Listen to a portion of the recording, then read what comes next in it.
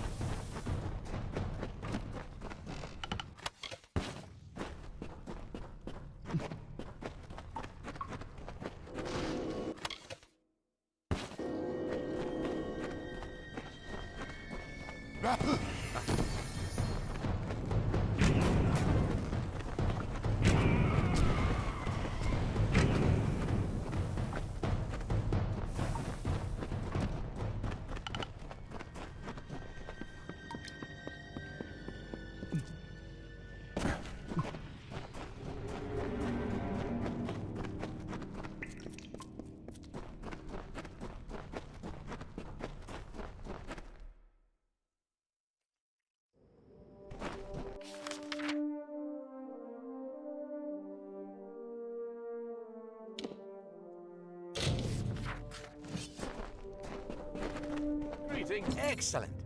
You have my thanks, child. Now, we can use the power of the Fellfire Bloom to begin the removal of this curse from our lands. We will, however, require your services once more. Will you aid us again? Seek an audience with the keepers of the crossing. With luck, you will free this entire region from the Naka affliction. The restorative properties of the Fellfire Bloom will remove the Naka's affliction from the Summer Fae who live here are tied to the land. And the land in turn. You must invoke the keeper. The first step is to challenge. You need proof that you have bested her to pass through Kerala. Very well. Defeat Pura, and she will give you the Amulet of the Sun. Take the amulet to the keepers at Kerelatha. At the bottom of Kerelatha, you'll find the font of the crossing. Place the sample of Fellfire Bloom atop it. If our theory, we await your return, Mort. We have confidence that he'll appear in Amalur when the champion returns. The Circle of Engard. If our theory is correct, you're helping us.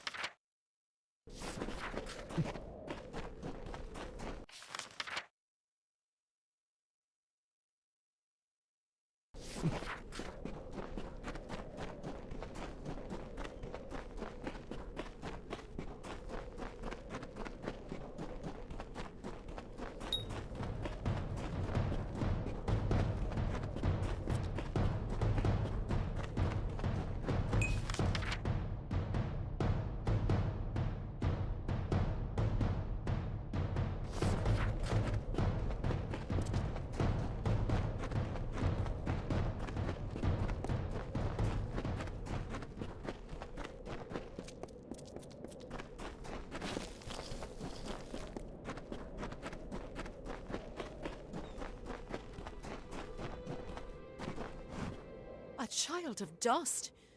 What brings you to the crown of the sun? The desert is unkind to mortals. I am the guardian of the crown of the sun. It is my role to watch this. Florian told you of. It is one of many sources of our worldly power. It is an almost limitless source of. They spent hundreds of years here in preparation of. It will be several hundred years before the replacements for the current keep. Florian and the Circle sent you to act. It is highly unusual for a mortal to invoke a Fey rite. But you're.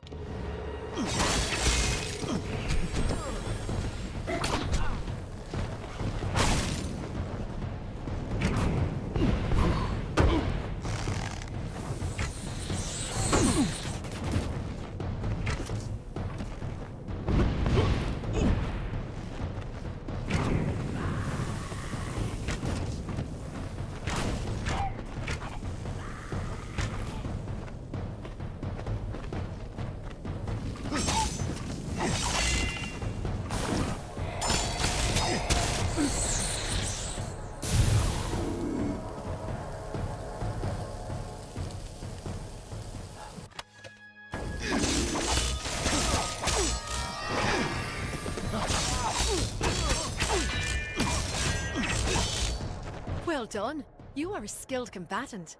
It's no wonder you've earned the respect. The Amulet of the Sun is yours.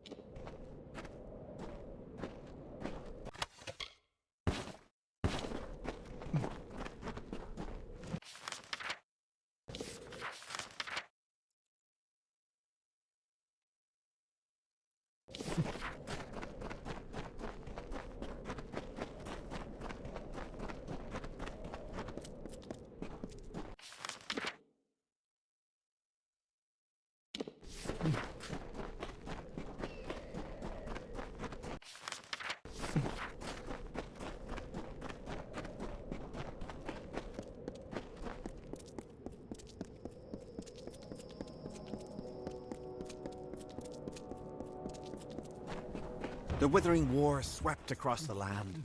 Seelie and Unseelie fought each other. The House of Valor was abandoned for the battlefields of Esau and On. Engard battled hordes as the warriors of Valor thrived on the plains of Erethel. The storm grew as they joined the war, and the Seelie threw back the invaders.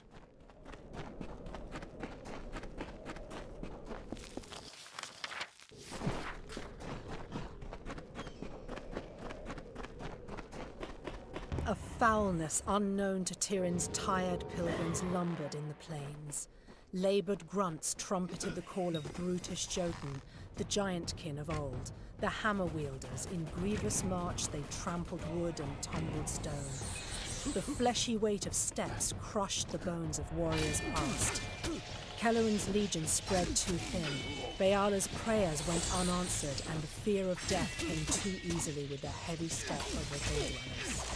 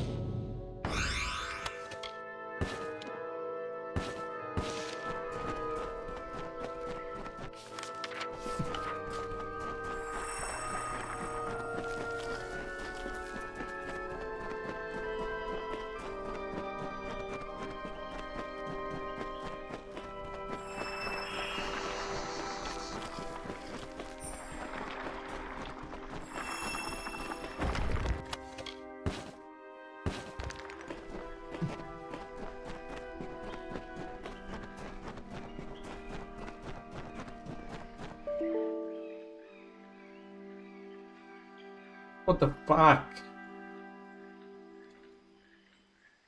Game crashed. What the fuck?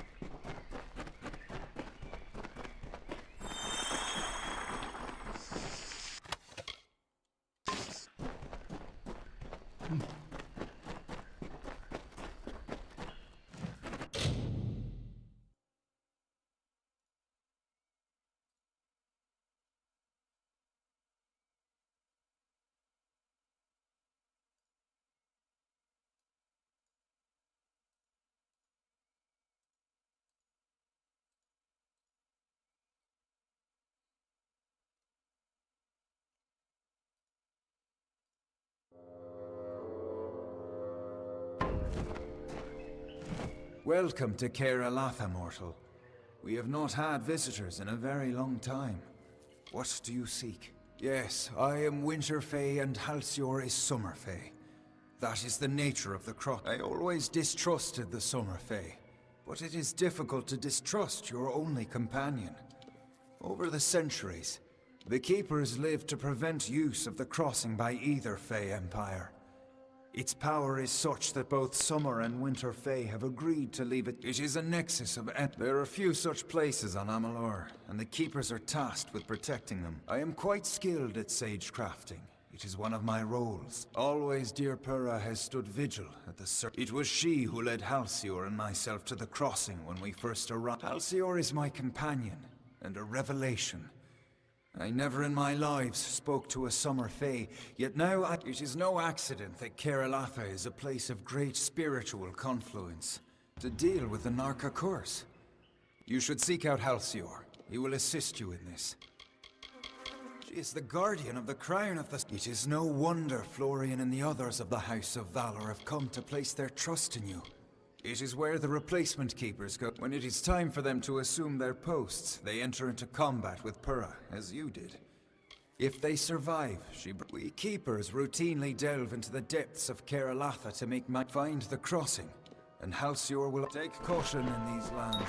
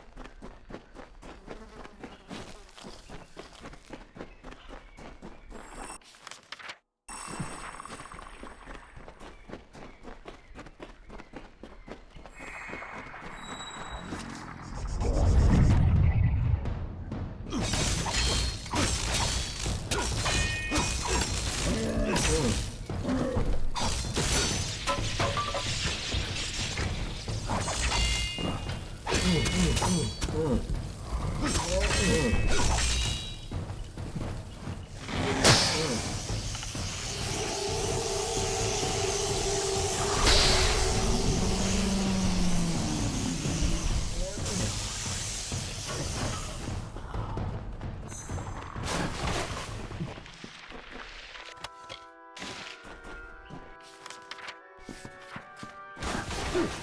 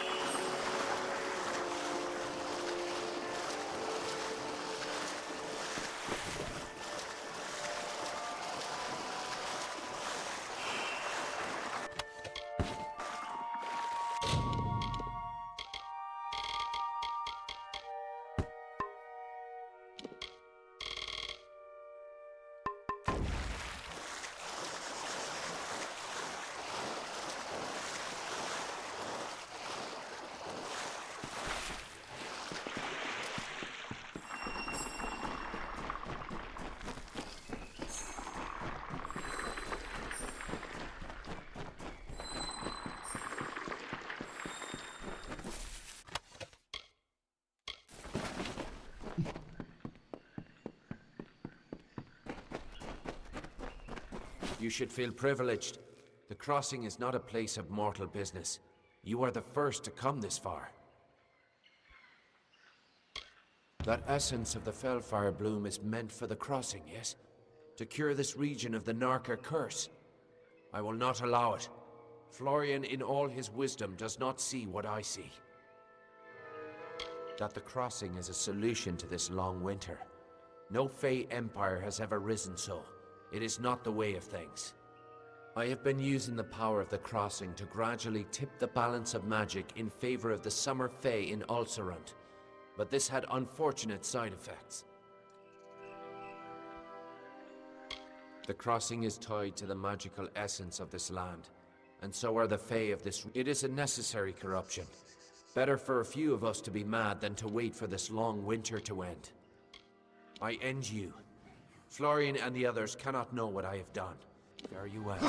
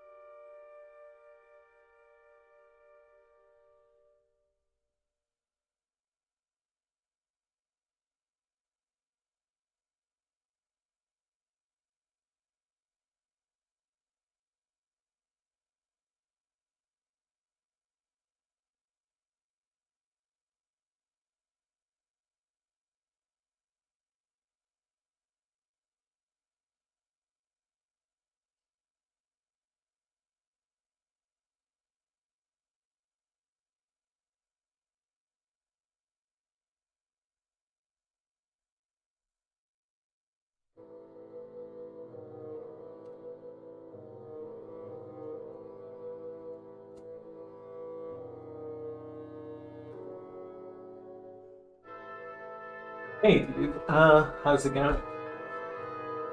How's it going, man?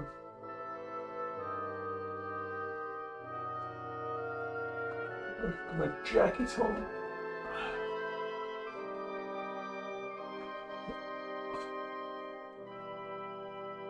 Dang, my inventory is full. I'll go in here.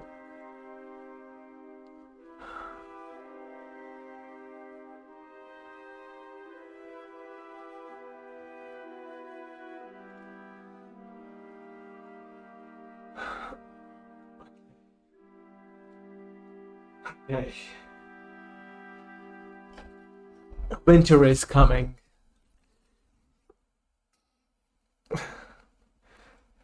Yeah, I'm alright, dude. Workday, you know, so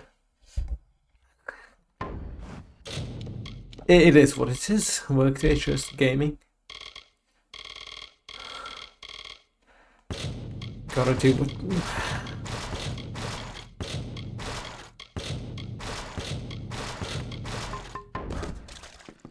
Ooh, dread scale. Is that new? I wonder.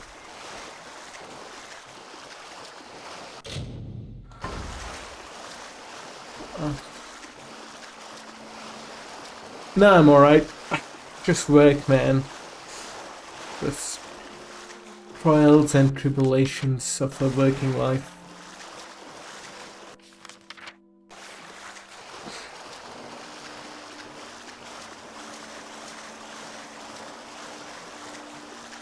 But it's all good.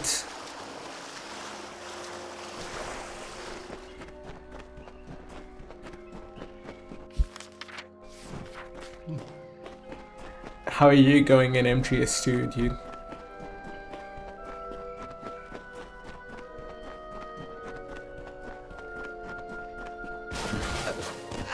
Ouch.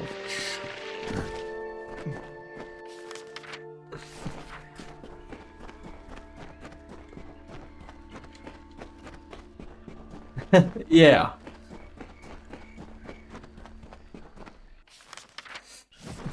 Yeah, it's alright. What can you do, right? It is what it is. Although this Friday I may have to go to my parents.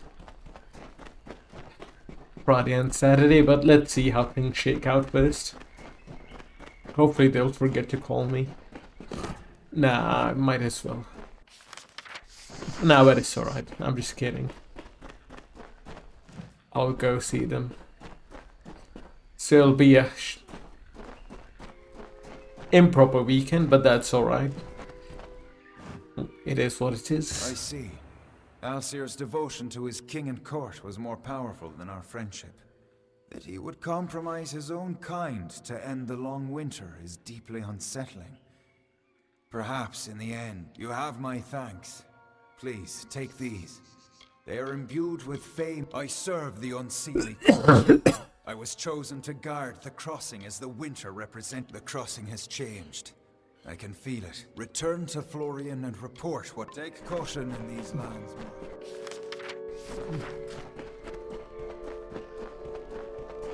I was watching the guy I told you about, Dark Side Phil. His Metal Gear Solid playthroughs a little bit at night. Not playthroughs, but the edited ones by the community. I'm bad at stealth, dude, but he's another level.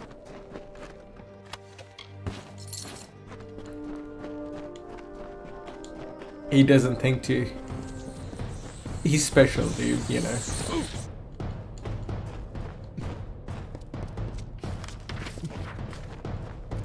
He's special.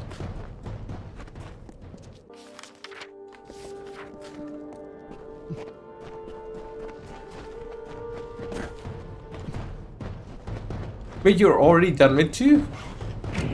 Oh.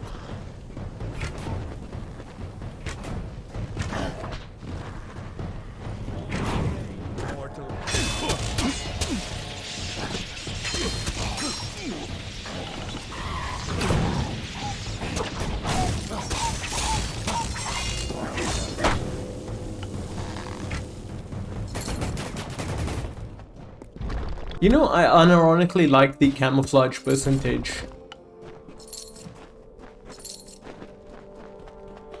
I think it's quite cool having to pick up different camos and disguises throughout the game.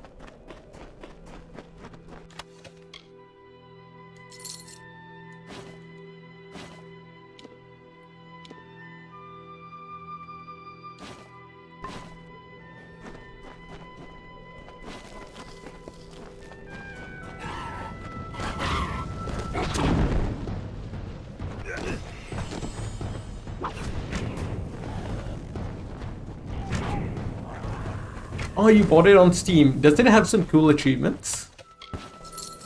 Since this is the one you're playing on Steam, right? When the armies of Own subsided, the Seelie returned to the land, and the House of Valor was forever changed. The conflict of the cycle waned, and the Fae now embodied the peace of sleep. Engard no longer fought, and was without purpose. The great cycle turned through the ages. Seasons passed. A mortal defeated the champion of Valor. His name was Haroth Magnus.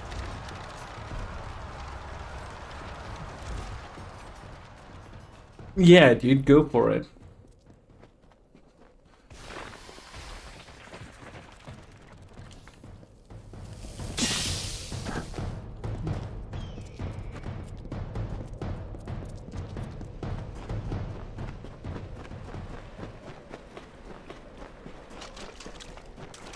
He only needed one name, the Carver, like the wind, or the lightning, or the dawn. With his presence, a new age began. The kings of the south stood. They were the lords of the desert sea.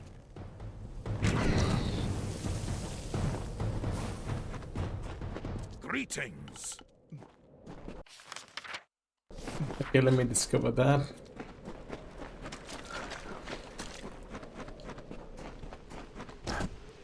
Have you met my wife yet?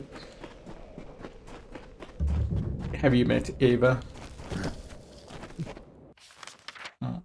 My waifu.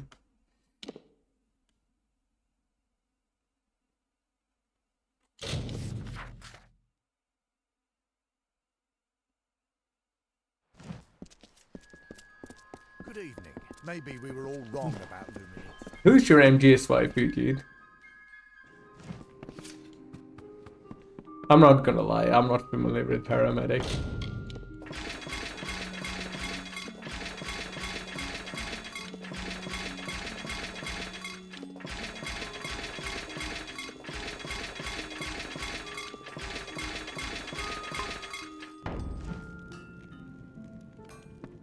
Hello. You're always welcome at the Crafters Guild. Come back anytime. Let me have a look.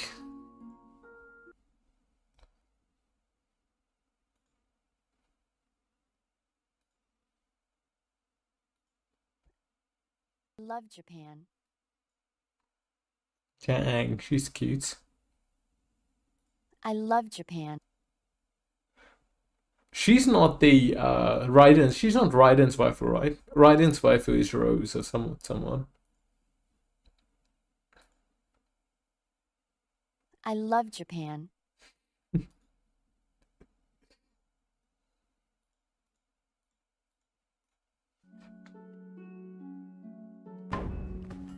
Now this might sound ageist, but you see Ava as an old woman in MGS4. Fuck. Maybe I shouldn't spoil it for you, dude. So I'm sorry. But that does kind of hurt a little.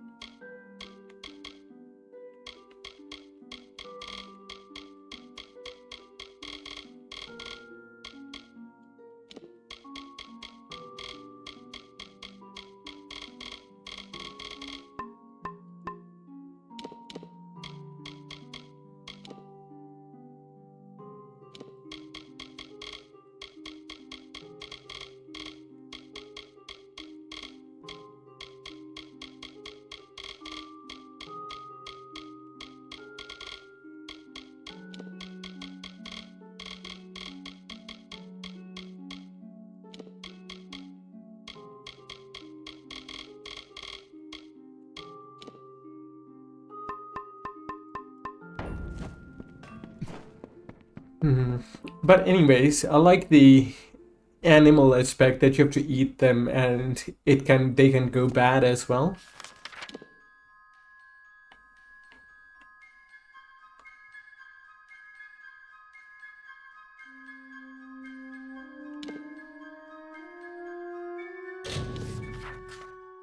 And the camouflage percentage thing and the disguises. It's pretty comfy. MGS4 kind of ruins it. MGS4 has an automated stealth suit. Because it's set in the future, they have, you know, cloaking device essentially. But I can feel a change in the air.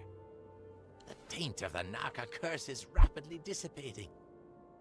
A shame it was caused by one of the Circle and I will take our leave. Thanks to you. Perhaps Alcerund will recover. Farewell, mortal. Greetings, Morgan.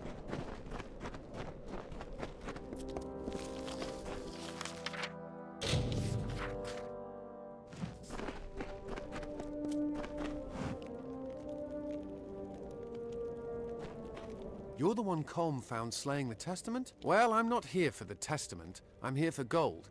And I've got work for two. Care to make some riches? I'd been through here a few years back.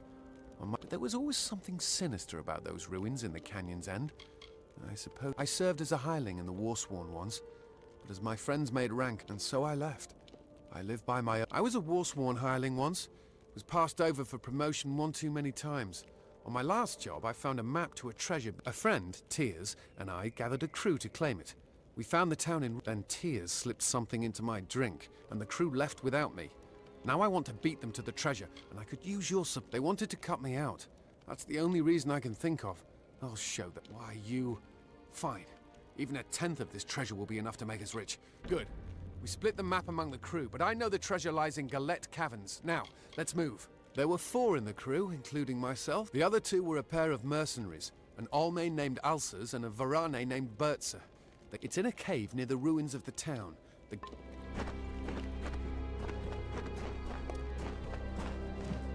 So, you made it to our camp.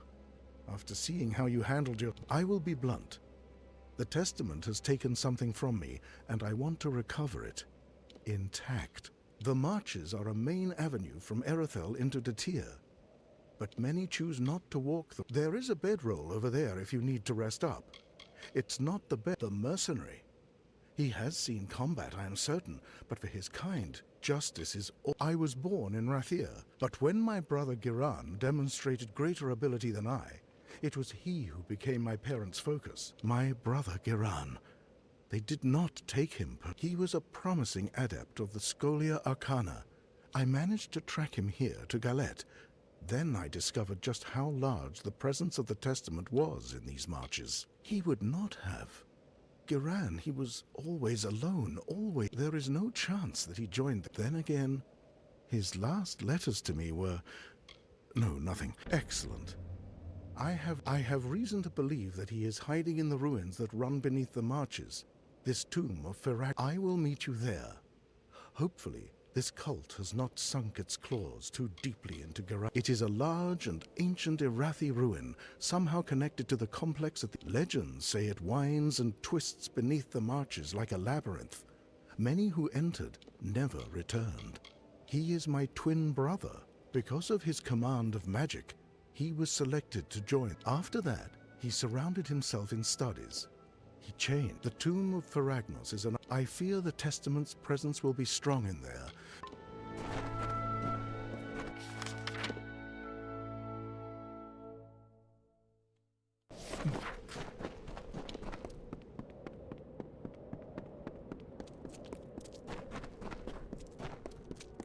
The demons defile the land. The burnt skin of the world glows red with suffering. It is the deep gloam, and a pallor of death settles on the people of Amalur. Fires rage across the wastes. The only sound is whispered laughter. As the embers cool and a wind blows across the desert, life once more erupts from the husk of the earth, and the struggle begins. So are MGS 1 and 2 not long games? Given that you've completed them already.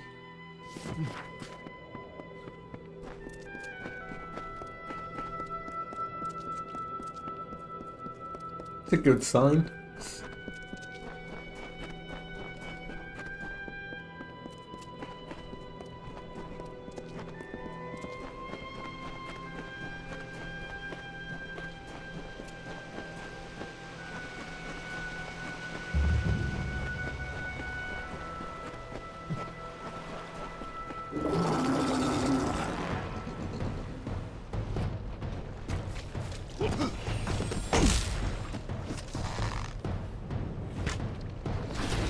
That's pretty good.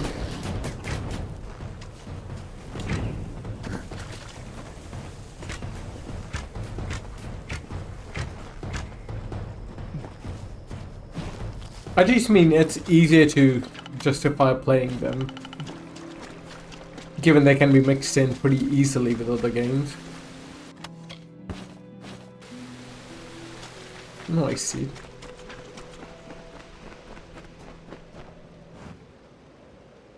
Two. Dang, bro, he doesn't like riding.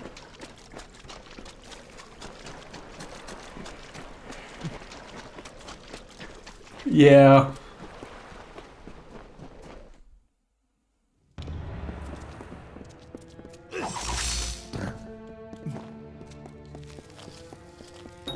Nah, I get you, man. The constant interruptions can be pretty fucking annoying.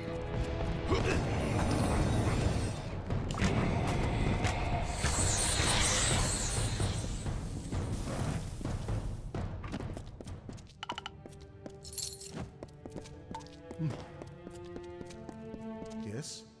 What do you need? Have you found Geran? He must be in here somewhere. The testament is drawn to the... Yeah, you'll need a PS3 anyways, right? The PS3 emulator is pretty fucking bad, performance-wise. Like, it's not good. And despite, you know, that's whatever I've told you of MGS4, I suppose.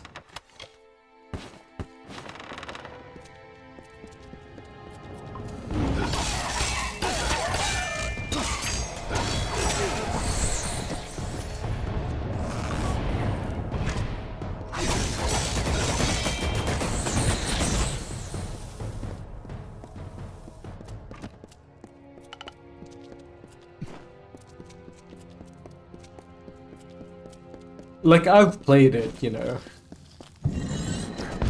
Granted, it's the only MGS I've completed, well, played, I suppose, and completed. And I still don't recommend it.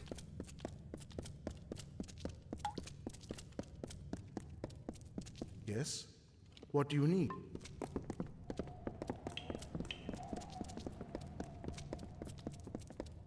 You're not missing out on much, dude.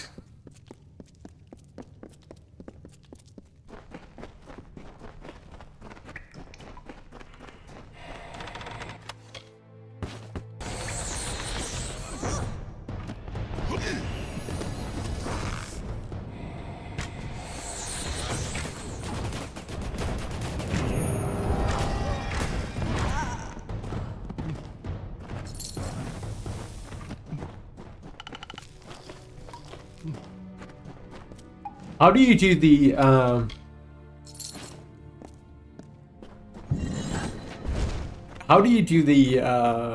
flying the Mantis fight on the Twin Snakes version? Do you just use the emulator to change controllers? Yes? Psycho Mantis, right? What do you need? Yes? What?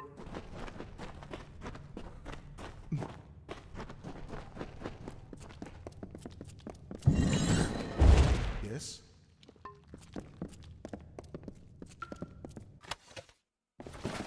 Ah, fair enough. Yes? Does the emulator have HD mods? It does, right?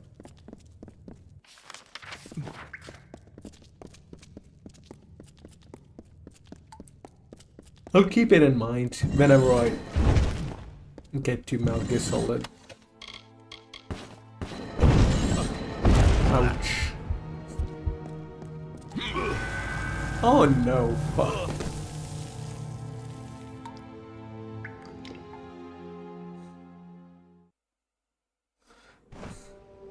I'll have to redo the thing.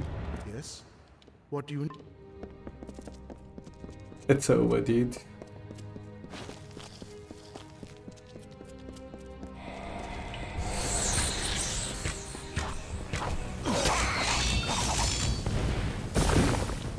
The traps got me.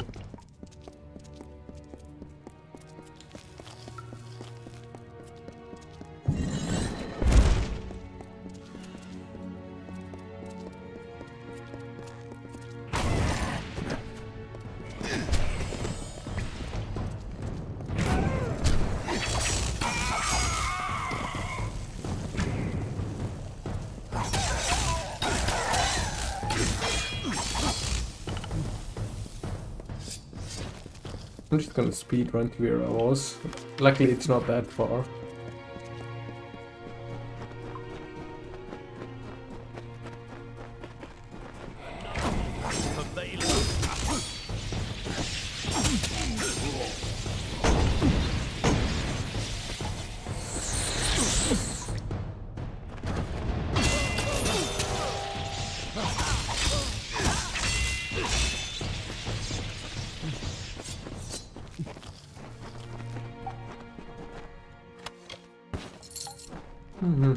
Let me quick save.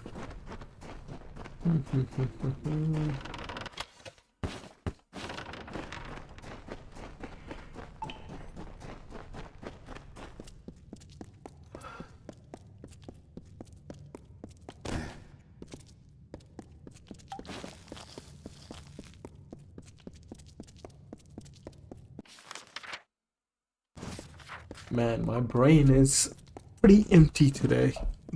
It's not working.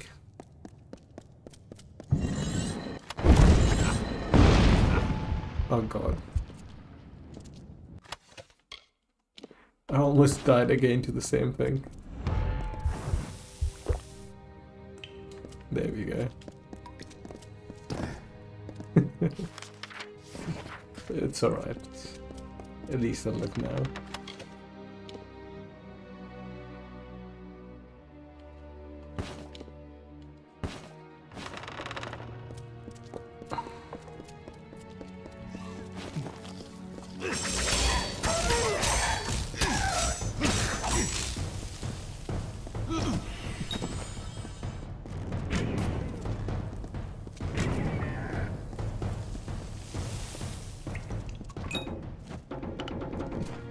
Man, one thing's for sure though, RNG gear feels like shit, you know. Why did they have to do RNG gear, man?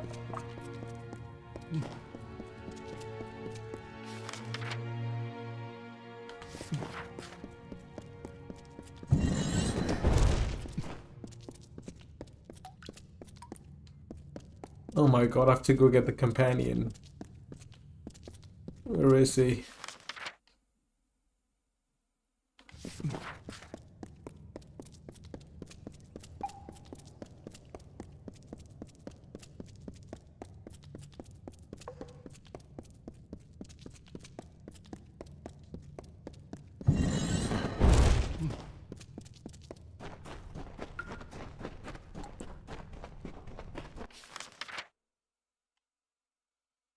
Yeah, I think I have to go get him. He can open it way forward.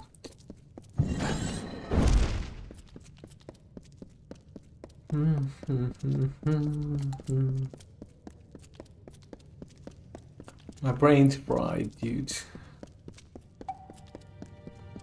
Fried brain.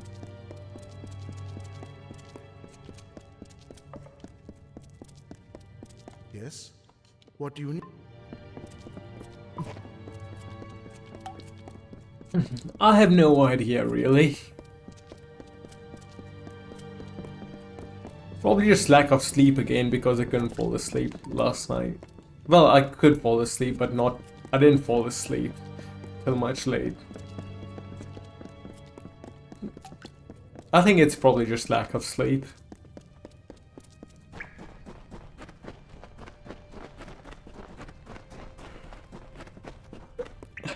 And generally, my mind usually, I overthink things.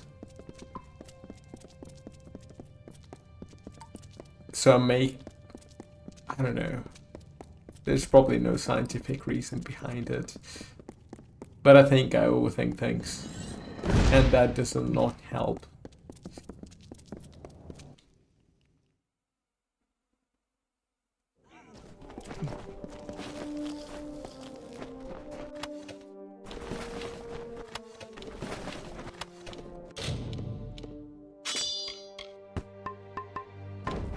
Like I need to think less brother dragged here. about pointless Why? stuff, I mean. Did he tell you to save me from the Testament's influence? And think more about You are video both games. Fools. I joined of my own volition. Do you need proof? Look to the bodies at your feet. You gaze upon my work. Because they offered me what no one else could. A chance to grow. To do what is... I always wanted control. And the Testament will supply me with all the subjects I require. You are correct. I am better than the rest of the Testament. Being a servant of Balin has made me more powerful. We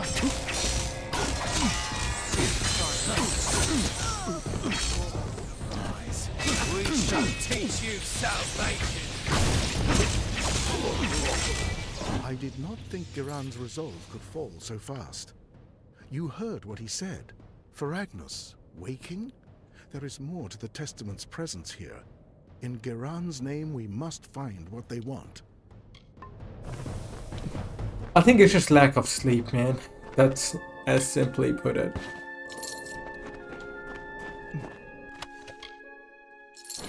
Sleep is very important, man.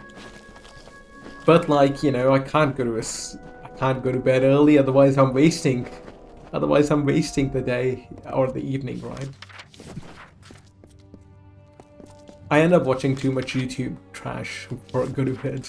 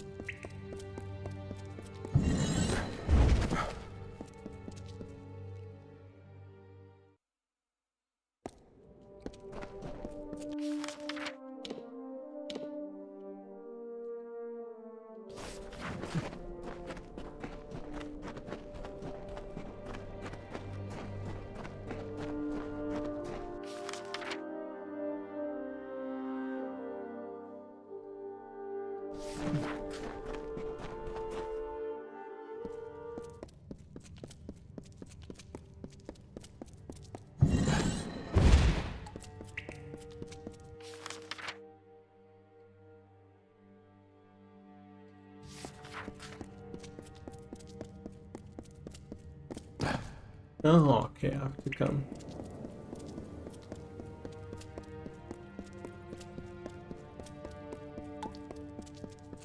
Oh, it's the starting area, so I could have just teleported out, but ah well. I've already committed.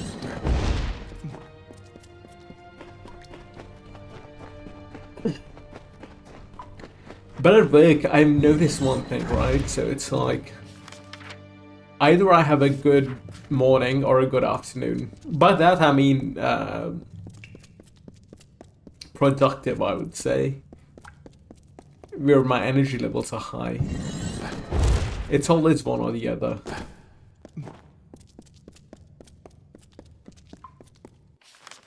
And I think today I had a good morning and a good afternoon. Which meant I probably overworked myself. Not that I was overworking, but I could have put in less effort than I needed to. In the future, I'm gonna put less effort to make up for it.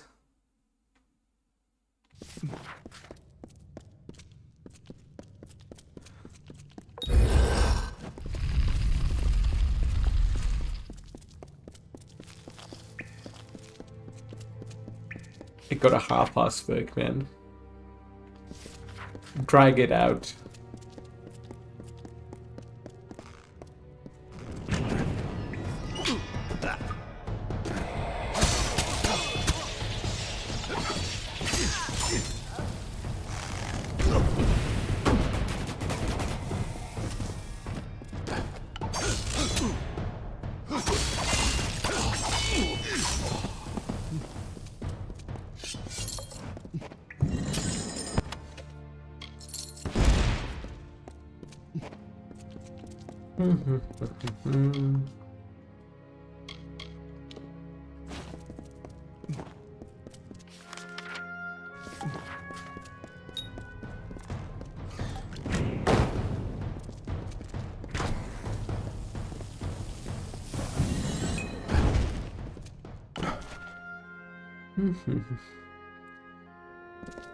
Okay. Gotta stop.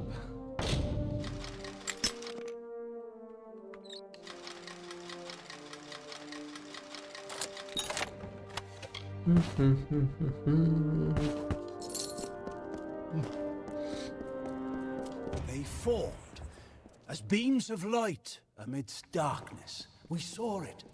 The eternal clash between the structures of order and shadows of chaos. Slowly, despite their struggles, the war gave way to the grass and the sway of trees in the breeze. The land was cursed by the plague brought on by the Niskaru, but life gives way to death, as death will birth new life.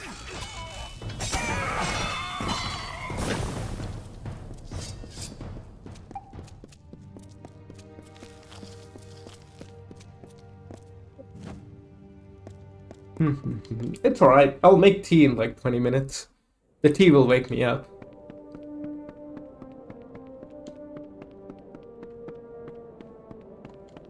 Unironically, I think the bitching I just did now kind of woke me up. It's like, holy shit, what are you doing, bro? Why are you fucking bitching? Wake up. Not bitching, sorry, rambling. Rambling's the right term. I'm sorry. Caffeine tea, yeah, black tea. I would make coffee, but I think coffee would probably keep me from going to bed later.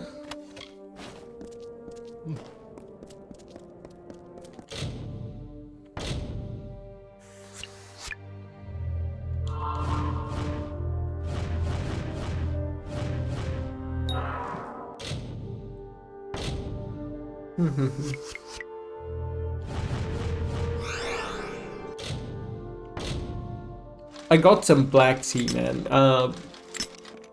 Some strong black tea. I bought 100-pack because I was like, sure, I will drink it, right? Winter's coming up, so it's the time for hot drinks. I don't think the flavor's quite good, though. It's serviceable, don't get me wrong, but it's like, it's too on the nose, the flavor.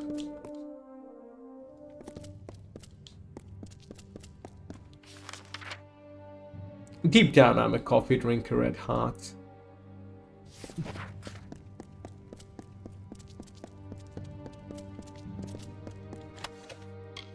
Ouroboros. Dang, bro, they've got Ouroboros in this game.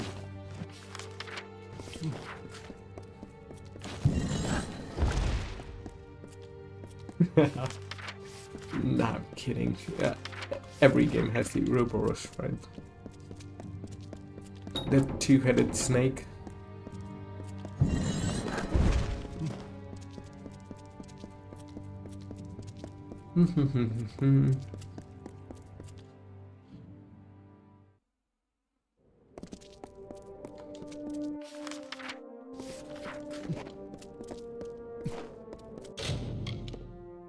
I thought it was doing a quest.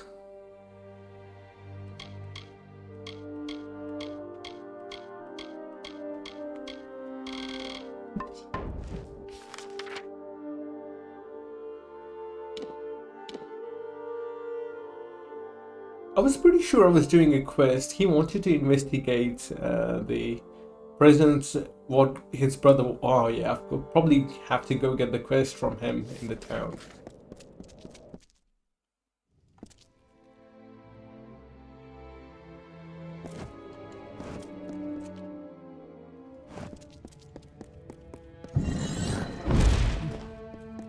This is a quest-related dungeon though.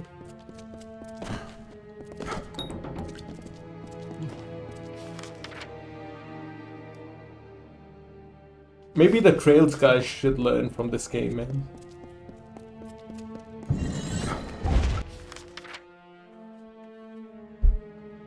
I think the Trails team needs to do better at disguising hallways.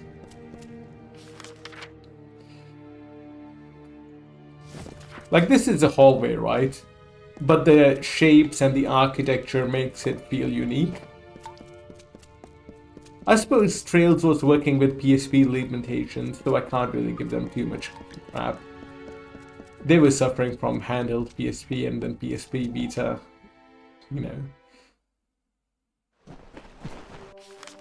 So it's alright, never mind, I take back that criticism.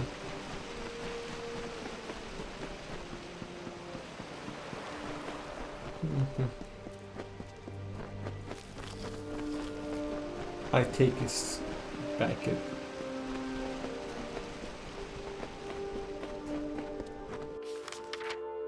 Dang, this is a big fucking area, okay.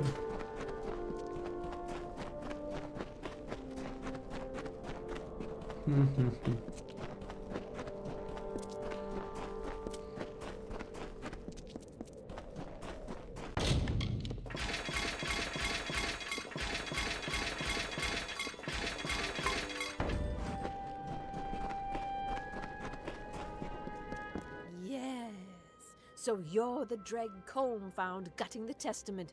Good for him, I say. Looks like you can do names Eighth. Black Eighth to some. If you're half as skilled as Colm says, then I'd like to make I'm not much on history, but from what I've if you see a place you can't get to over land, odds are the tomb will get you to. It was a nice place to be once, before the testament decided to move. A cowardly man. A few battles don't make a warrior. He may find something to fight for. Then again, he might not. Eighth Dunbert is dead. She was killed 2 years ago. I'm now the fury and vengeance of all the Testament's victims, and I have come to collect. He's quiet. Probably knows all his letters by the looks. He's earnest enough, but who knows whether he can hold his own in a fight. The Testament has swept through the Feylands like wildfire. A few years back, they came to my farm, salted the earth, left not a stone standing. They tore my husband. Their mistake was to let me live. I have a chance to make them suffer, and my plan takes two. I don't rightly know, Dreg. Sorry. The Testament, they believe death to be salvation for all. But though they killed my family, they let me live. The bastards thought I would join their cult. Good. But we're not just going to... We'll poison a few, and then dump the bodies into the Testament's water supply. Their water flows from a cistern nearby. We'll need to go through the tomb of Aragnos to reach it. I'll meet you with... I want to poison a few of these Testament bastards and dump their bodies when their insides start to burn. When they see the corpses of their brethren tainting the water, I want them to remember the life they took from me. Damn, dog. Fair enough. It is good to see someone in the marches who has not fallen to bait. I would be lying if I heard the Testament left her alive to suffer with deep wounds of grief. Will she join the Testament? Isn't she effectively doing the same thing they do? Except for vengeance. And they do it for their god. She has fallen to the whims. Oh. Her rage.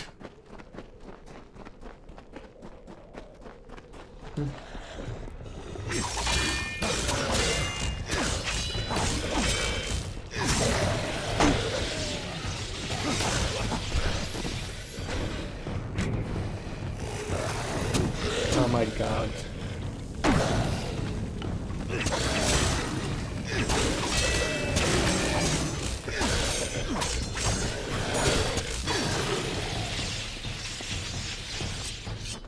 Alright, let me explore the area so I can have a re-teleport point. Pick up all the quests I can.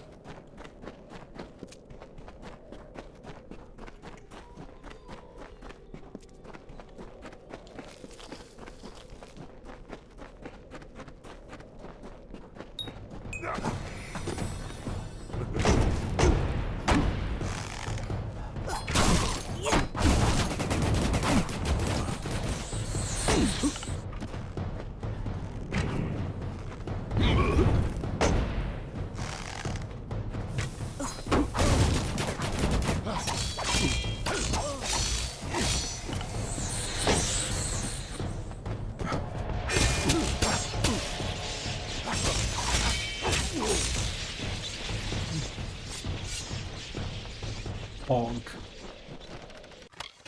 Jolting daggers, fine ash buckler. This seems like a dungeon entrance, except walled off.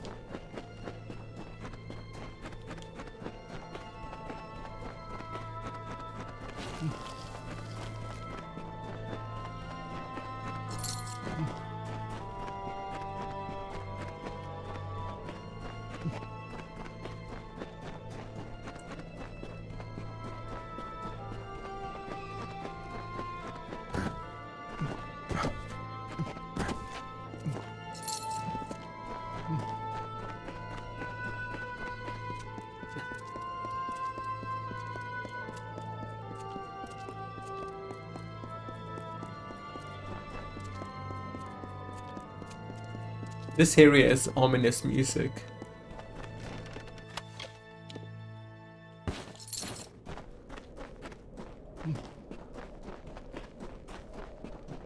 I think they might have ran out of time making this game. Because they have a lot of like unique stuff like, you know, amulets to have more damage at day, more damage at night. They have, you know, stealth and factions and stuff. They have a crime system.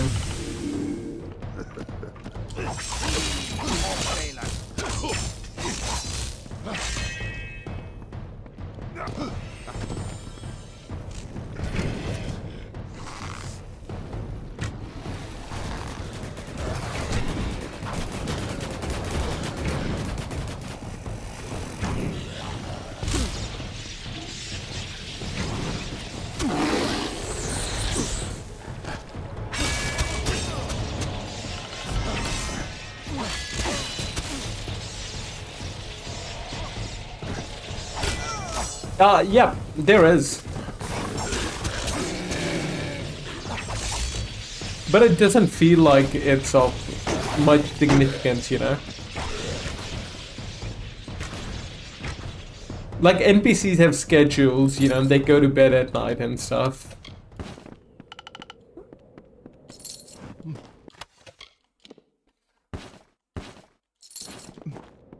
But night doesn't really feel like night, like, it's 4:38 PM right now.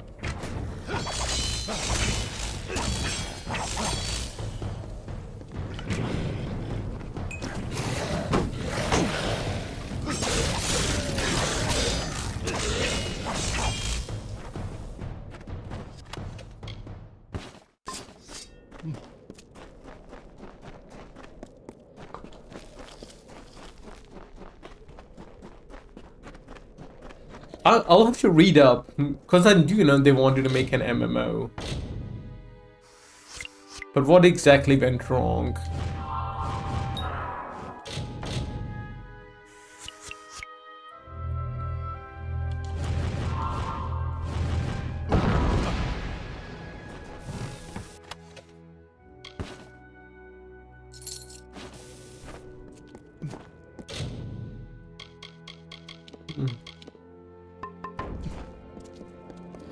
There was one. It would stare from the darkness and smile. It waited there with minions by its side. It was a demon thing, basking in eternal chaos, roaring beside the cries of its victims. The ones who came before faced and vanquished it. They saved the children of dust from a writhing torment.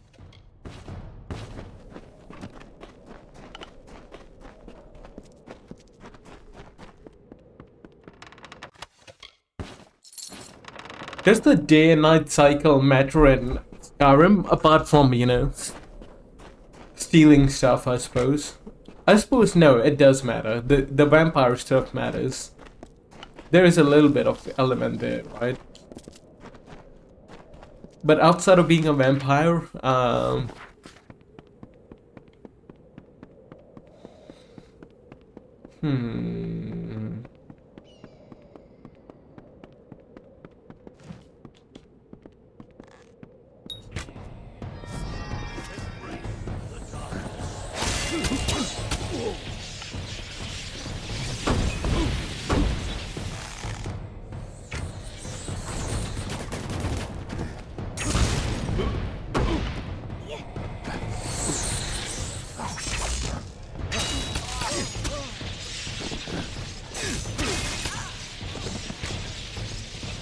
it's only if you're stealing stuff, right?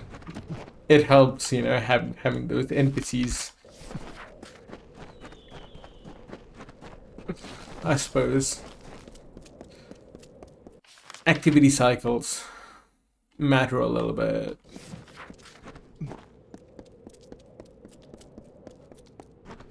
Where did I come from, bro? I don't fucking remember. From here?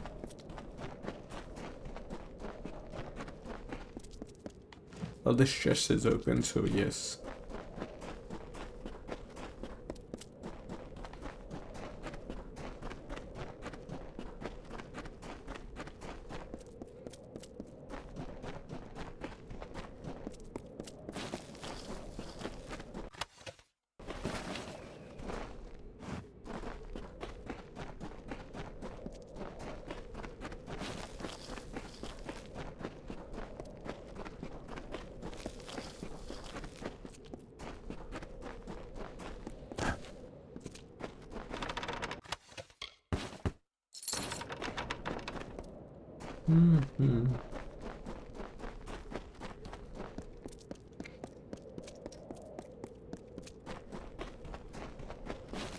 What game is there where day and night cycles matter a lot?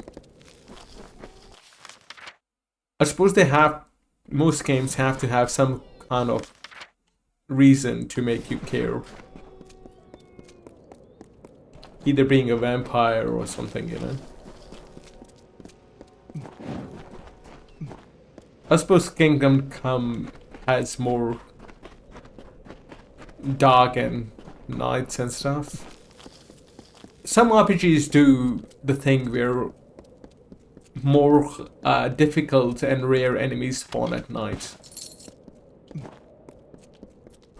So that's maybe a reason, you know, to pay attention to night as well.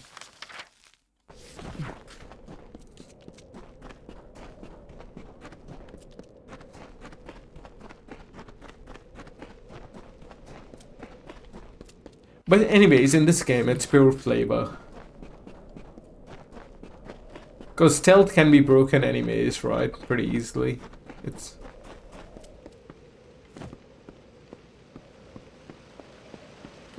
So it is just pure flavor.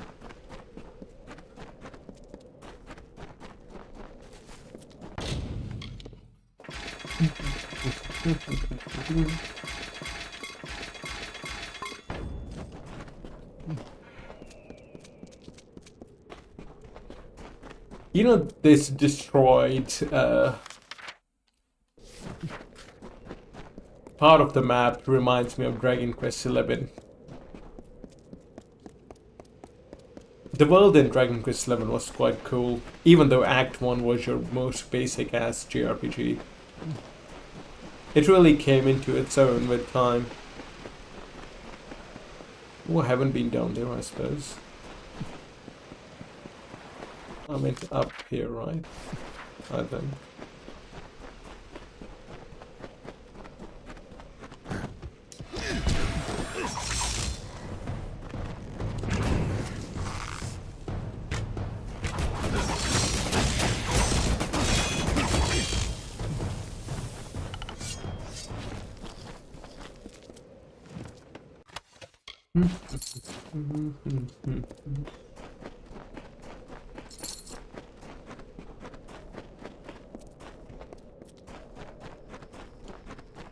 Okay, I'll explore the bottom. That way I have all the teleports unlocked.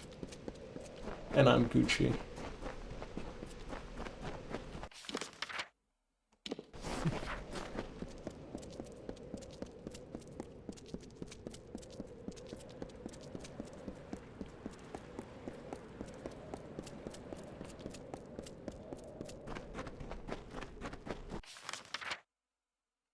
Okay, this definitely leads to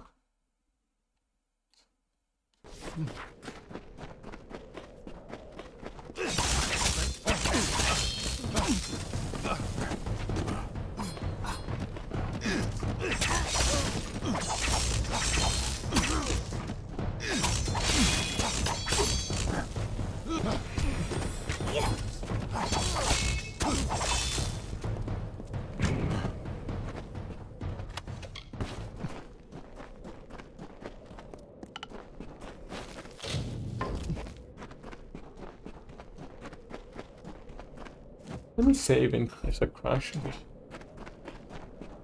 I've only had one crash in this game so far, so it's not too bad.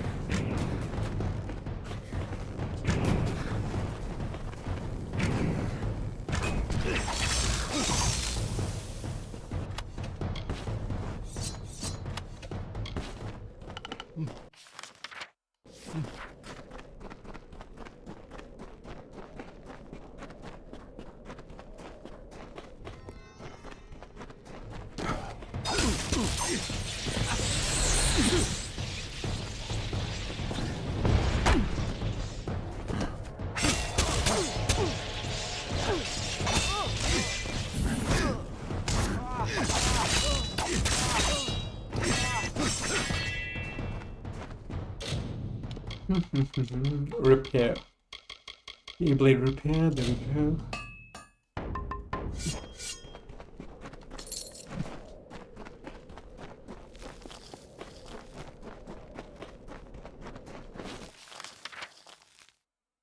Oh, that's an exit. Okay, fair enough.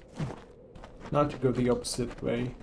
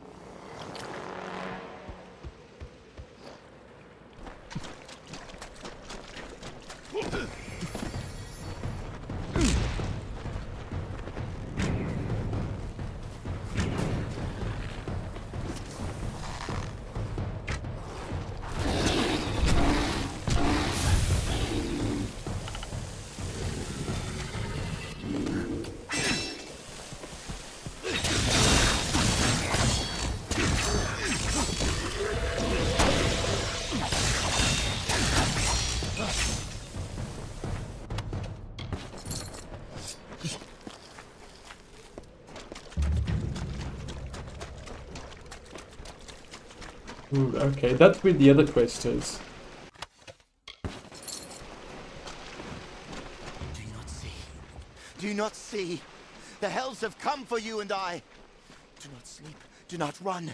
Bury yourself. Dig into the earth. Cover yourself with dirt. Cover yourself. Dig beneath the worms, beneath the sand, or the fires consume you.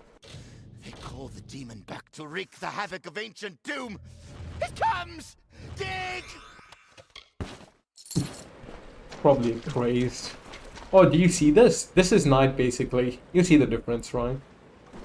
It's still very bright.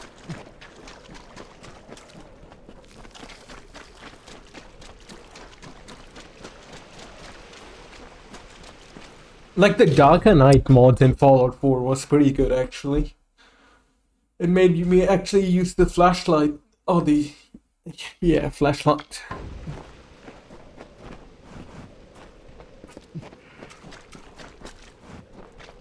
That was kind of my problem with Resident Evil Village. Did you... I don't know if it's a common thing with all Resident Evil, so... But with Resident Evil Village,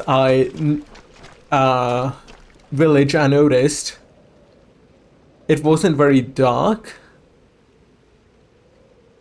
What would happen is in Resident Evil Village, if you know, it's like you would look into a room, it would be dark from the outside, but as soon as you step inside the room, the game would automatically adjust the gamma to make the room bright artificially.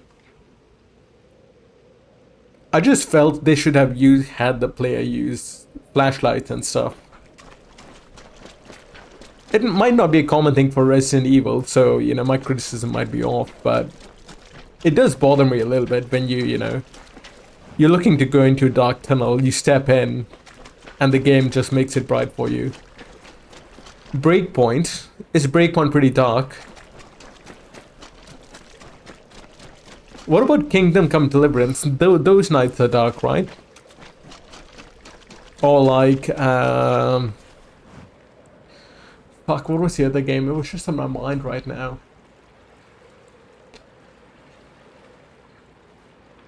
Oh god, I can't think of it.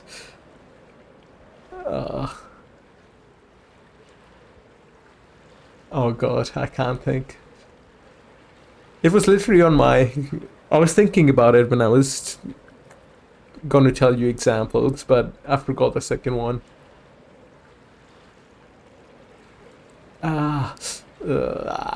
Dark games, dark nights. Stalker isn't too bad, actually. Stalker is pretty chilled out, I think. Ooh, Elden Ring. Elden Ring caves are dark, but there's nighttime isn't dark, right? It's just caves can be dark, I suppose. That's a mechanic. I suppose Souls game in general can be, but that's dependent upon you being in a cave rather than ambient nighttime. Nighttime isn't... Well, at least as far as I got, it wasn't too bad.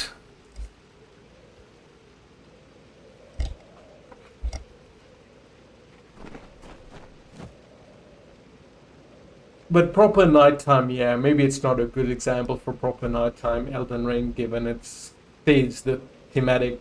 There's no day-night cycle in Elden Ring, right? It just... I don't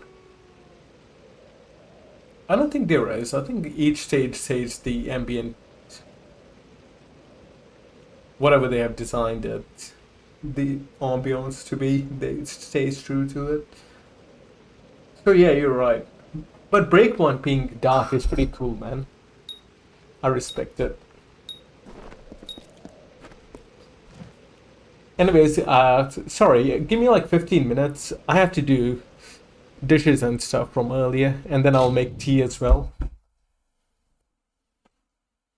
I'll be around 15, a little bit more, just because of the dishes and shit. I better get it over with, you know. Anyways, yeah. I'll be back, dude.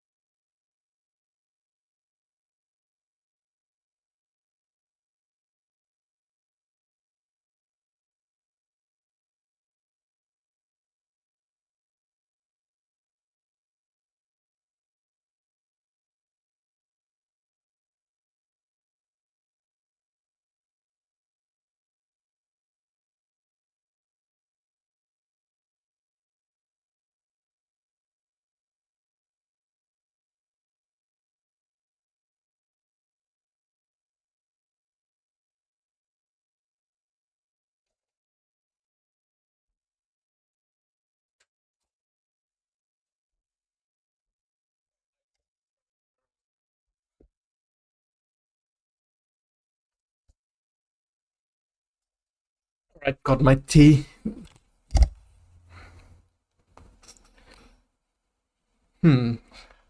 Strangely enough, my brain's working now. I think I was just in a post. I still had not woken up, I suppose, or I was still in a tired phase despite drinking an energy drink. So I was rambling.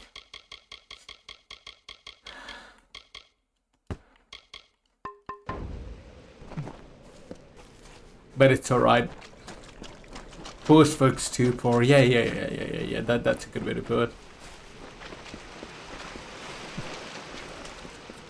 I was rambling. I kept on rambling. Then I was like, enough. Gotta put gamer mode on. Gotta pay attention.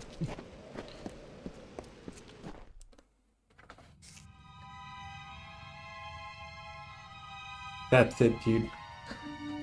Had to get on the Sigma gamer mindset. Something is wrong. That's all that was Clear needed. out these kobolds first. The old main, she's fair to look at, to be sure, but I'd wager it's safer to take a greatsword into your bed than her. A dark place, that. I heard about it during my time in the Warsworn. It's meant to keep that thing in. Would avoid it if I could. The Alpha, he seems wormy, decent enough though, and can't deny that magic's useful to have in a fight again. It's in these tunnels, but something happened here. It looks like we're here, but something is... We're here. Oh my god.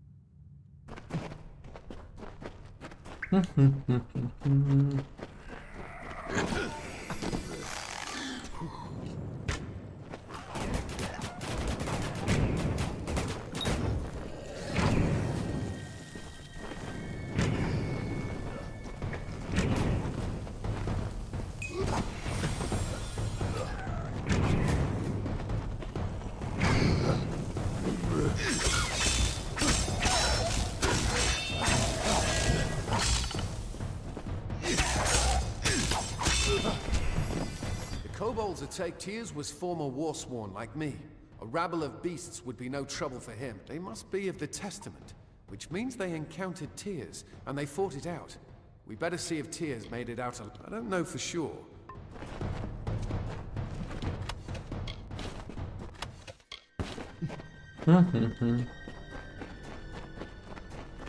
Why is he going that way? Oh, that's it. Okay.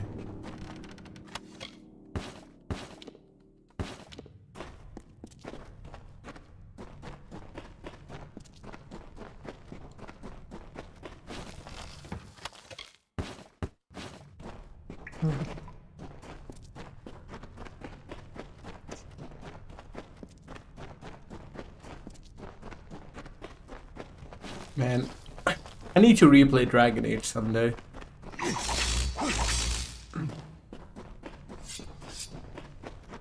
But replaying Dragon Age means I've got to replay Dragon Age 2 as well, which is a less exciting prospect than replaying Dragon Age 1.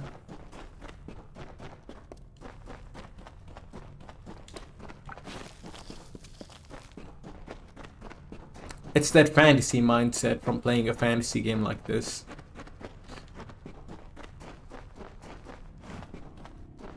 And the soundtrack, you know, Inuntur did some wonderful work, man. This game's soundtrack is pretty mediocre. Let me see. Dragon Age Origins soundtrack.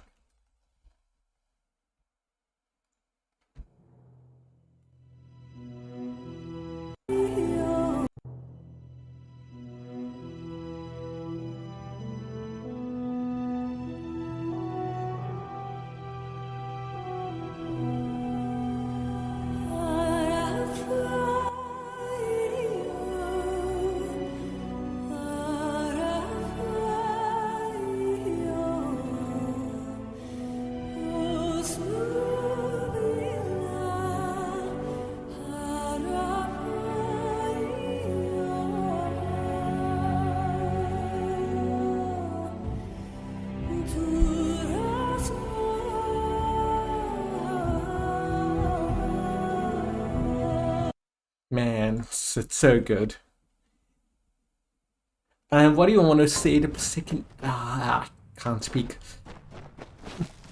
Well, I thought it'd be cool. I want to replay Inquisition at least once. I've only played Inquisition once, so I want to replay it another time. And I've played Dragon Age Origins like 3 times or something. Dragon Age 2 I replayed once, but you know, it was pretty... But if I want to replay Inquisition, I have to go through Dragon Age 2 as well. Carry that save file forward, you know. But yeah, man. Like the save file with your decisions and stuff, like... They don't really matter that much, but it's nice to have the references to your original character in the subsequent games. But I always end up being a hero in those games anyways. Just play the good one. Origins, yeah. Origins is like Mass Effect, right? I replayed it quite a bit.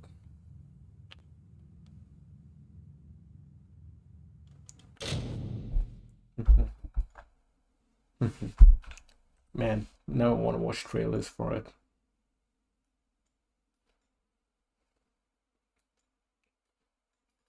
They don't make them like that anymore, dude.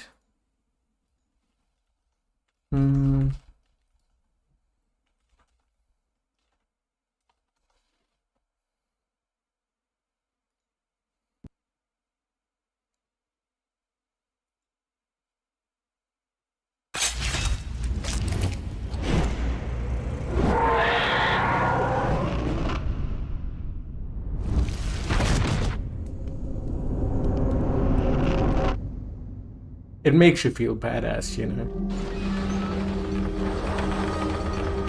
For centuries, we have kept our vigil.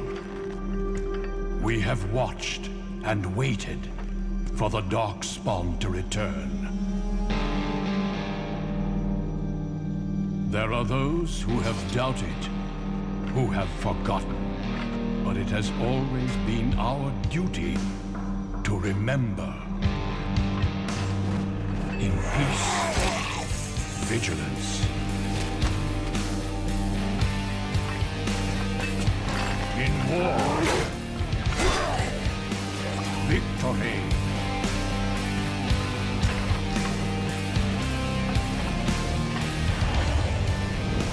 In death, sacrifice.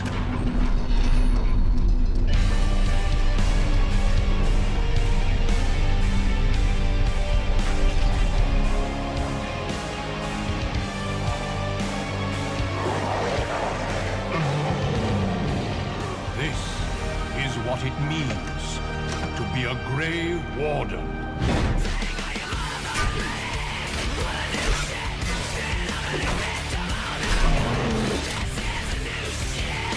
Hell yeah, dude. They even threw in Marilyn Manson. They did it different back then, dude. Do you know the lore behind it? Do you know the lore behind it? I know, right? They have another trailer with Marilyn Manson. It was a different time, dude. So basically the idea is the the Blight is, you know... Well, the Blight is, you know, the dragon comes and dark things take over the, you know, world. They gain power. That's what means Blight is coming. Like orcs and shit, whatever, you know. Like they are coming to attack everything. And Grey Wardens are essentially the faction, you would call it, or order. They are the order that were made to combat the Blight. But behind every Grey Warden has a little bit of sacrifice to make. Are you gonna play it, bro? I'm not sure if I should spoil it for you. It's a little, well, it's a little bit only. It's like, you know. But what happens is, towards the end of a Grey Warden's life, when they feel like they're losing control, because they go through like a procedure that lets them detect the darkspawn. And whenever their life is coming near an end, and they feel like they're losing control to the darkspawn that they can detect inside their minds, they go to where the darkspawn are, like here, and kill themselves essentially. But before they kill themselves, you know, by going into a suicidal battle against the darkspawn, they do one last... Fuck, I'm really bad at telling stories, man. Just play the fucking game, dude. You know, it was out on Xbox, so I don't know why. Is it Games for Windows Live? Because I'm really bad at telling stories, man. Just play the game.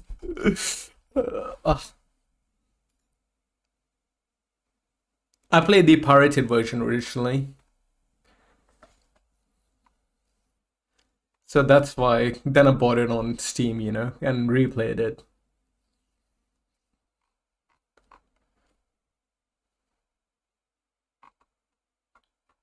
"57 hours, I might have just speedran it, the replaying. 2014 was my last time I replayed it. So it's been quite a long time, dude. Almost 10 years. I think it has in-game achievements.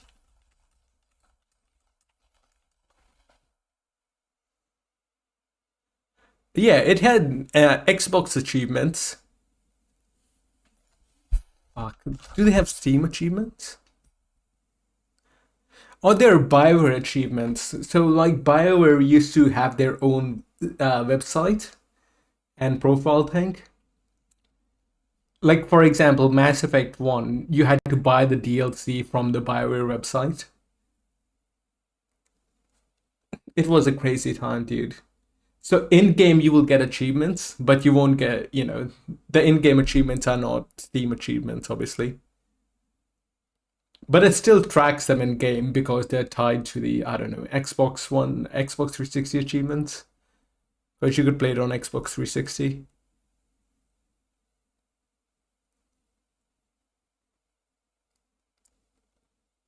I kind of really hope they retroactively add achievements, man, but I doubt they will. Maybe we need, like, you know, they need to do what fucking Todd did. They need to go the Todd route and add, like, fucking make a TV show that will get people to care, and maybe then they will add achievements. Then again, Todd never added achievements for Fallout 3, so play it someday, bro. It's Kino. That's all I would say. At least with Mass Effect, right? Mass Effect, they remastered with the Mass Effect Legendary trilogy. So Mass Effect has that going for it. It's locked tight. We'll have to find the body. We'd better start looking. If you see a body that looks like one of my crew, give me a shout and can't believe they're actually dead. It looks like they made a stand against the Testament. I don't know. We'll just have to search them. If you see a body that you think might have belonged to my group, point it out and I'll try. Another member of the Testament.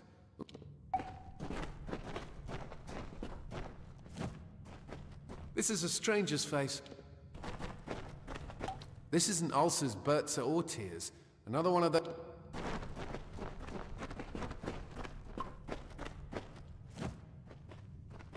Another member of the I don't know them. Another member of the This is a stranger's... It's pretty fucking crazy, right? Do you remember the 360 PS3 days when achievements first came out?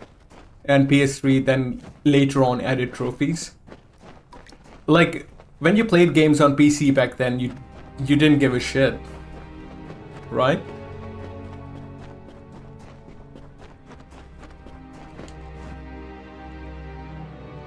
It's crazy how much achievements changed.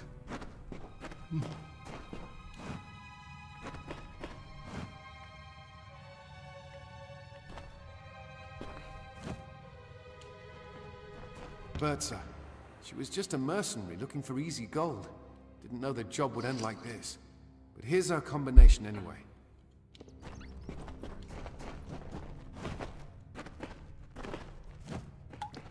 This isn't Ulcer's Bertza or this isn't Ulcer's This isn't Ulcer's... Another member of the This is a stranger's...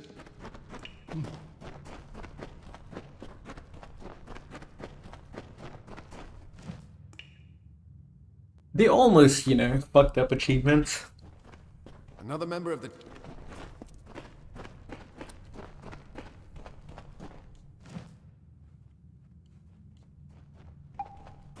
Another member of the... It's Ulcer's. I didn't know him well, but he didn't deserve to die like that.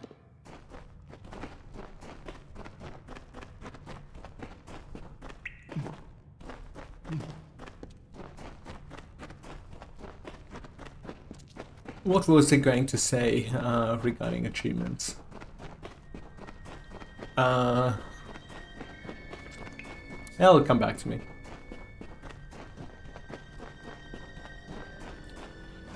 Oh yeah, we almost lost achievements, dude. Remember we went through a phase, well, I suppose we're still in that phase, where games don't add worthwhile achievements anymore.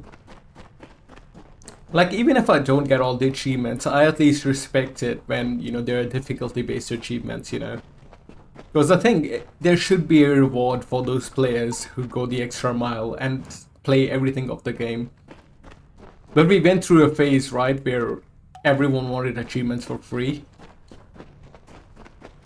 So they made them mean nothing, you know.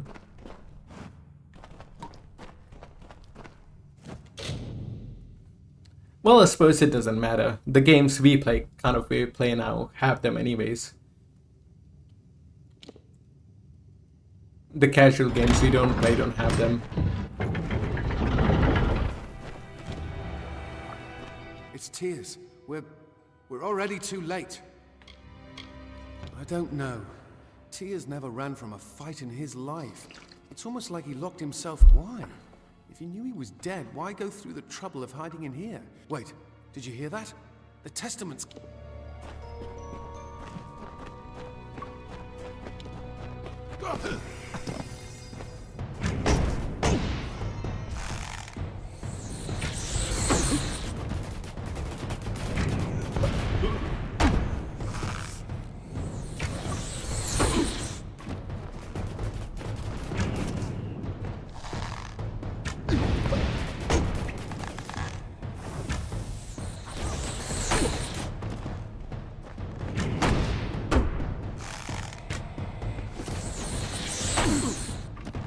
It is what it is. Oh my god, the sorcerer died beam. Then it's settled. My crew got the door open, the Testament came in, tried to take the ring, and ushered everyone into paradise. Damn, we only came here for the money. It's all we wanted. Yet Tears kept the ring from them. He thought it was more important than the Testament's done enough. I'll make sure they never repeat what they did here. Take the ring. I no longer want it. I'll see you at camp.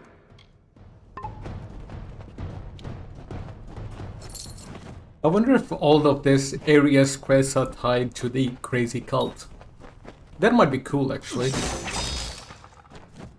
Because this quest seems to tie into that cult as well.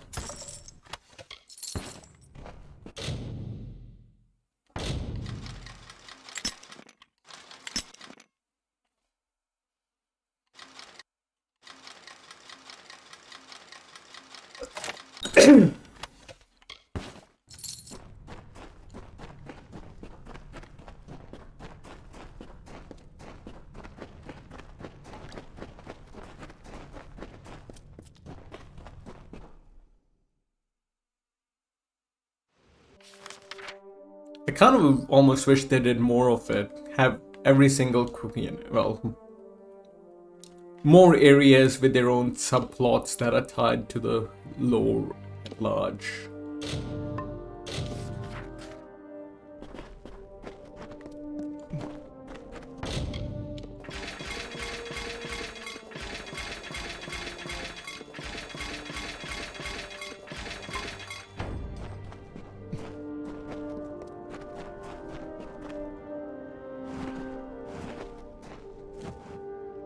You've got my thanks for helping me in the Galette tunnels, but it looked...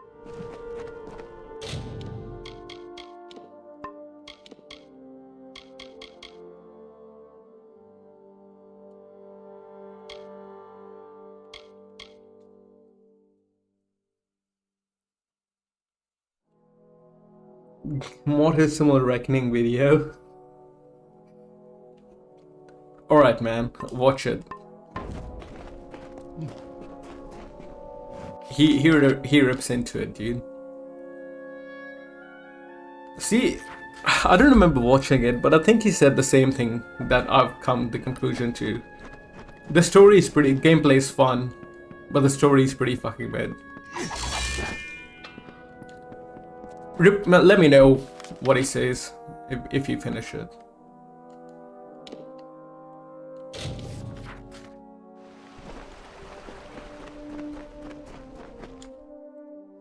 Okay, now that we're in the tomb, we have to make our way to the cistern. We need to get to the Testament's cistern, but I want to poison it with the bodies of their dead. We poison any Testament we see and knock their bodies into the cistern. What are you looking for? What are you looking for, dregs? Oh my god, bro.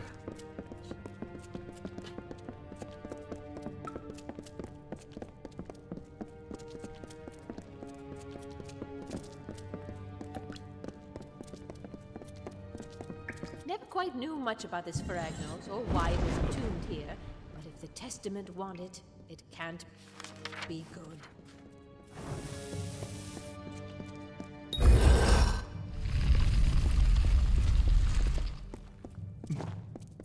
Alright, come on. Let's go.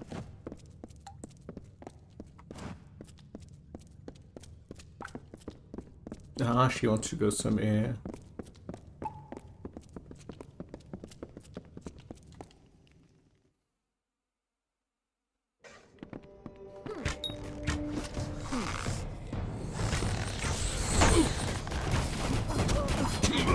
I think she's been taken over by the cult.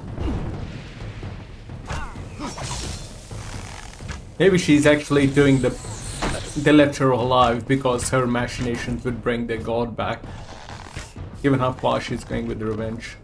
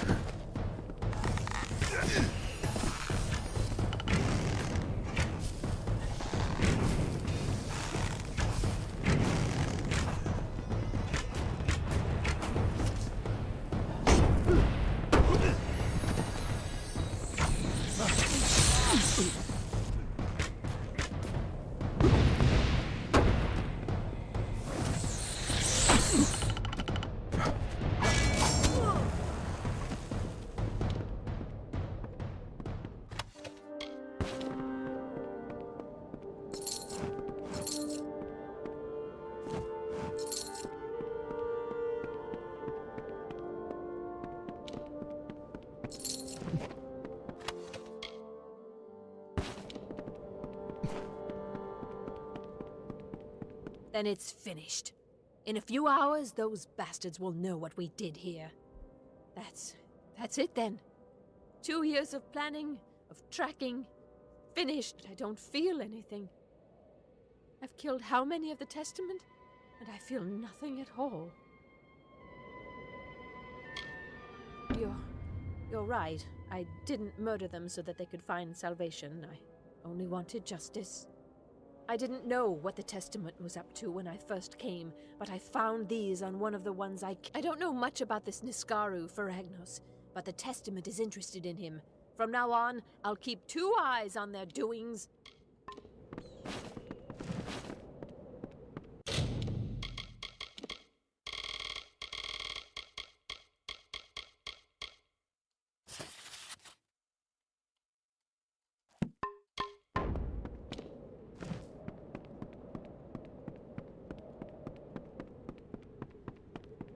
Took you long enough to... Looks like you've figured it out.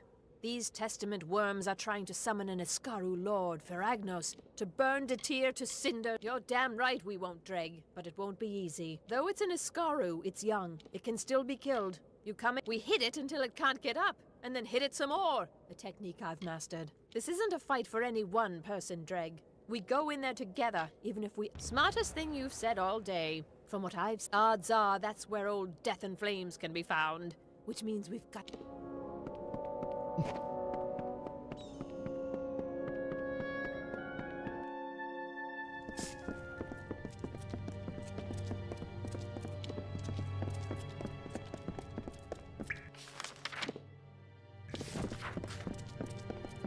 This isn't really a good time, Dreg. We go to the bastard's tomb. This isn't really a good... I'm just trying to enable fast run.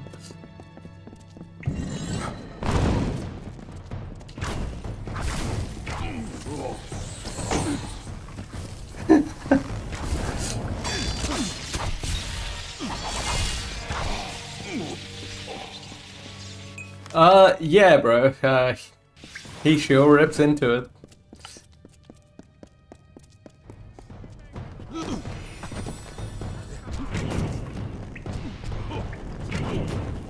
He's reviewing The Witcher 3, bro. He also recently put out a Morrowind video.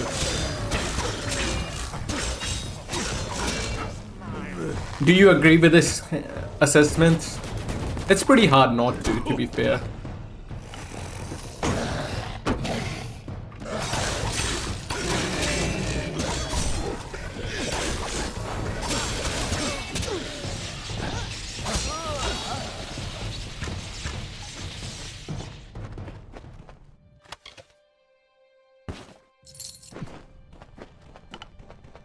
Well, in general, what he says, you know, like, this game is pretty... The combat's really good. But man, everything else is kind of pretty mediocre.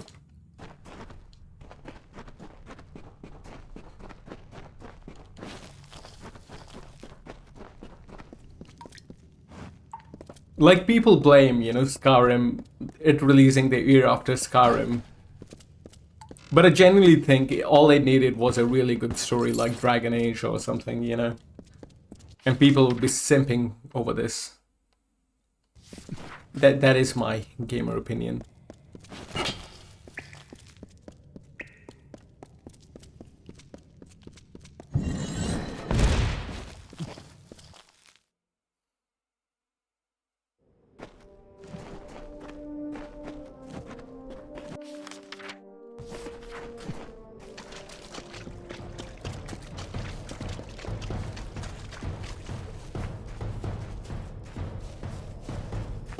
In RPGs, story matters a lot, man. You gotta have good reason to do questing. Feragnos, come to us! As I free my blood, we free you from your prison. Taste of this and drink. And tear apart your chains. We call you, O Feragnos. We summon you. We invoke your presence. We break the prison bones. We break the walls. You know what it means though, right?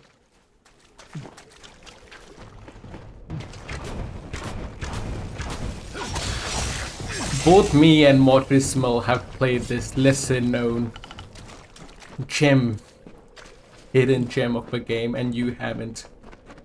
That makes us a better person than you.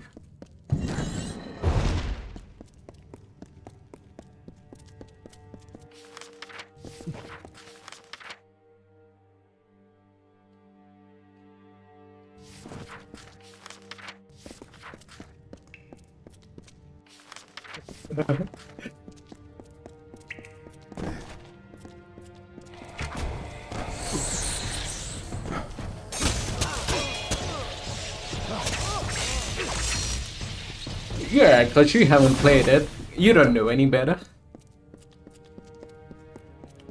It's a gem, dude. It's a 10 out of 10. It's a masterpiece.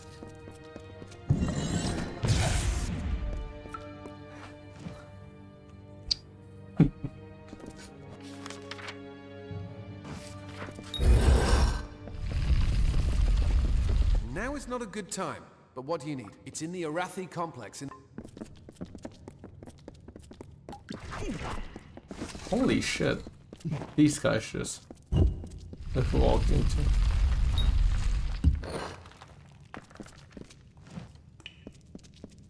Time runs short. Let us. It appears he is incubated. Now is not a good time.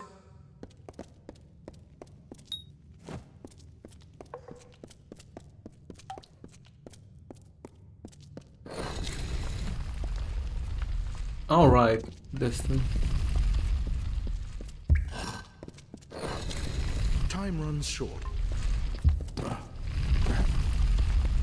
They're gonna force everyone else to stay away. This isn't really a good... Go ahead, lads. I've got the door open for you.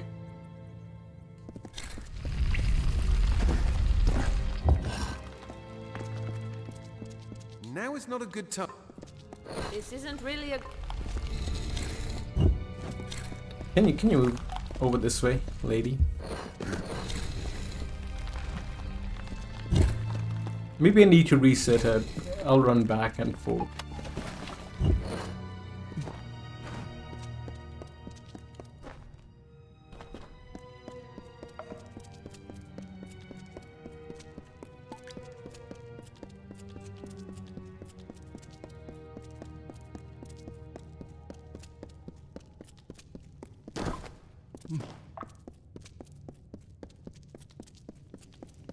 Dude, it's pretty crazy to think Mortismal only started his channel like 3-4 years ago, and he's already the Chad of RPGs. It just proves, man, like, you know, even casuals like me look up to hardcore Chads.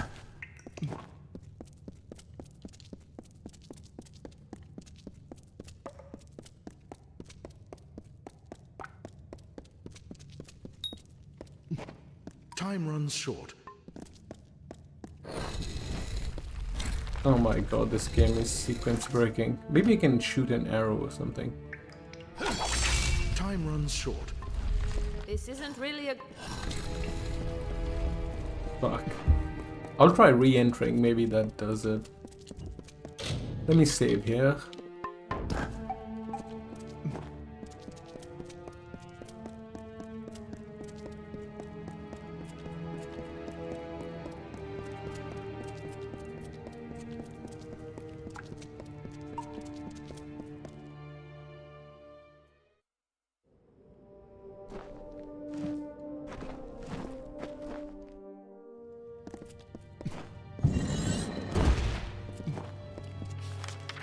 Where's the squad? Let me go get them. So we all hit it together.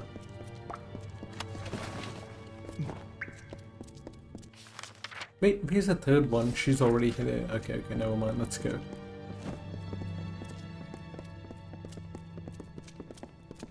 I think this quest is bugging out on me.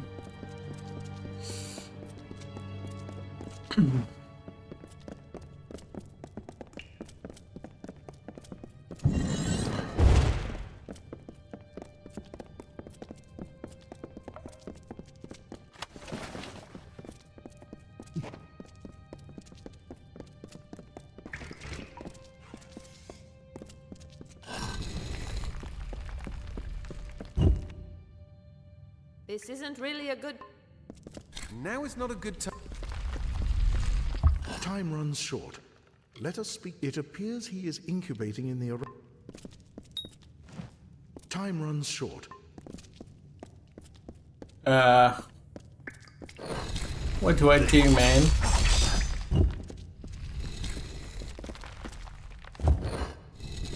I think there's a trigger for NPC. Let's, what's the quest name? Into the Breach. Kingdoms into the Breach. Kingdoms of Amalur bug.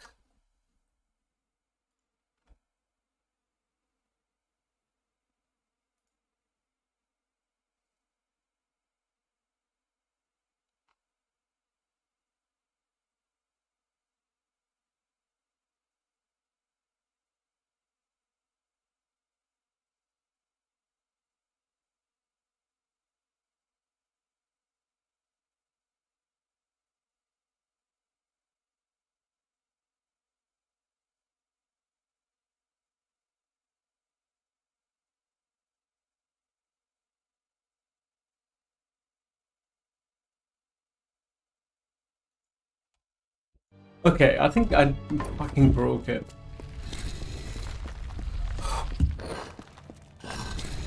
God, man. I think I needed to go back in town. I didn't hit the triggers of recruiting the other NPCs to the cause.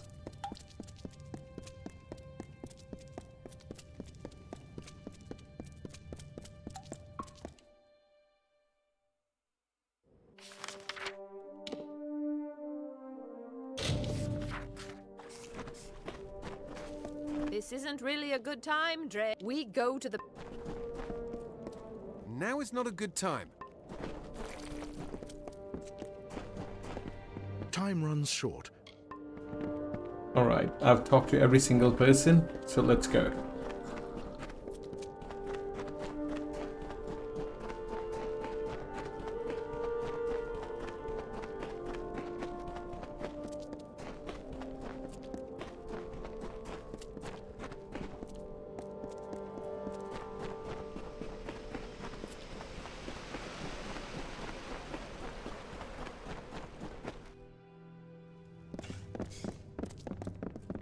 Okay, I'll follow the NPCs. No detours, no detours. Fight to the tomb. Okay. The quest updated. The third NPC is not coming, but whatever.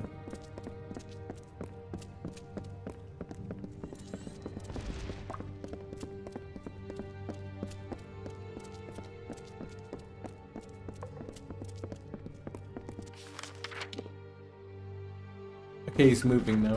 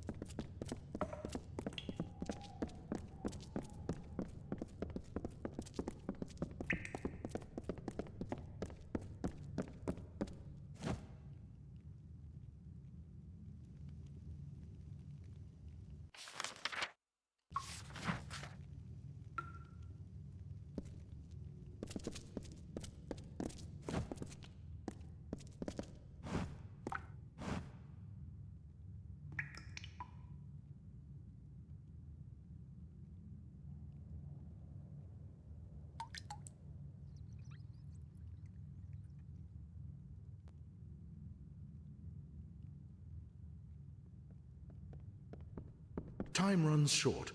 Let us speak quickly. It appears he is incubating.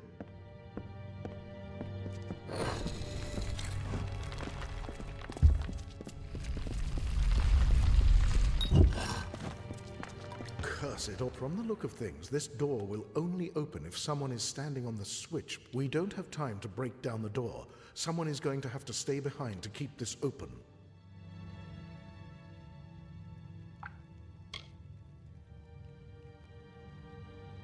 Very well. You have to keep going and stop for Agnes before it is too late. I will be fine. There we go, I fixed it. Alright, no more quest breaking.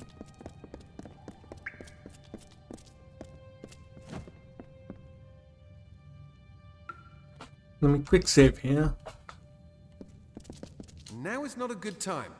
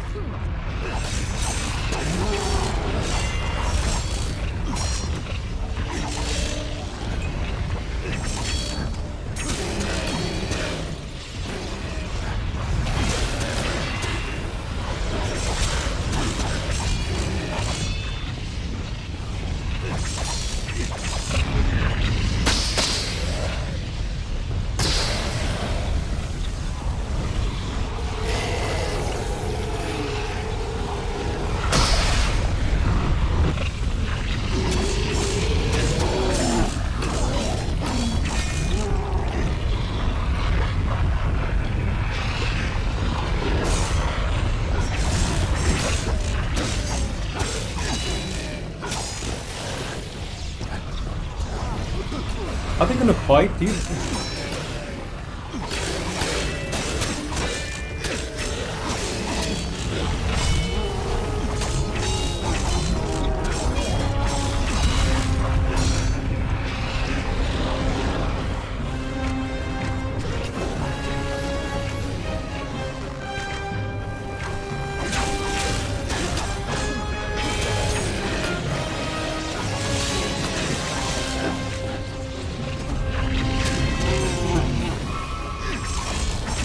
Yeah, bro.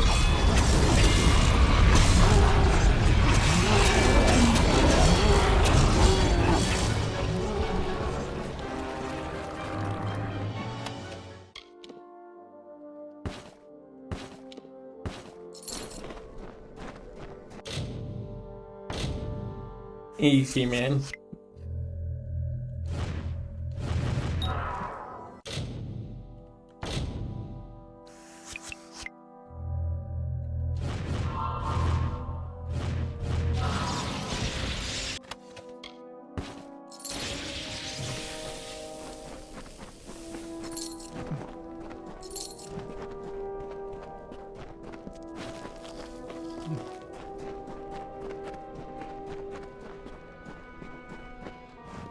Ah, I see. That's the shortcut it gave me.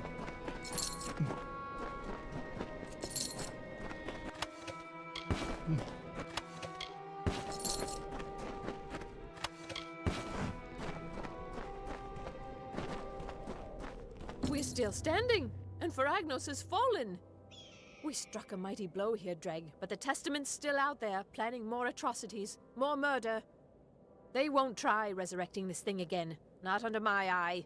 Now I'm getting out of here. It's calmed down somewhat, but that tomb of Faragnos is a beacon to the Testament. Don't know... It was an honor to fight by your side against Faragnos, and now we never will need... I don't know what the future holds for the Marchers, but it's my...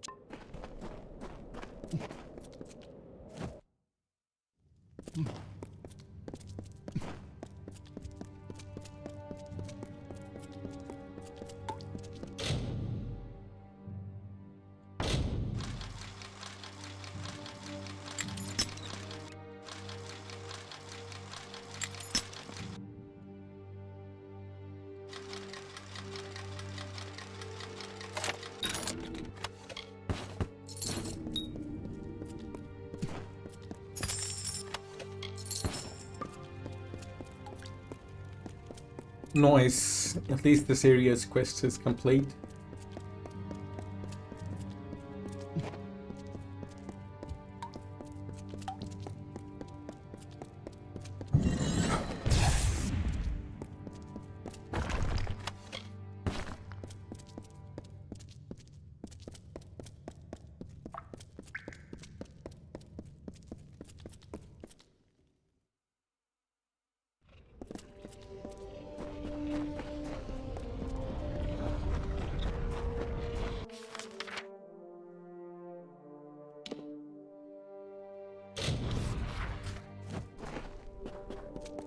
Where did the third bro go?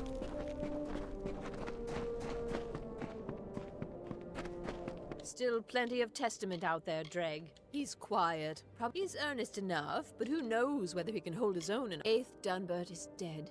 I'm now the fury and venge a cowardly man. A few battles don't... It was an honor to fight by your side against... There he is. He's alive, right?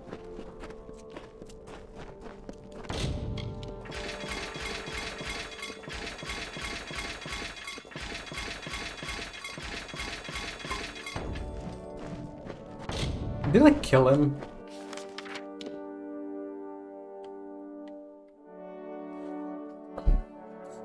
What was the quest name? Fucking hell.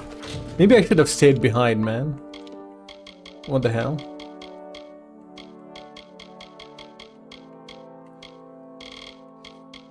Maybe I should have stayed behind. I killed him. No. Into the breach. Okay, let's see. Into the breach, Amalur. What the different outcomes are. I didn't want to leave him behind and...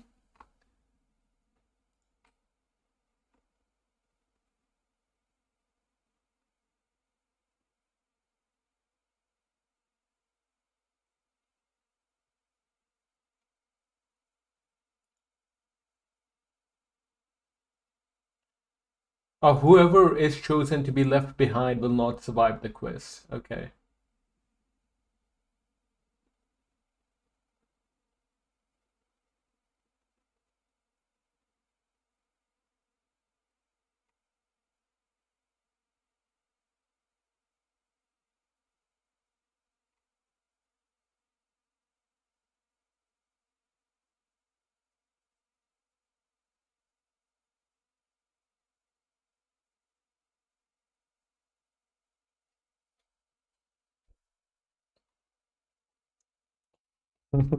Apparently, if a damage over time effect kills the boss right before the ad phase, the game considers it a crime and charges you with murder.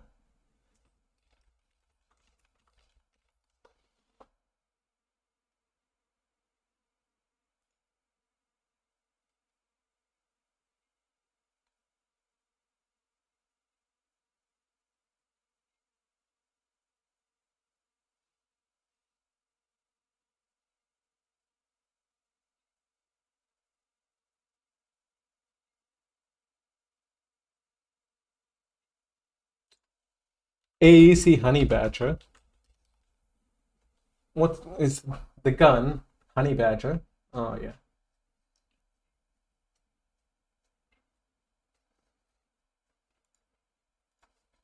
I like it in Insurgency.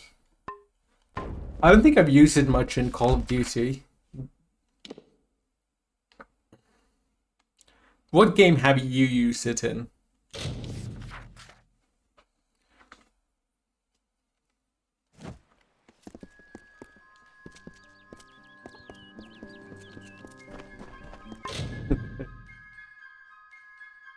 Breakpoint, nice.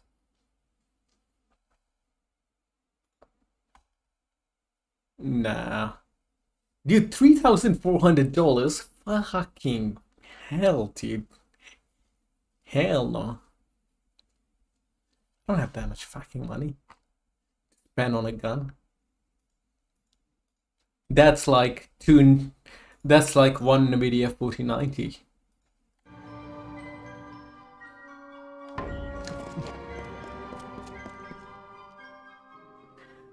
Nah, I'm kidding. But you can build like if you budget well and look for like, I don't know, either you build your own or you look for a really good pre-built sale.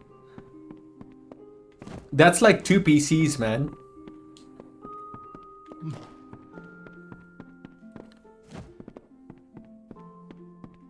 Yes, what? Are you still on a laptop displays or Would you believe it? I've just received well, on your way with you? Poor sods. All laid up with... I'm just glad we worked that old nonsense and bother. Normally, only half the village has it now. Well, on your way with you?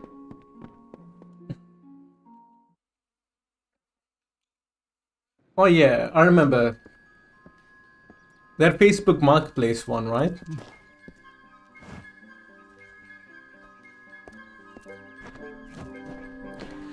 Like, a desktop gives you better performance for the same amount of dollar, but you're fixed to one place. That's the problem with desktops, you know. Laptops, they're expensive, but they're portable. And sometimes you can find really good deals on laptops because they're going out of fashion due to tablets. The love of two hearts beat as the lapping upon the shore, the herald of the royal seat as the storm that shakes the sky, the maiden of the forest spring as the flame attracts the fly, the lion's claw and dove's wing. What would your budget be, bro? Give me your budget, man.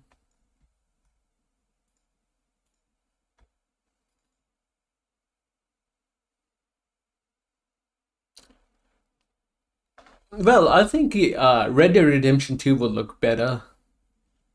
But if you want my honest opinion, dude, if you can make do with a 1060, if you feel like you really want to play a new game and your 1060 isn't cutting it anymore, then yes, upgrade. But otherwise, you might want to hold out till next year to see what GTA 6 requirements will look like. Because GTA 6 might be worth, you know. What would your budget be, bro? Realistic budget.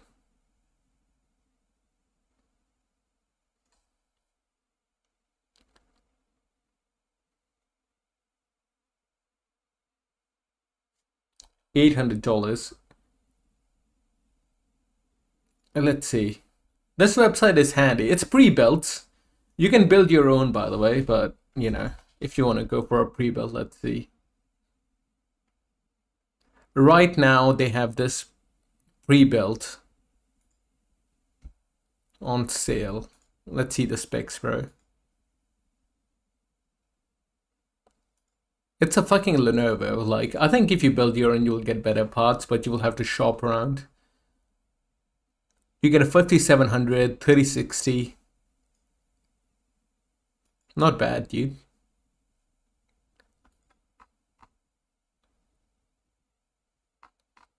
You can basically get the 3060 setup for the prices.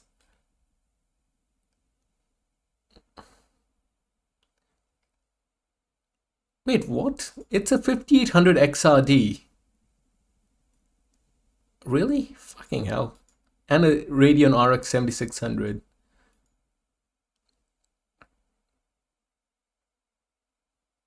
Dang, that's a pretty good sale price.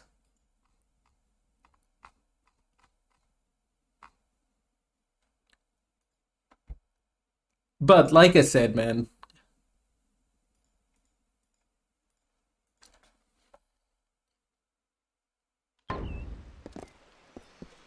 if you're buying a laptop, I suggest looking for used as well.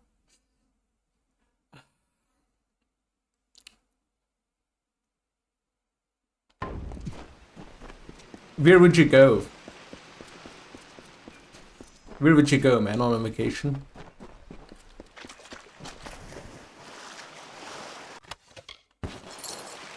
Colorado, hell yeah, dude. The mountains, that'd be nice.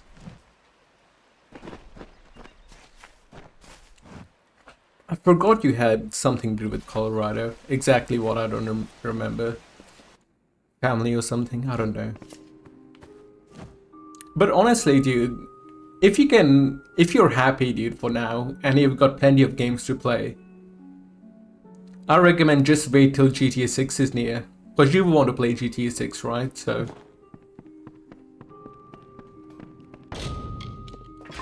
Because by whatever you buy now, by GTA 6 time, it'll probably be, you know, 1 or 2 generations behind.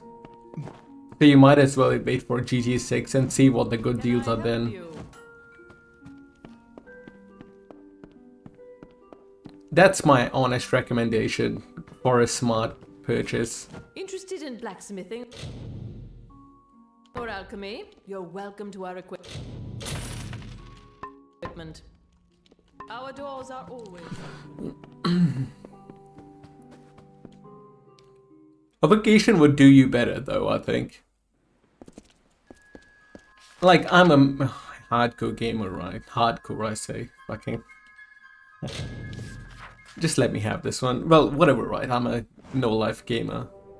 But I do think holiday will do you better. You'll feel better about life in general going on a holiday, you know? The games will always be there, you know? You will have plenty of games to play always. So yeah, man. Save it for a holiday.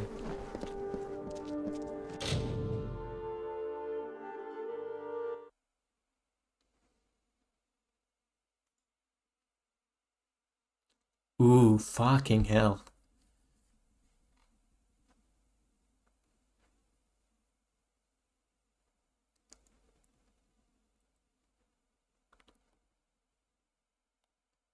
Dang, man. I would buy this, man, if I was rich.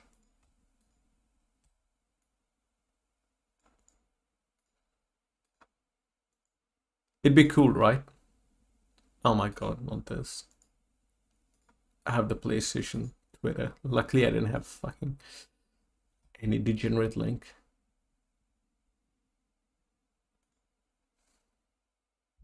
For years, EOTech has been a leader. Vision goggles, the Bino NVW provides a 47-degree field of view, increasing the user's situation. So, typical photonist, you get this, like, yeah, see that banding? Some of the photonist tubes do. Lens flare, whatever you want to call it. It does those, like, beams of light. So this is the Bino NVC, the compact, uses 16mm tubes, and it's Photonist Echo. The FOM spec sheet says it's like 2080 something. I want to see him using it in proper darkness, you know?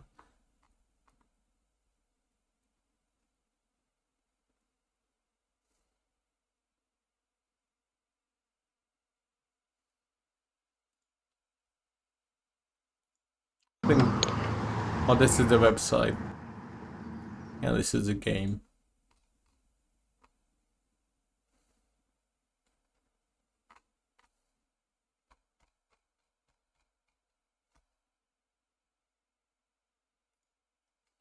So, typical photonist, you get, now I'm gonna go compare to my Elbit. I thought 16mm. Hell yeah, bro. I would buy this, man.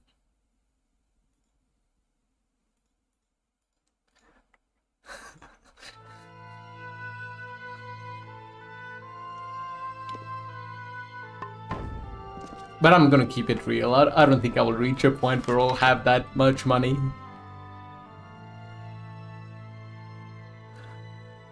But who knows? Maybe one day, you know? Maybe one day. A horde of Fae is blocking the road towards the canyon. A horde of Fae is blocking the road towards the canyon. Looks like I'm in luck. Didn't expect to see so heavily armed an adventurer wandering into our camp. Are you interested in a job? I've got a Fae beast situation I need taken care of. I would need to win a lot, dude, to be able to justify being, you know, able to buy night vision goggles. Maybe, you know, if I, you know, let's see, maybe I can buy a cabin in the mountains to spend the rest of my life in. Connect for highest, you know, make sure I have fiber internet connected.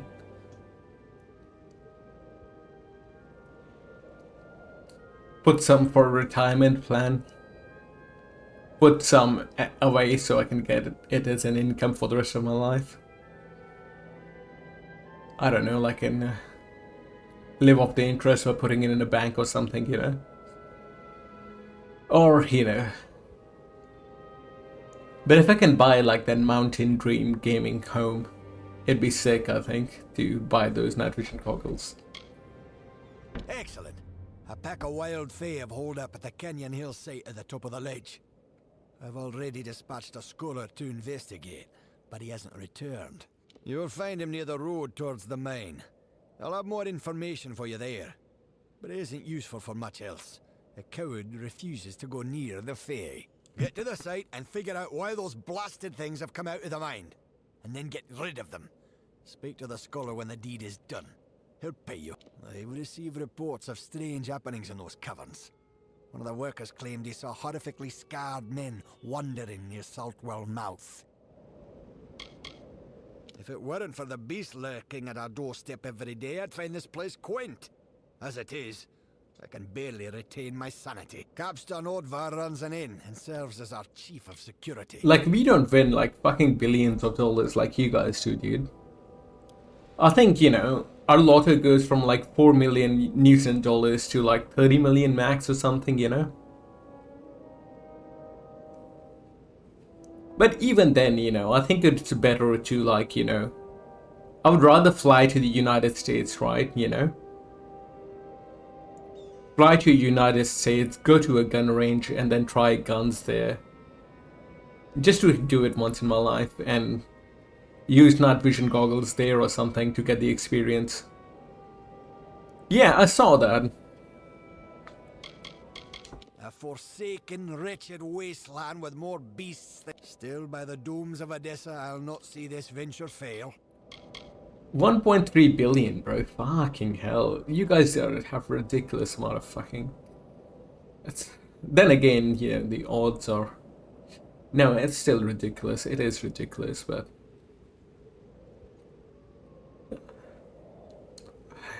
Well, it is what it is, man.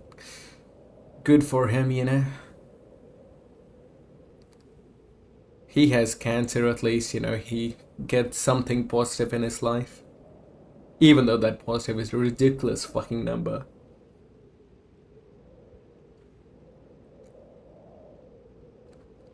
Good for him, yeah. At least he can do right by his family. He's a weak-eyed, knock-kneed, biscuit-biting excuse for a scholar. But he's the one I've got, so that's that. I've seen some strange things. Flickers and flashes from the top of that mountain. No idea what causes it, and I don't want none. We've got our hands full down here as it is. Dude, why are dwarves so keen, dude? Like, I used to be the kind of person that would always play, like, elves growing up. In fantasy games, in Dragon Age, or, like, even Final Fantasy 14 when I started, I would play an elf. And I even tried playing fucking Night Elf and shit, right? But man, dwarves are fucking keener. Yeah. Dude, wow, dwarves look so good, man.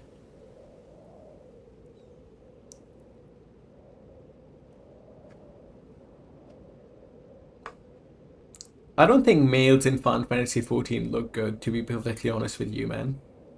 They have goofy animations. They might look okay in one pose, but they suck in other poses. Plus, running around in them is, you know, doesn't feel good. Whereas World of Warcraft, the males are good, man. Obviously not every male. I'm not a big fan of trolls, but I like dwarves are top tier, right? Gnomes are kind of good, but gnome female is better in my opinion for the meme. Orc male is obviously great. Tauren male is fucking Kino as well. Night Elf is cringe. Night Elf male is cringe, I mean.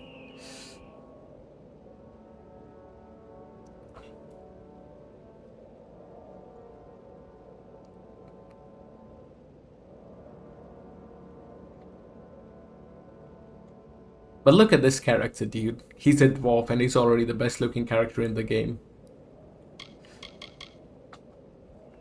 So much soul, dude.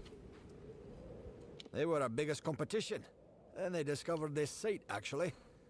When we caught wind of it, we made sure to get up here with a bag of gold for each of his work. So they promised to work for us instead, of course. Work like a charm. Poor Edgar Ed had never found a way to recover from that.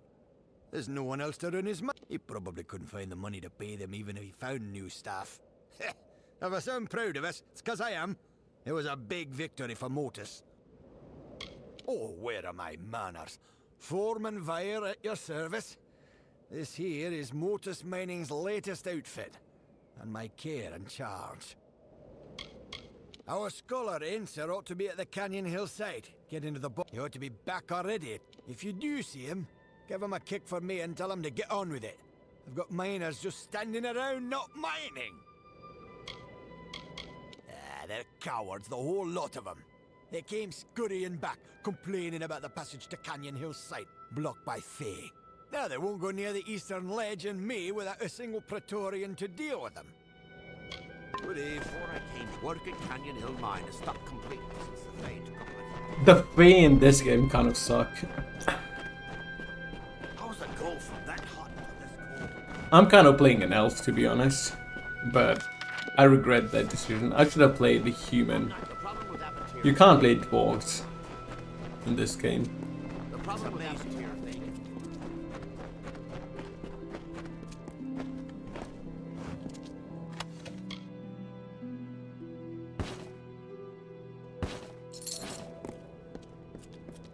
Dang, dude, I'll have to decide what I want to play when I get to Baldur's Gate 3. I was thinking about Dragon Guys, but Dragon Guys kind of look weird.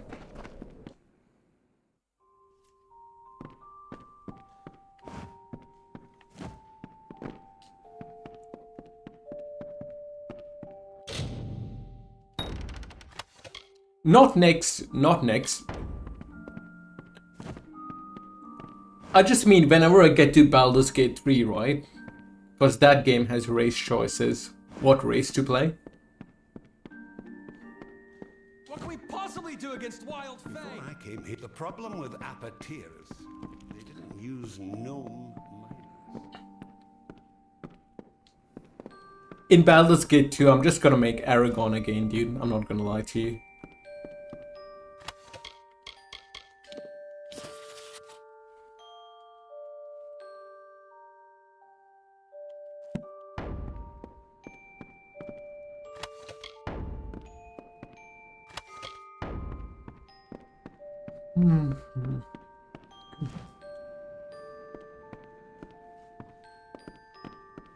What do I need?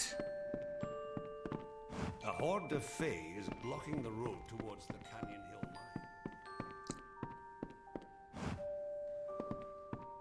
mine. Yeah, I'm legitimately thinking of that.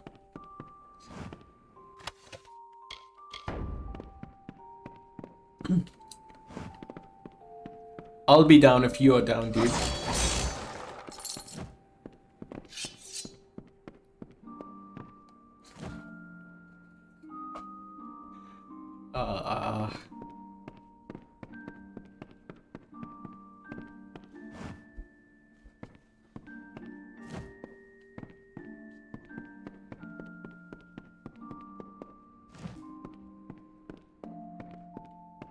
All you have to do is kill. Promise to kill the tiefling children in the little cave. Before I came here, work at Canyon Hill Mine has stopped. If you do that, you're in, bro. Fucking tieflings, man. The Hollow. You look well armed. Aren't you here about the Croddock? It's about the desert, killing any workers it can catch. How in blazes it developed a taste for gnome flesh, only that damn thing knows. Confound it. Between the Canyon Hill incident and that beast, our schedule's ground to a halt. I've heard bizarre tales about those caves. The workers swear they've seen ghastly men, ravaged by some plague or foul magic, pacing round the entrances. We don't have separate rooms, but we've got beds upstairs. It'll cost you, though. We're the closest thing to an... Are you enjoying your stay?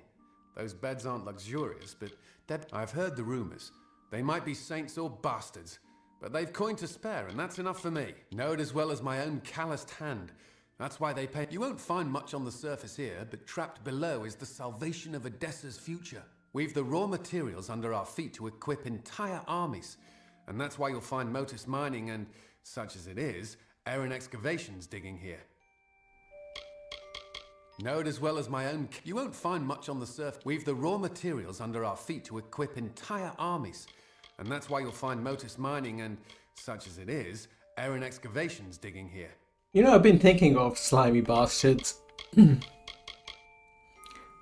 think the mistake I made when trying to play my Loth is trying to be too arrogant. Because I can't say, you know, I want to roleplay a arrogant character that'll kill everyone who pisses him off. But then I'll get my shit pushed in the next fight. You know? It's like, goes against the fucking idea of it. Like when I'm barely... I can't, you know, have that power fantasy, anime power fantasy of a god character if I get my shit kicked in. Yeah. So I think the idea to roleplay a slimy bastard is like you lie and cheat. Like you backstab people. Like you make them believe, you know, you're on their side. Rather than trying to be arrogant and taking head-on fights, you know. That's the way to do it, I think. Canyon Hill is up the eastern ledge. That's the one that spooked the miners. The Dune Head operation's hardly begun thanks to a vicious Croddock. No one knows what's at the top of Cloud Crest, but that don't stop folks speculating. I've heard the first Fae set foot in Amalur came from there. That'd explain why there are so many of them in Detir. Once word got out that Edgar Aaron had found this mineral-rich site, Motus rushed to get an operation set up. I'm the lone guard Motus hired to protect this place. They've given me a Chief of Security title, but that means nothing. Now we've got a Croddock that's more than a match for a small army. I know better than to go out there alone. Motus is offering a considerable bounty for its demise. They were the first mining operation here in the Hollowlands. Foreman by the name of Edgar Aaron. Rumor has it he spent every coin. When Motus moved in, they waved bags of gold in the faces of Aaron's workers. The next day, they all jumped ship. It's tragic, but it's business. You know, I never made it to the Githyanki crash. And I've seen videos of it where it turns out the Githyanki queen or something is actually a god.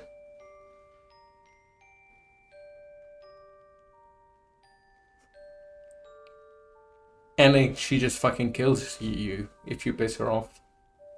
But then again, it makes sense, I suppose, if she really is a cunt. Last light in. Which one's last light in? You got the picture. Don't know how the damned old thing got a taste for him, but once it gets an idea, there's no stopping it. We've put a price on its hide, but who'd be crazy enough to earn it? Oh yeah, actually I never made it to Act 2. I could go to Act 2 because I finished the Underdark. And that gave me the option to go to the tower that would lead to Act 2. Well, you sure? All right, it's your funeral. You should speak to Edgar Aaron of Aranek. Edgar's lived in the Hollowlands longer than any of us. We don't know where it got a taste for the... Motus is offering a considerable... You look like you can never lower your guard in the Hollowlands. Aaron Excavations. They're the other mining operation in the Hollowlands, especially since Motus wooed all of Aaron's miners with much higher wages. He's the foreman of the other mine here. He knows a thing or two. He ran Aaron Excavations until Motus hired his workers out from under him. It's tough, but that's business. I'm not sure what he's up to. You look like you can take care of yourself, but you should be careful. What does the wish spell do? Work at Canyon Hill Mine has stopped. Like death? With a rare chance to hit?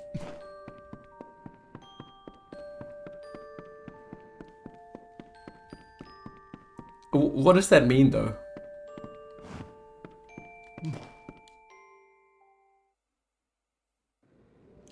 Wish what?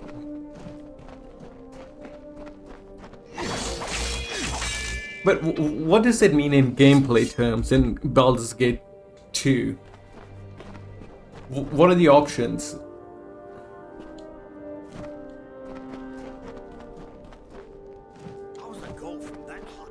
Like, I can't wish for, like, a, you know,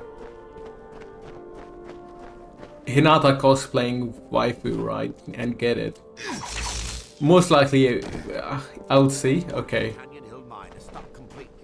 Fair enough. I'll keep an eye out for it, dude. The problem with Abatir is they didn't... Any sign of that worthless scholar? Didn't see him near... It's in worse shape than Canyon Hill. Some especially foul old cruddock's been prowling. Found a taste for gnome, it seems. That's what Capstan tells me, and I, generally speaking, leave these matters to him. They were our biggest competition, and they discovered this site, actually.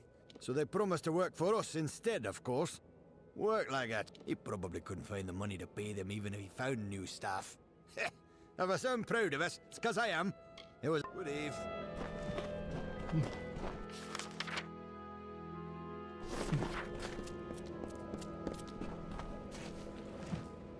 Name's Alex.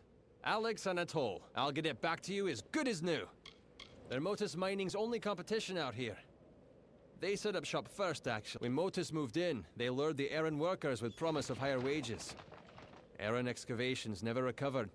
I hear the foreman, Edgar Erin, is pretty bitter about it. He still hasn't left, though. Probably holding on to the hope he can get his business running again.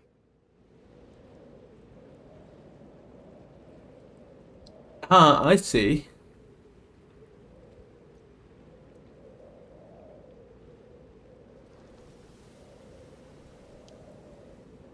Who are the mages in Baldur's Gate 2? I'm gonna make Imoen my mage. But I have to rescue an Imoen-chan first. If I can't get Imoen-chan, who else can I? Well, I'll find out. I'm just gonna make my main character a fighter. A broken 1800 fighter. So I can play like brain dead, you know. It's a dangerous region for sure. I have to recruit a mage and level them up. To tear a gnome apart. The mining operations here have run into a real wall when it comes. Take heed and learn from their hardship. Make sure you're well equipped and don't hesitate to ask for a. Take care in the sands. You're unkind to the unwitting. The problem with Abatir is they didn't use gnome. The problem with Abatir is a horde of Fae is blocking the road towards the canyon.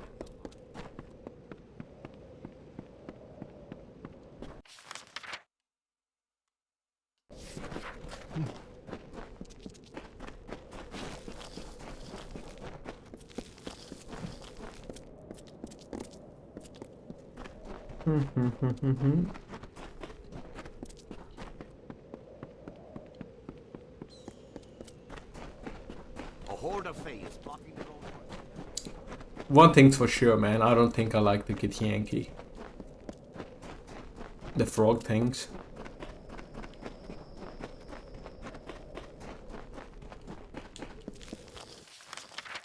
Apparently, Lezael gets better. But Lezael just says chuck a lot. Check or check or, you know, check or something. She keeps repeating that, man. Is it my house?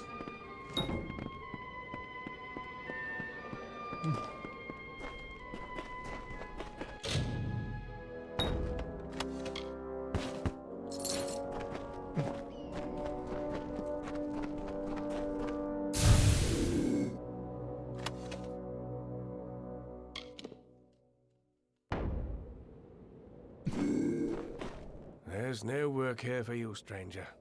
Check with Motus if you're looking for a job. You'll not find one with us. I hired a small army of gnomes to help me with the mine. Spent a lot of money transporting them here and gave them a good living. And the miserable bastards have the gall to leave me for Motus. They call themselves a mining operation. They're more like a thieves' den. I was in the Hollowlands long before. Once they got settled, they offered better wages to my workers. Every single one of them is working for Motus now. I couldn't compete with that kind of money. I've spent a lot of time here in the Hollowlands, living off the soil and the wildlife. I thought I'd finally made a living for myself when I discovered the mineral deposits here. Not sure what I'll do now that Motus has stolen my workers, but I'll think of something. Motus will get theirs someday. One thing's for sure, dude, and this is especially in Baldur's Gate 3, right? Not 2. Baldur's Gate 2 obviously has good writing. You know, well, at least my type of writing. Baldur's Gate 3, I'm gonna go the solo Chad route. I don't care about Shadowheart, Mintara, Jaheira, Lazael. No one, dude. It's gonna be a solo Chad run. I've lived in the Hollowlands for a time. Seen lights and heard rumbles from the top that could have been the world's quietest storm, or very powerful magic. Mark my words, there's something happening up there. Capstan sent you my way, did he? Yes, I'm familiar with old Bloodbane. This Croddock is extremely protective of a particular pack of brownies. The surest way to draw it out of hiding is to attack those brownies. They help Bloodbane hunt, you see. I'll mark their territory. Good luck. No one's been able to best the creature yet, and it would be unfortunate if you didn't make it.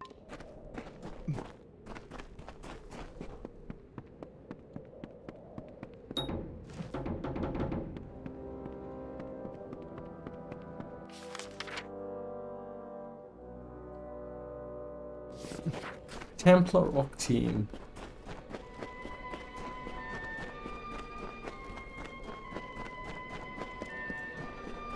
I forget what was this, a Warsworn quest? I think so.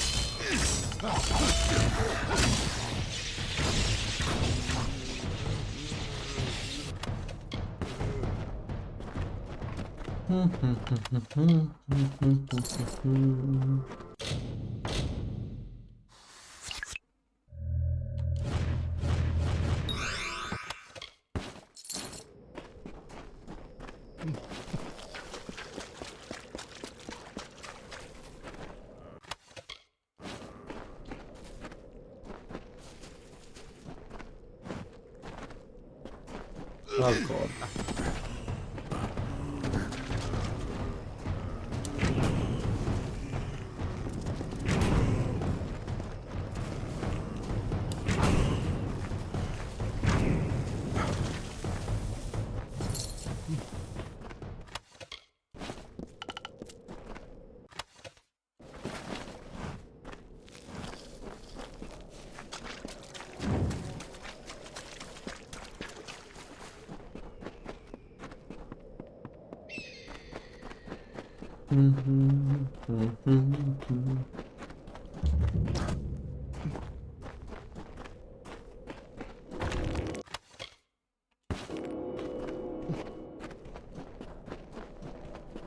What do you want?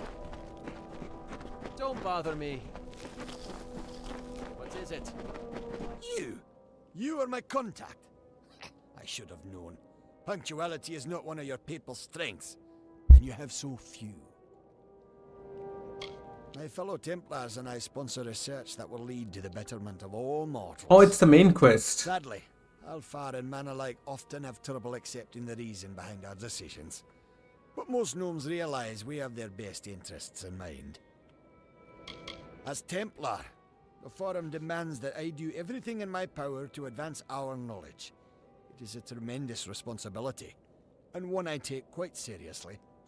Formerus Hughes is one of my most brilliant scholars, and as you know, his research shows tremendous potential. His recovery is of paramount importance. Edessa is the greatest bastion of knowledge and understanding in the world. Alpha have their arts, mankind has its gods, but our only commandments are the solid, predictable laws of natural science. His knowledge is invaluable, and I'm terribly worried about your safety too, of course. You may recall our mutual friend, Formerus Hughes, the gnome who brought you back to life? I suspect you would, but I gather you've been quite busy. Well, Scholar Hughes has been missing since the attack on his tower. As his patron, I am quite concerned. I want you to find him.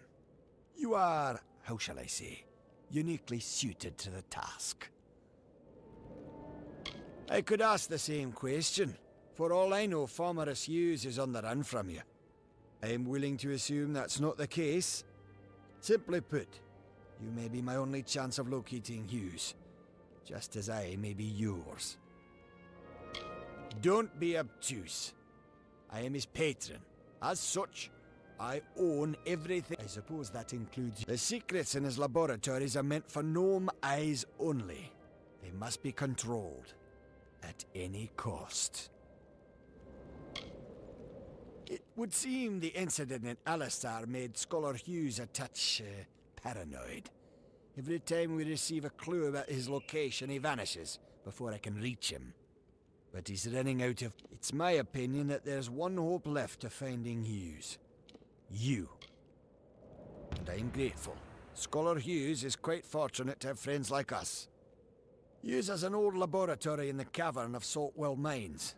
I believe he's been conducting research there since. Find him, and you will be rewarded for your contribution to science. I will await your success in the Librarium in Edessa.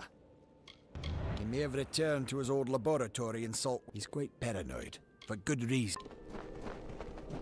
Another day in these wastes. What do you want? Oh, it's the guy from the tutorial. The one that brings our character back to life. Formerus Hughes. It's quite a big fucking area, this one. Yeah, well, time to get the teleports at least.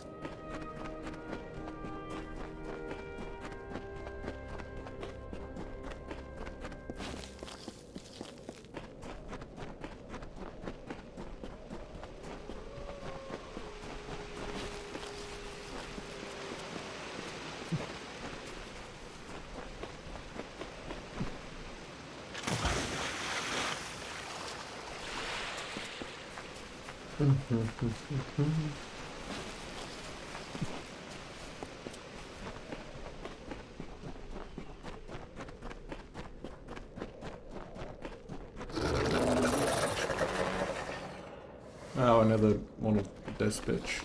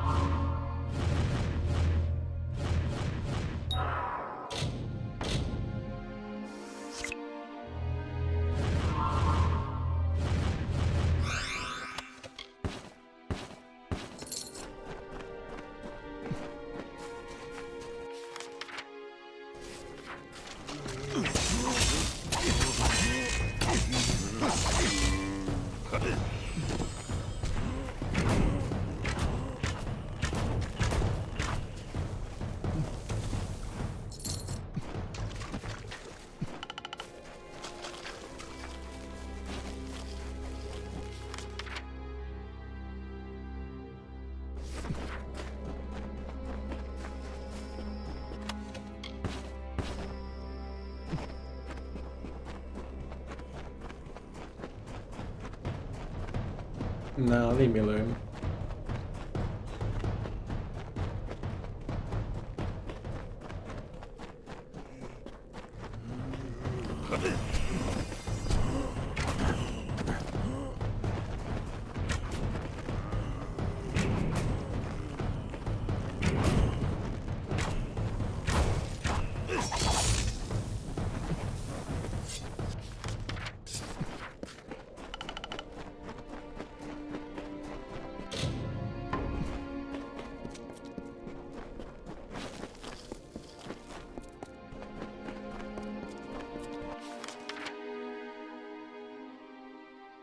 Ah, this is the main quest.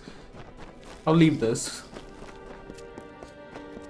until I've explored all of the other areas. Maybe I'll not the city.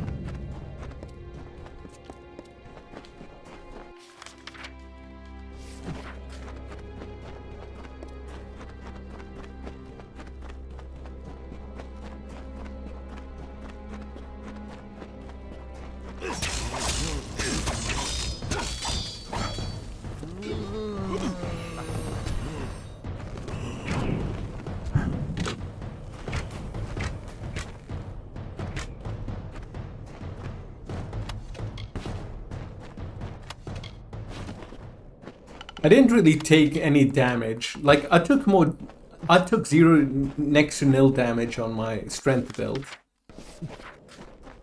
But I did less damage as well. This build, I take a little bit more damage, but it's still pretty negligent. In ancient times, the desert had no shade. But it does so much Sun damage, burned dude. the land to ruin. Glass cannon. Rivers disappeared, and the animals hid underground. The people cried to Helios for mercy, but he didn't answer their prayers. As the plants withered in the heat, the hollow lands echoed with the crackle of fires.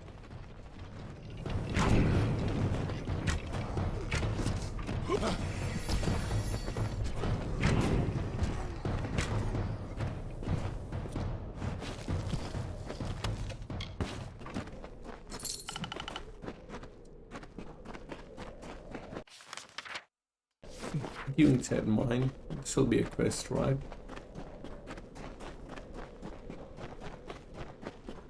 Ah, maybe I'll just explore it. No, mine. I can't. It's locked. It's probably quest related.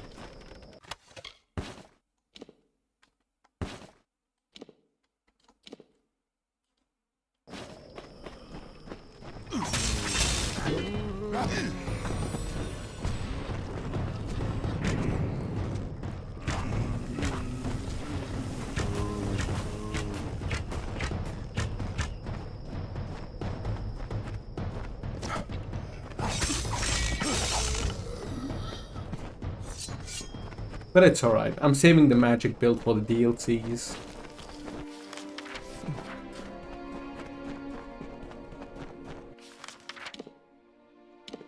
Oh, that's the part to the next area. Okay, let me speedrun it.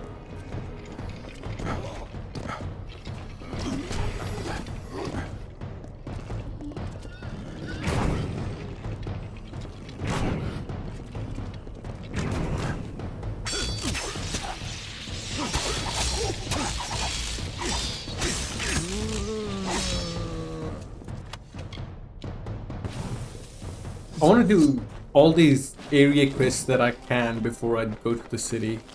Because once I go to the city and finish the city, I'm ready to move on to the next continent, I suppose.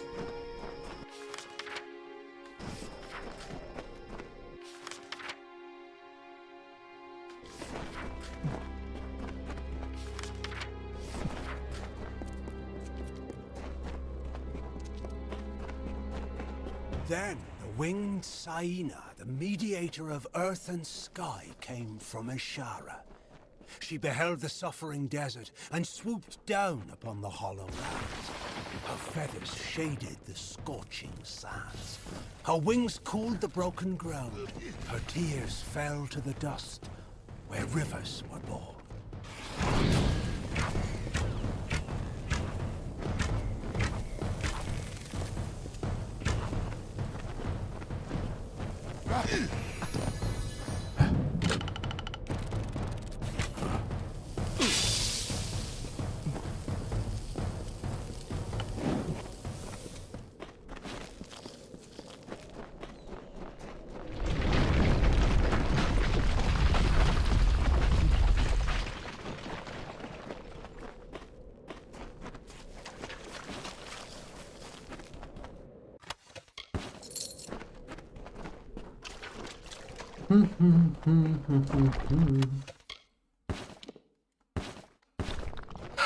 Man, it's almost a shame people say Dragon's Dogma 2 is a disappointment.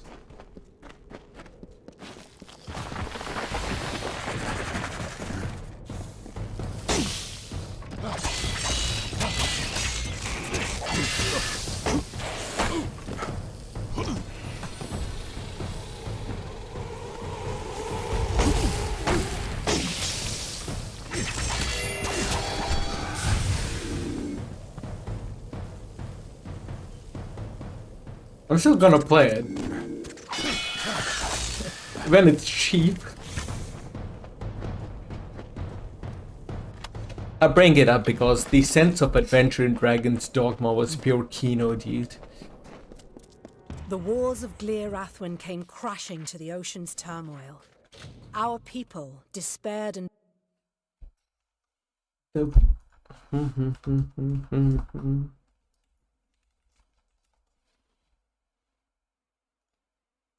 Wise Tyrion called forth the grace paragon of the ethereal. The people climbed to her side, a summit cloister of spell-woven forces.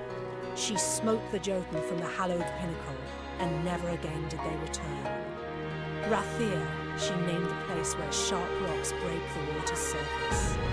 This home for all Doppelfire, the lunar crag of Lyra, founded in the 14th year after the parting.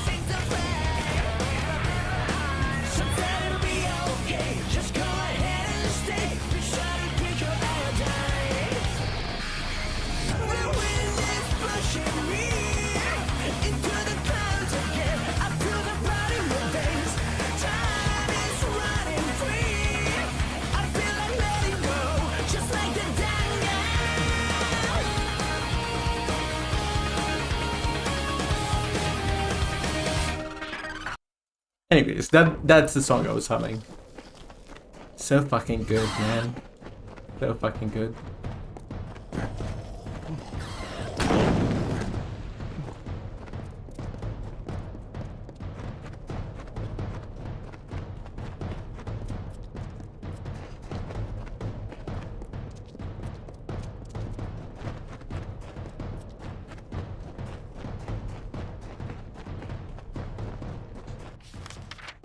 Okay, that's the next area. Now I can go back to this area and finish it. But yeah, I'm winning, dude. I'm chilling. I've already done 2 areas. I only have 2.5, well, 3.5 areas left, including the city.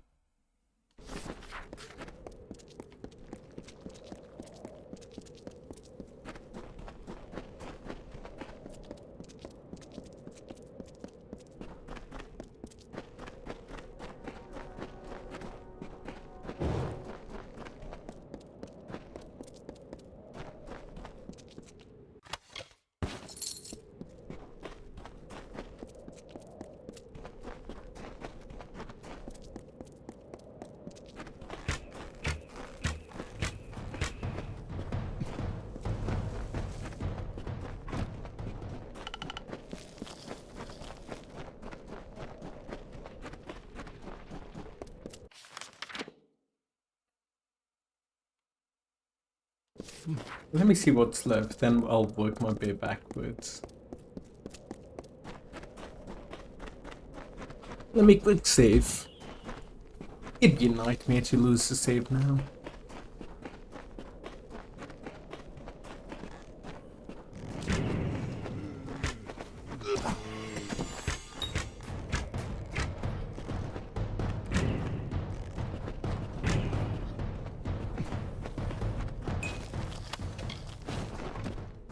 But basically, you get a choice to go to the desert area after you. This is the starting area, right? After you do the starting area, you get a choice to go to this area first or that area first. Because I went to the north area,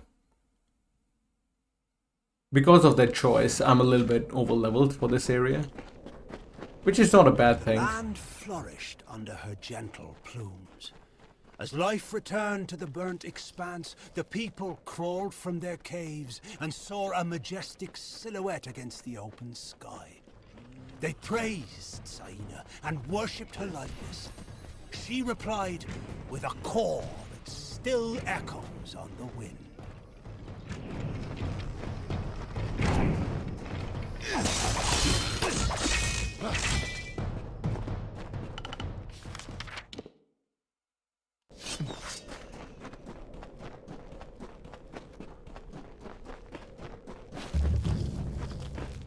Cloud crest.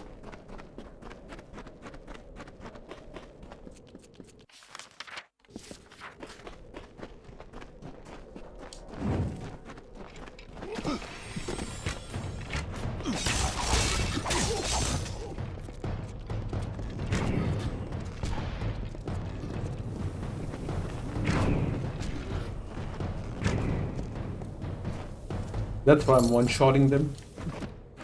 Just that over-leveled sheep. Well, not shit, it's a good thing.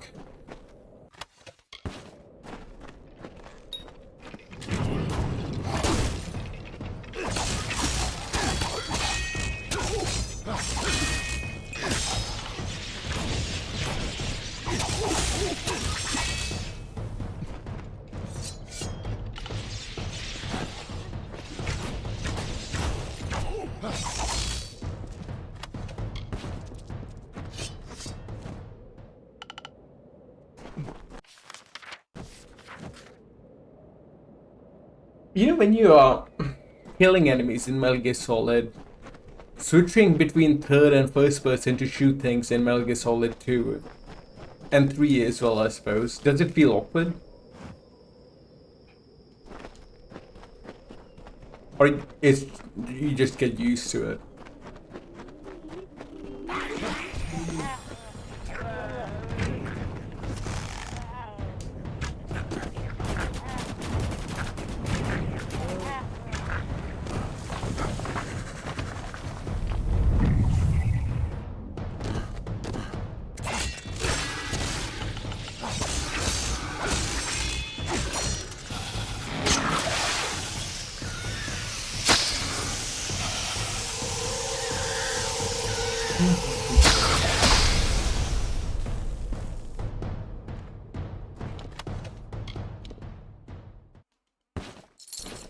Maybe it's because I've been watching fucking DSP play it. Heard the call, and looking down And he upon makes the desert, anything look grew awkward. irritated.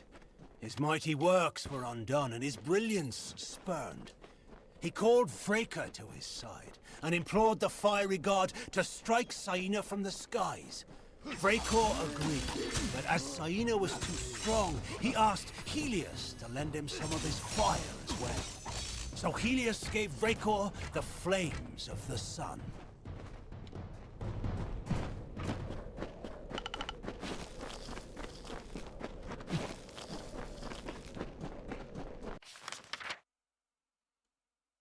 Shadowthorn.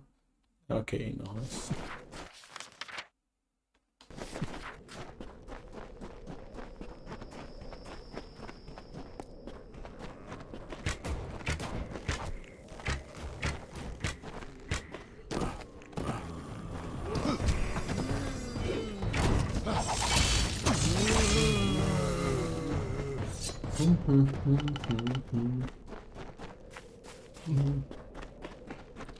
Ooh, what's that? It's fucking flashing, dude.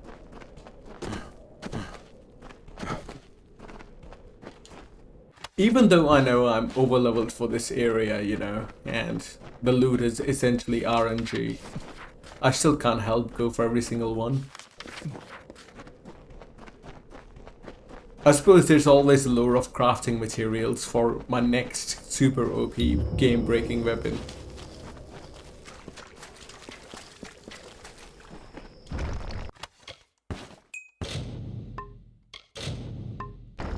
Oh, this is a good location to fast travel and sell some shit.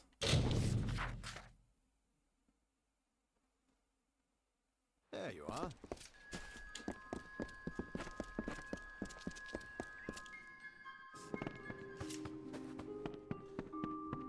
Hello.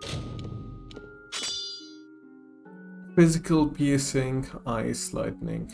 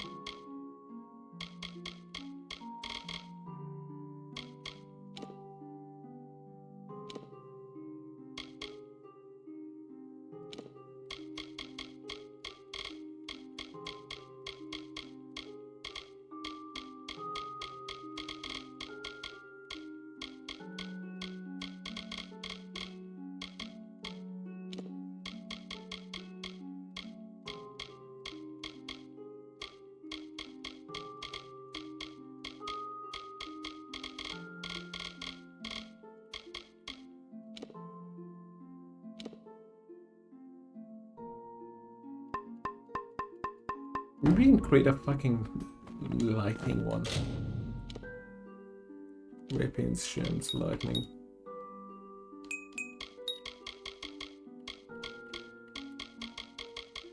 Fuck, I don't have a...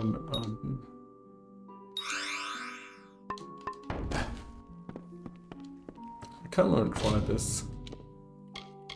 So, Fey Blades, Prismia, Lightning. 20% lightning damage. 20% lightning damage. 30 lightning damage, 60 lightning damage.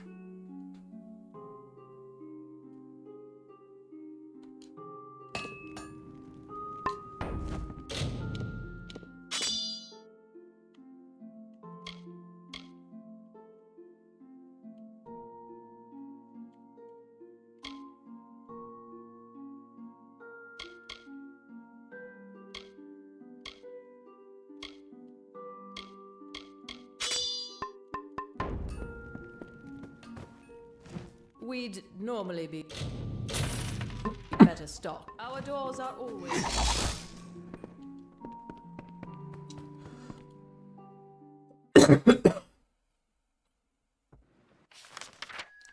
Maybe I should have waited until the next... Ah, well, it's alright, it's alright, it's alright. Where was I? Shadow Tone, again. I'll probably have a quest to come in here, but just in case, let me see. I can speedrun it.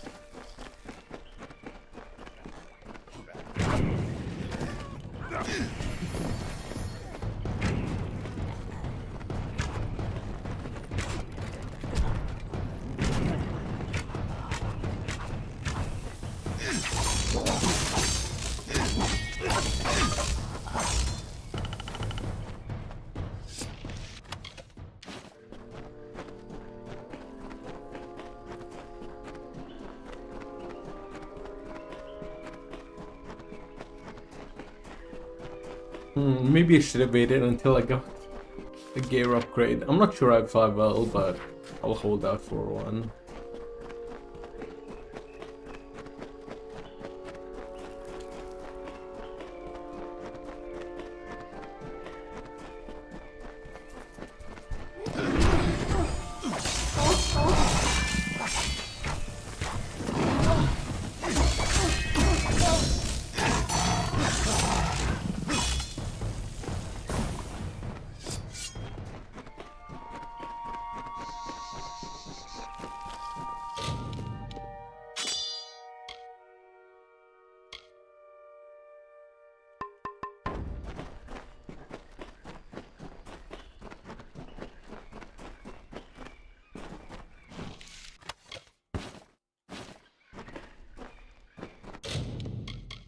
I must have damage boost. I can use that, I suppose. Alchemy, trash it, man.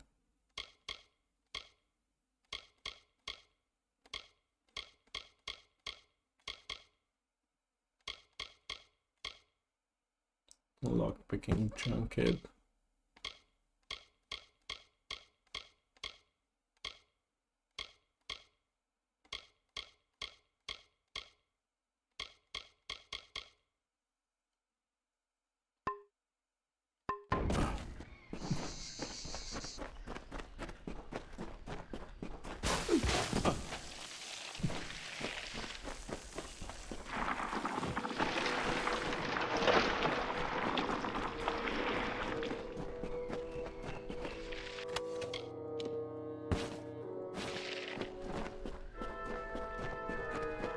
Pink slow.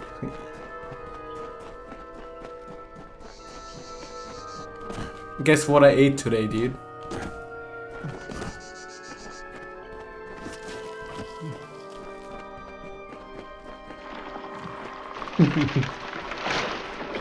Yeah. It's a good recipe, dude. Hard to get sick of it, you know. I've been cooking some pasta on the side lately to mix it up. Like, I usually cook for 2 days at a time. So I can make, like, you know, 2 days worth of pasta, 2 days worth of chili, and the other 3 days I can just eat out.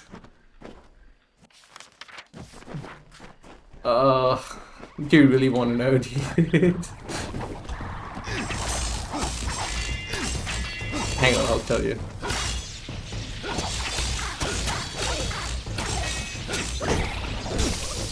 It's basically my slop version of pasta.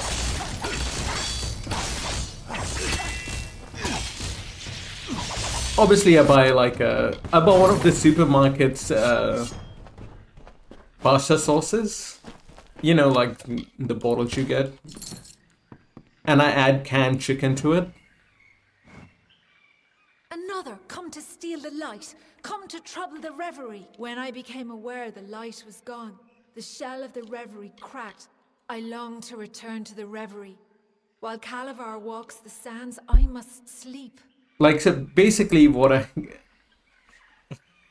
So I just get penne pasta, a tomato sauce, like, maybe like, you know, like a peppers-based tomato sauce. Peppers infused tomato sauce, I should say. Pasta sauce, I mean. Canned chicken. Canned chicken because it's cheap and I don't have to cook it. It's not bad. It's the kind of, you know, canned... It's not canned... It's... Okay, no, let me explain. It's not canned chicken. It's shredded canned chicken that's flavored. You know the ones you can put on crackers and just eat? Like canned tuna? It's kind of like that, but just a chicken version of that. It's already flavored and cooked, so it's not like, you know, I'm risking any health hazards.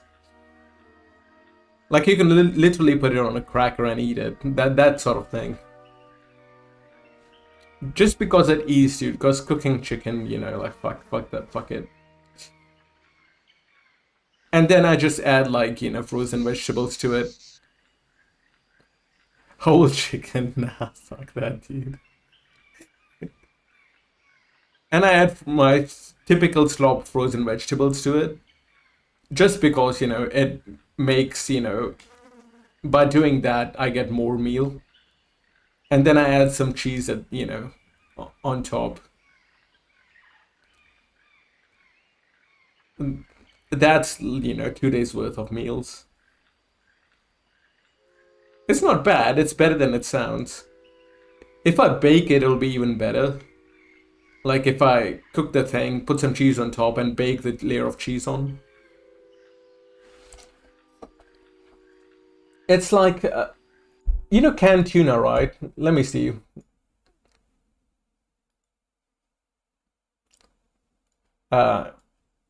Walmart, Texas.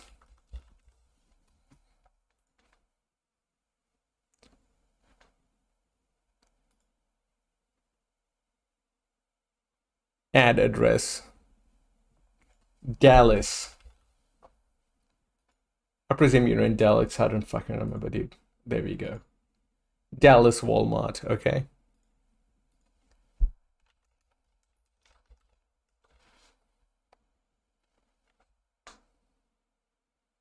Shredded.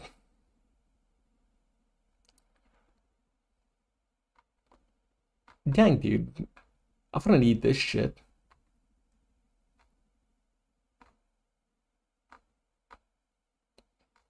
Holy shit, man.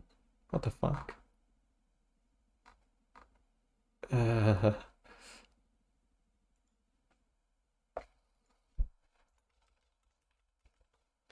Yeah, I'm checking your store. Shredded. Dude, what the fuck is this shit, dude? Luncheon. I used to eat luncheons in like fucking university because they were so cheap to buy compared to like pepperonis or like, a Polish sausage or something.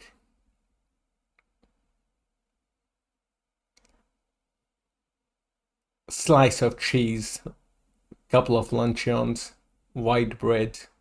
That's a meal, dog. To a broke student.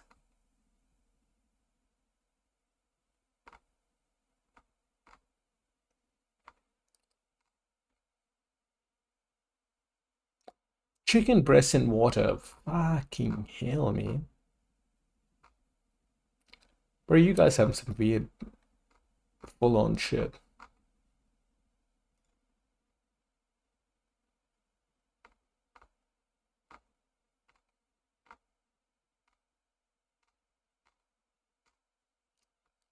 You get jalapeno spam? Dang.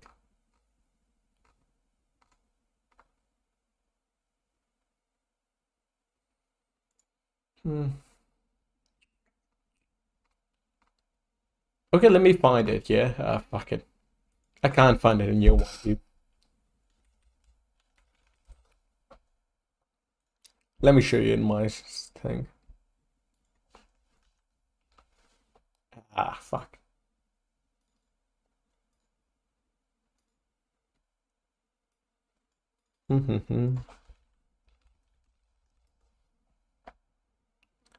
This is what it basically was what I mean. It's shredded canned chicken that's cooked. It's got mayo and pepper in it. You can literally put it on a cracker and eat it. No, that's human food, dude. It's like shredded tuna equivalent. It's much better than you think because it's drenched in mayo and it's got pepper. Yeah, you can't get wrong. Imagine that, shredded chicken, mayo and pepper. This is what I add in my pasta. It's got a nice flavor profile. There are different flavors that I can get, but I stick to the chicken pepper one. The pepper one's pretty good. But basically it's, we don't get like, clean chicken in water like you guys do. But this is pretty good, man. I buy this a lot.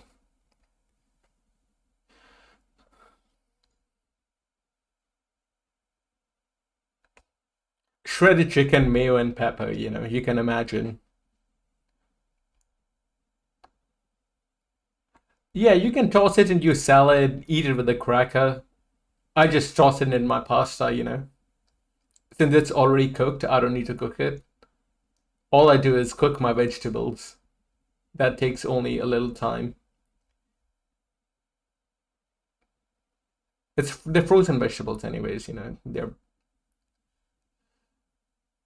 Cook them, add in my pasta sauce, add in everything else, and then the sauce is ready.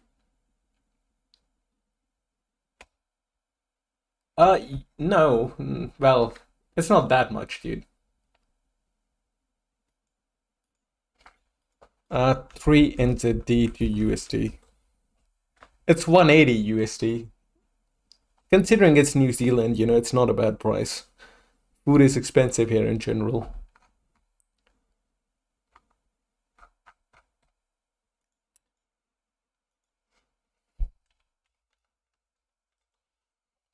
Dr. Pepper. Oh shit, I can get Dr. Pepper here, dude. Fucking hell. I can only get $2 a can though. Maybe I can buy... I'll buy a few cans next week. $2.50 a can. Fucking hell. That's expensive, man. I'll just buy one can. I'll just buy a couple of cans.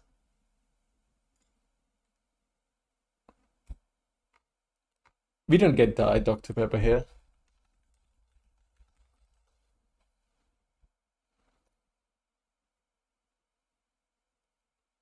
International foods. 12 pack for 35. That's not too bad. Drinks. Cans. Single is fucking expensive, man.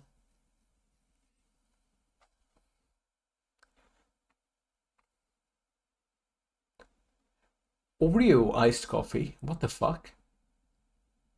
Dated February 24. Oh my god. It's fucking expired. Oh, maybe it's date of manufacturer. Yeah, dude. We don't get many American stuff here.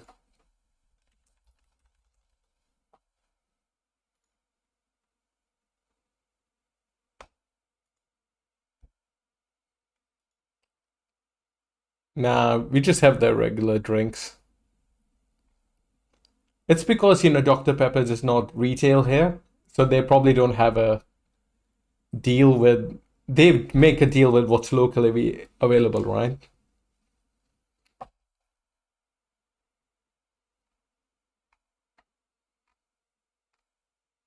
Oh, dude, I have a take. I have a take. Hear me out, okay? I think regular fries are better than Mexican fries. Because I think they put too much of the fucking salt or seasoning on the chips. Your hands get messy. And the ratio is always off as well. You'll have a bite with way too much seasoning on it. That ruins your day. I think it's better to get regular chips and dip it in the sauce of your choice. That's my food take of the day.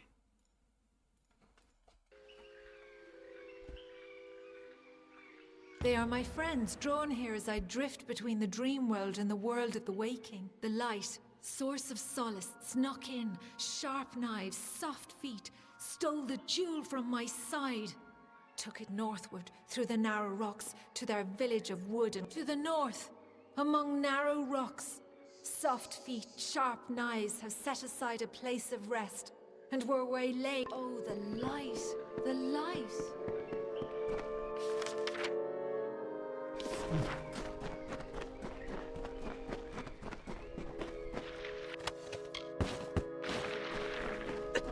I don't know why we're getting more and more American stuff here, dude.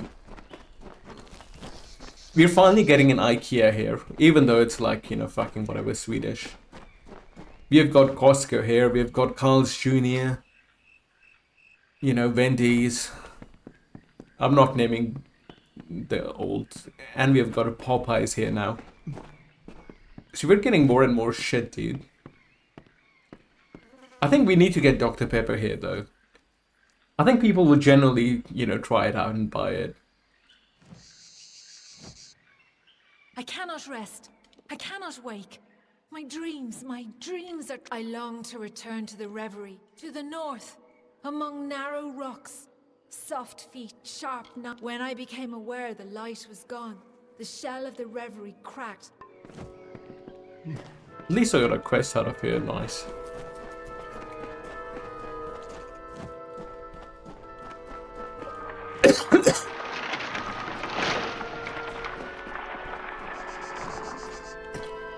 I honestly don't know why Dr. Pepper hasn't tried to expand outside of America. Then again, you know, Coke is a fucking behemoth worldwide.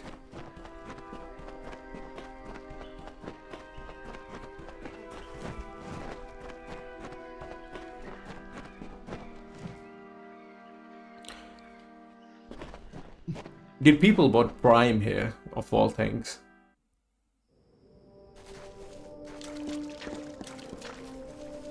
And Prime wasn't good, man. It was fucking horrible if you remember me talking about it.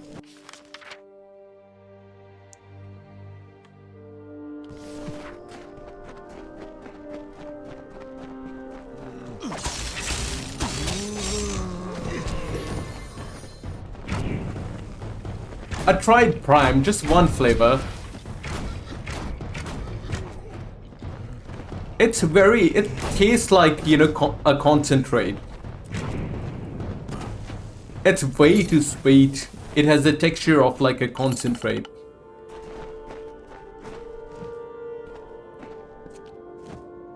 And by way too sweet, I don't mean it's way too sweet for me, to the point of ruining the taste, you know.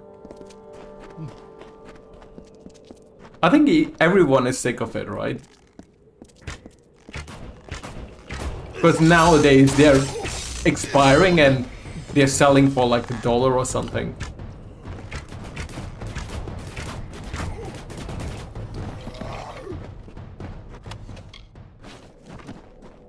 At least Powerade and Gatorade are easy to drink, even though not all of their flavors are good. They're easy to drink because, you know... Celsius... No. I don't think so.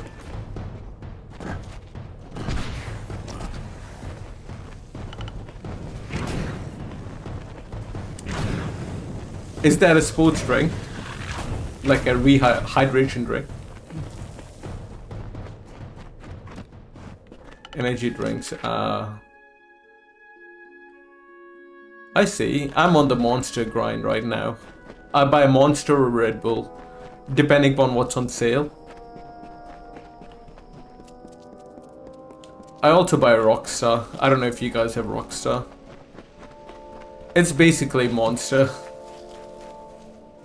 But it's cheap, so if it's on sale, I buy it. I just buy sale stuff, dude. A fire from the heavens struck Saina, and her plumage burst into flames. She flew high to cool her feathers and dove to extinguish the fires. Still nothing would cease the burning, and she knew that she was doomed. So she absorbed as much of the heat of the sun and the spirit of fire as she could, and fell dead to the earth. Now, only her bones remain, but she will rise again if life is threatened in the Hollow Lands. Let me check it. Celsius. Oh, okay, never mind. When I was talking about Prime, I was talking about the hydration drink, the sports drink, like the Gatorade equivalent. I did not try out their energy drink.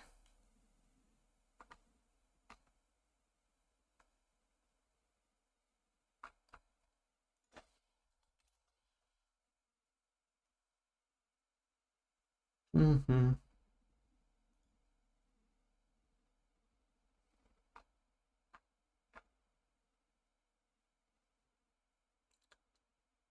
Apparently we can get it here. It says 9 April, US energy drink brand Celsius has plans to expand into Australia and New Zealand. So they're coming here, dude. I'll try them out.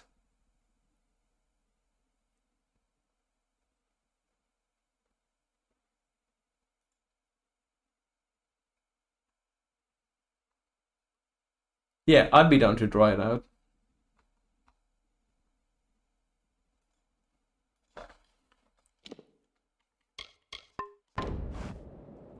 Although, I've reached a weird point, man, where I need to drink an energy...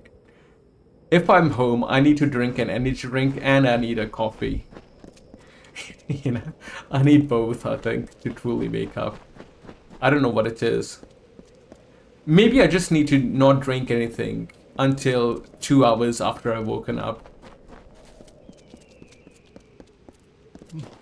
Because I think I just naturally wake up slower and that haze, nothing solves it.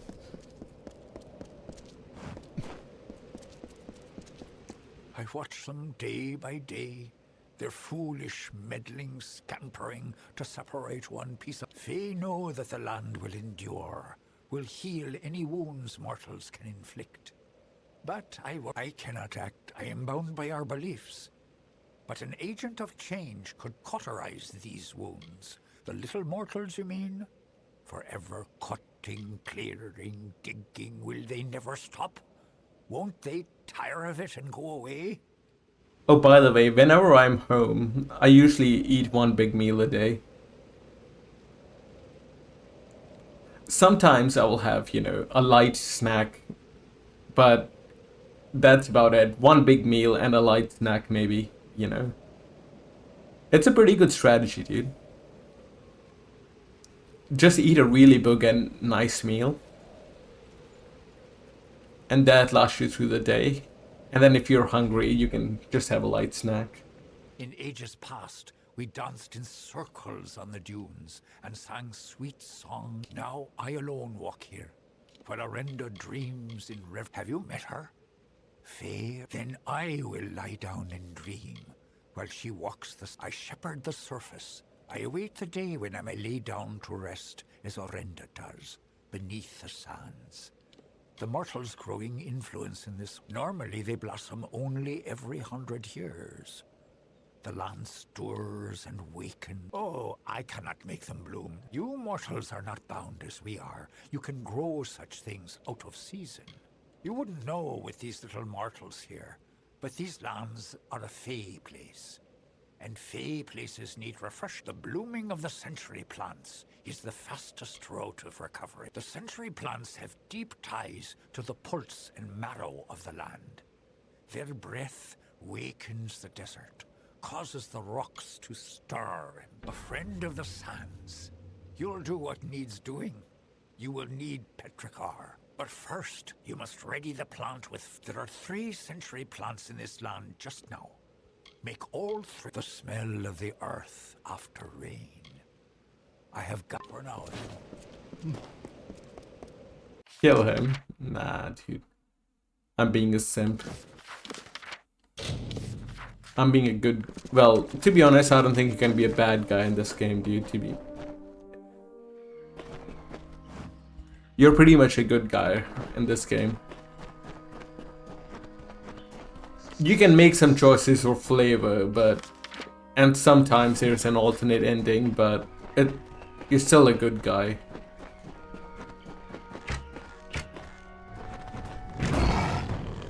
Killing that NPC, all that would do is...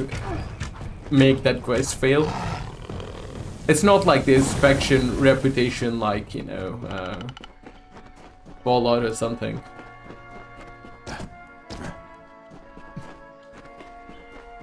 The factions won't hate me. Just as quest giver will be dead.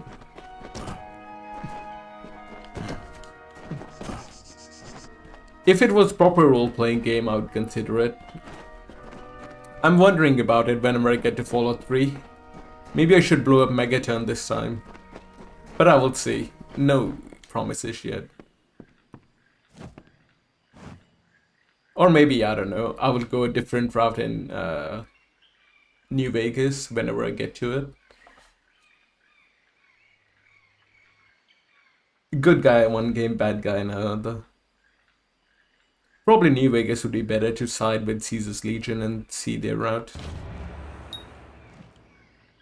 The light, return to me. Did you do this? The blessings of the thorn and shadow now leave me to the reverie, and the deep shadow and the far wind sighs. This is home, the place of power.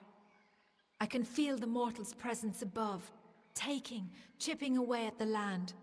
Calavar will not be. Now I have the light, the reverie will be untroubled. Ah.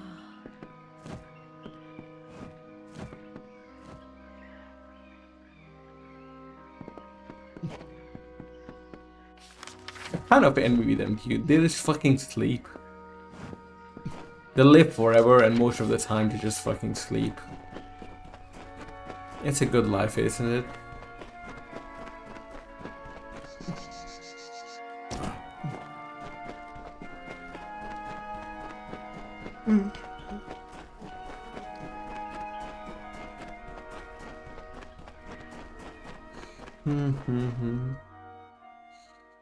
Dang, I still need to look up a Fallout 3 mods. Ah well, I've plenty of time. This game will take a few weeks still.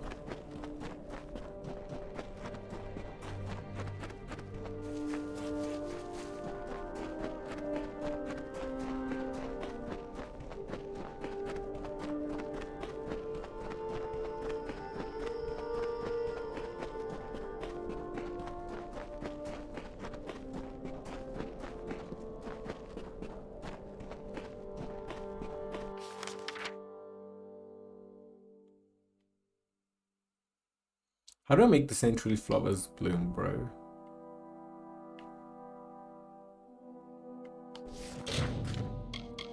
Did he give me an item or something?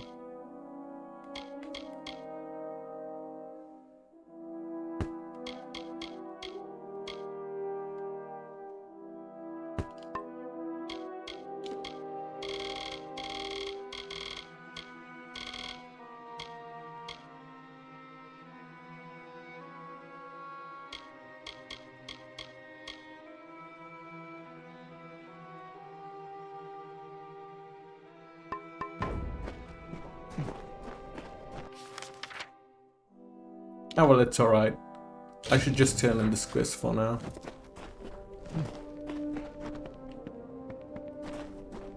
Let me go sell some stuff and then be ready for tomorrow.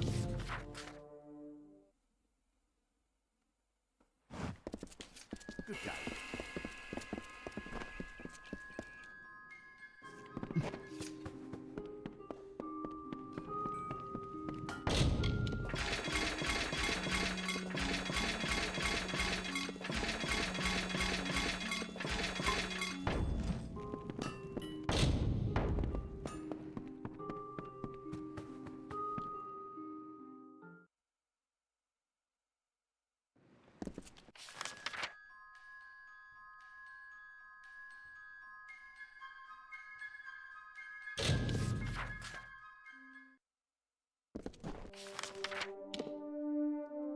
But yeah, these areas are going much quicker. Well, I say that, I haven't really finished the shit. Oh my, oh. A Fey relic, was that it? She called it a light. I want, no matter. Facts are without you, so please have this. The interest rewards, though I've heard tales of terrifyingly scarred men. I don't care why they're there. I just don't want them anywhere near. Edessa could not have been built without the Motus Mining. Scholar of mineralogy, Motus Mining. And unwitting adventurer. It's a place of mystery and intrigue.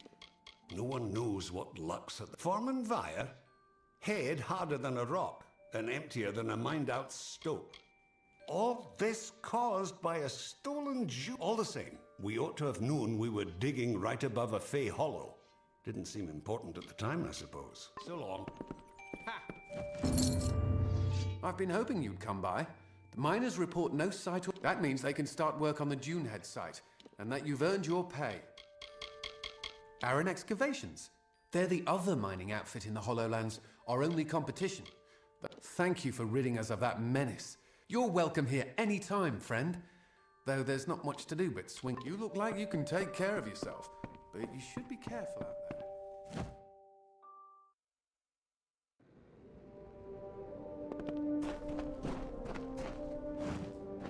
Oh, thank goodness you're here. It's my miners. They've gone deranged. Bless my beard. Just as both sides were the lunatics fled out into the desert. I tried to stop one of them and saw nothing but a blank stare and a strange light behind the fellow's eyes. This is the work of that Fae. The one who sits atop the hill on the outskirts of town. If you can find that Fae, damn right. There's no other explanation. He calls himself Calovar. Polite enough. When we first got this operation up and running, he'd appear out of the sands every once in a while. It's so obvious now. I'll bet he was behind the other problems as well. The Crudock, the attack on Canyon Hill. Gulliver watches the mine from his perch on the hill to the south. You'll find him. Surely you've heard the name. Odysseus dug the very stones Odessa was built on, and the gems that power her. Well, the Canyon Hill site's underway thanks to you. But for every step in this place, there's another. Didn't you hear me? They've gone soft in the head. I tried to stop one of them and got nothing but a vacant stare. I bit my beard. Nothing is going right.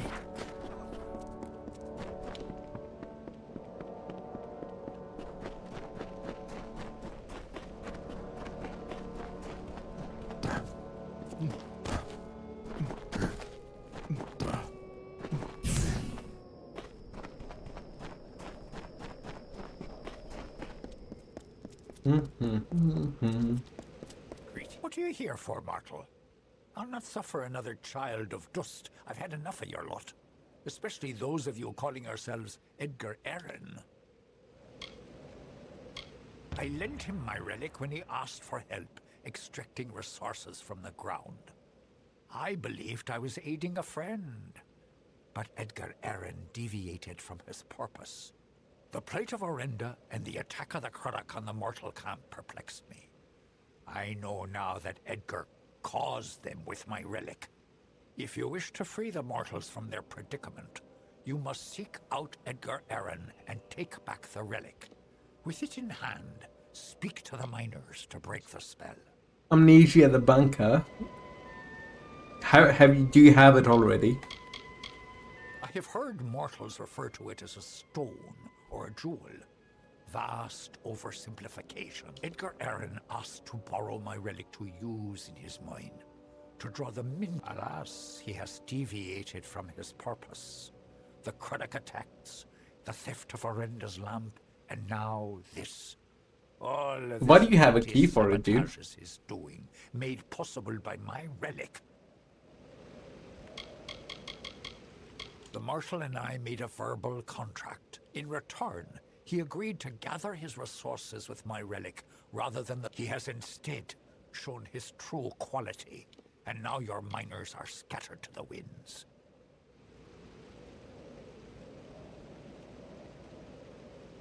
What?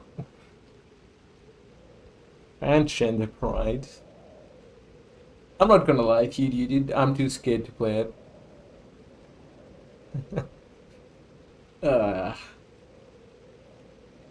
You play it, man. Do you have someone you could give it to?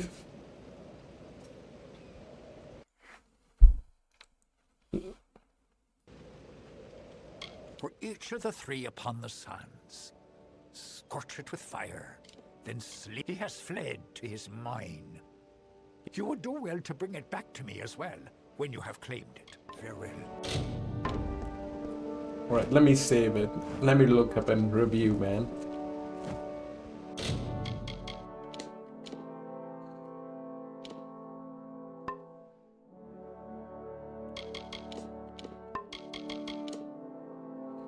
I have 3,000 enemies killed. Fucking hell.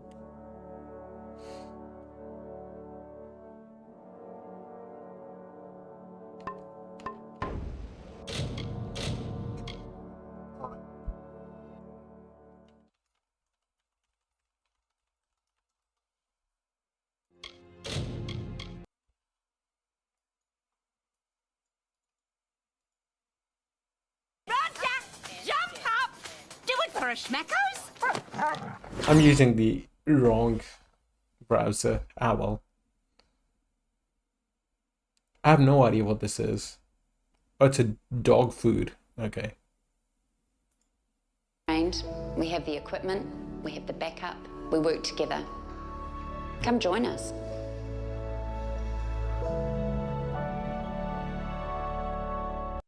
Who wants to work for the Department of Corrections?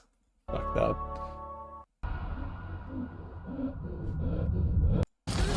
The story seeds it planted to a bone-chilling and climactic final bloom. So Amnesia the Bunker, a smaller and more self-contained chapter, has its work cut out for it in getting me excited about this frightening franchise again.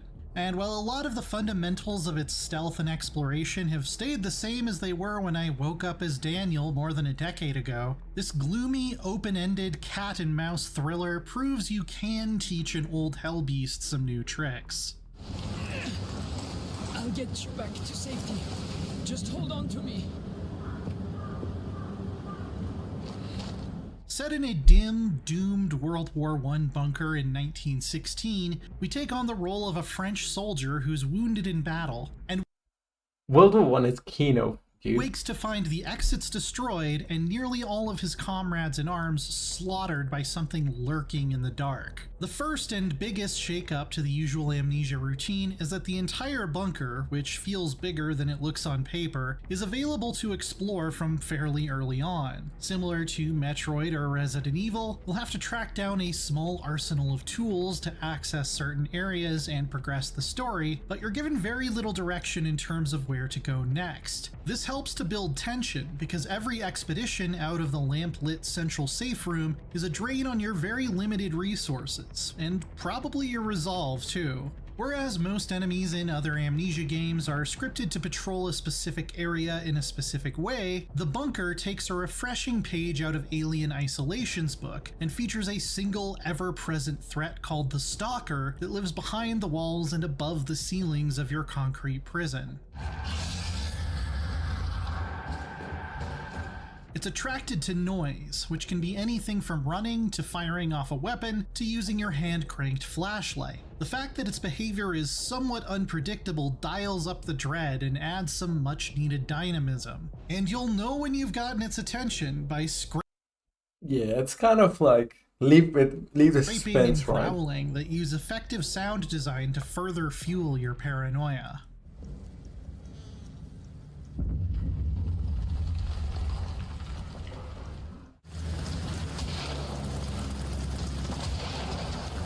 Amnesia made a name for itself as a horror game with no weapons, so it seemed odd to me at first that the bunker hands you a pistol and even sometimes grenades. But the joke was really on me, as these World War I horror game. I'll look it up. can at best make the stalker leave. Dude, I'm too scared to play it, man. You'll be wasting your key.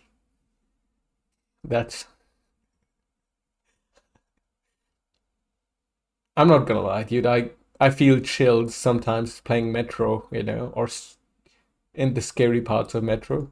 Leave you alone for a few minutes. Munitions are situationally useful, but ultimately end up making the foe even scarier. After all, what's worse, a monster you can't fight at all, or one you've seen take a bullet to the face and merely get a bit annoyed?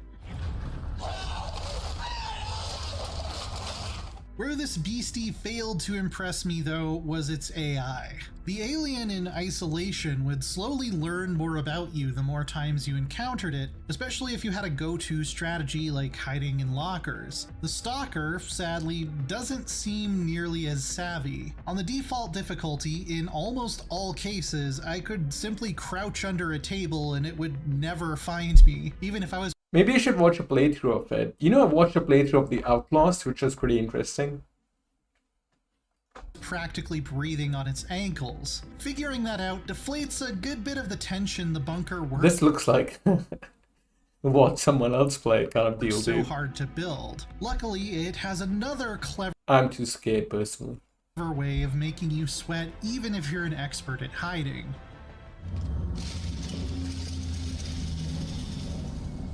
See, the whole bunker is powered by a central generator that guzzles down fuel like a thirsty elephant, and there's only so many refills available on the whole map. You can explore without the lights on, but it's very bad.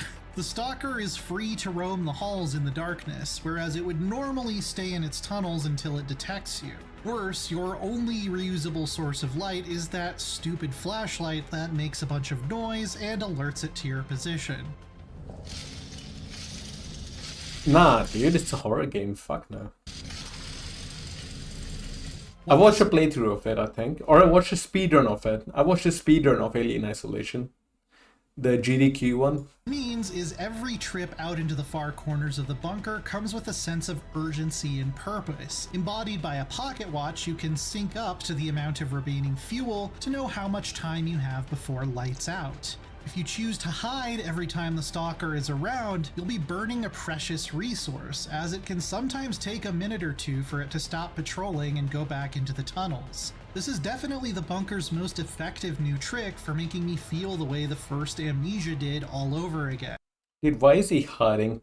Clearly visible, with the light shining. Hubert. Oh my god, that did not sound good, dude.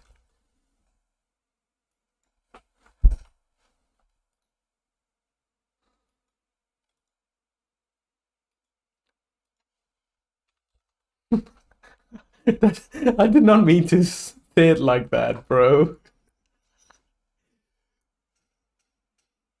I'm not Kanye, man. I was just trying to make it sound French. The story is a relatively simple one, especially compared to the interdimensional cosmic nightmare that was Rebirth. A timeline of events slowly comes into focus, as you find notes written by the various enlisted men and officers who once called this box a home away from home. There is a fairly clever twist toward the end that managed to subvert my expectations as an Amnesia veteran. Whereas the past games have largely been about remembering and coming to terms with your character's sins, that's merely a prelude to what the bunker actually has in store. There are certainly some little peeks into the larger Amnesia universe, but I found it refreshing how much smaller and more self-contained this tale is. If you did play Rebirth, you'll be rewarded by understanding the context behind some of the weirder stuff that shows up. And if you didn't, you'll get to be surprised and perplexed by these moments in a way I wasn't. Then you should probably go play Rebirth so you can understand what was actually going on. I found the ending itself extremely predictable though. If you think about what you're doing throughout the bunker for even a second, I imagine most people will be aware of what escape would actually mean this whole time. But it is still effective, reminding us that we as humans can create horrors far worse than any writer's most eldritch imaginings. And knowing where it's going certainly doesn't spoil the journey. As a final little twist, a lot— What is it? Like another mental... He's mentally ill? of stuff in the bunker, including the monster's behavior, locker codes, and the location of some key items, are semi-randomized on every playthrough. This is supposed to keep things interesting if I don't know enough about, but maybe he's mentally ill and maybe he's the stalker all along. I don't fucking know, dude. That's my guess, you know. But I might be wrong. you decide to replay it. I didn't feel like there were especially compelling reasons to do so, but it's nice to know that if I ever get the itch, that I won't just be speed running through the same route again.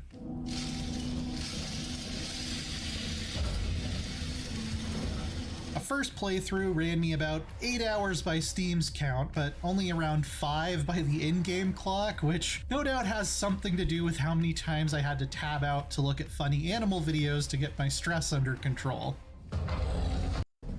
The bunker proves that smaller anthology Water. It's got us so far. You can watch news and ads, dude. I'm too lazy to switch to Firefox.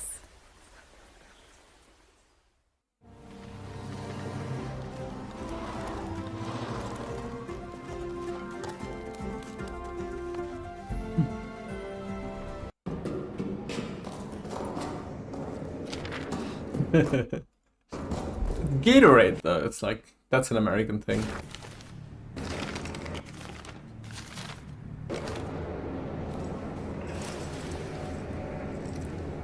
Oh, does he kill himself with the dynamite?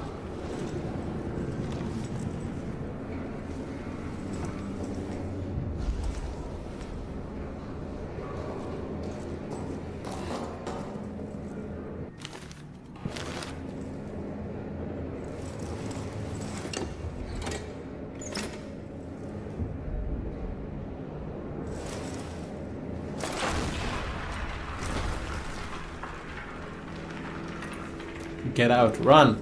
Run. Run, you fucker.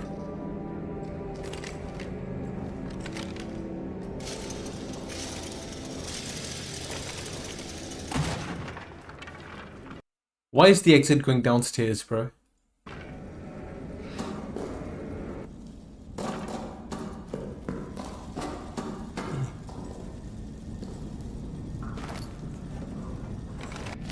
He's going downstairs, man.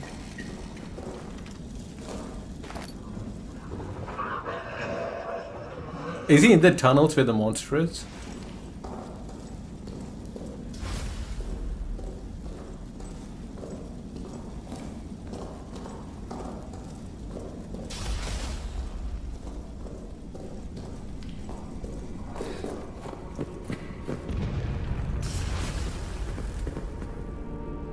That looks like Frankenstein machine, dude, to create the monster, maybe. Okay, looks like my mental illness thing was wrong.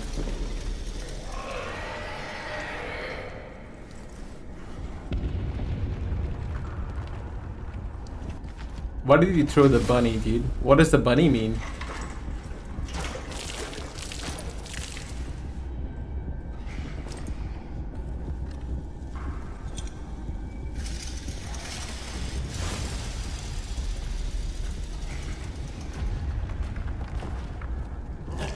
Oh, it's distracted by it. The bunny.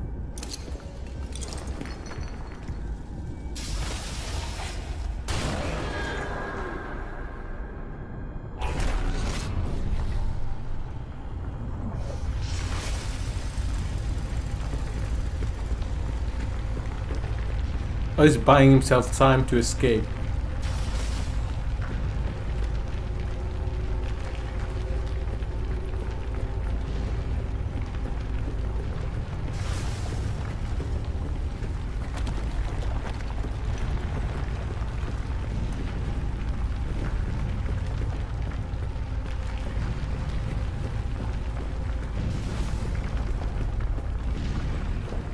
He's out.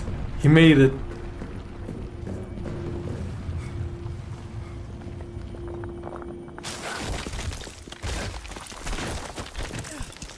Imagine if he falls back into the pit.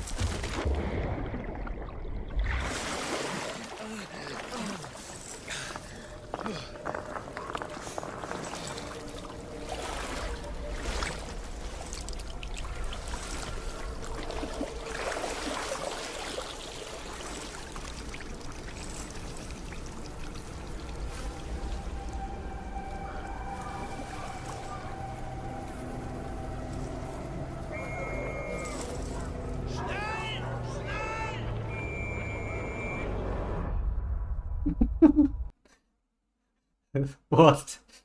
He gets out and dies to Germans? Really?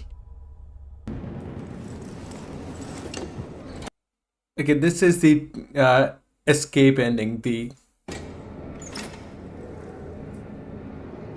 That was the true ending.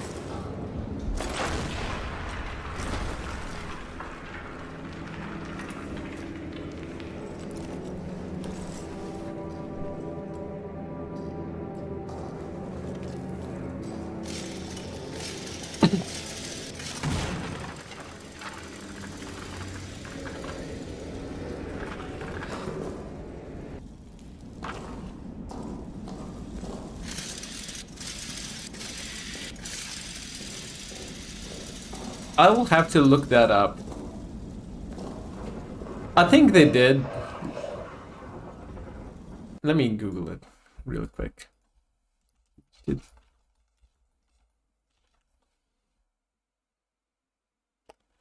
Germany instituted a prisoner of war camp system from 1915. Yeah, so they did. Yeah, of course they did. The Germans had, well...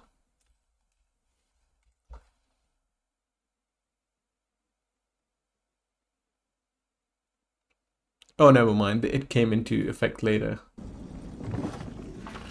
But yeah, they did. But you wouldn't take a prisoner on the battlefield, though. You know?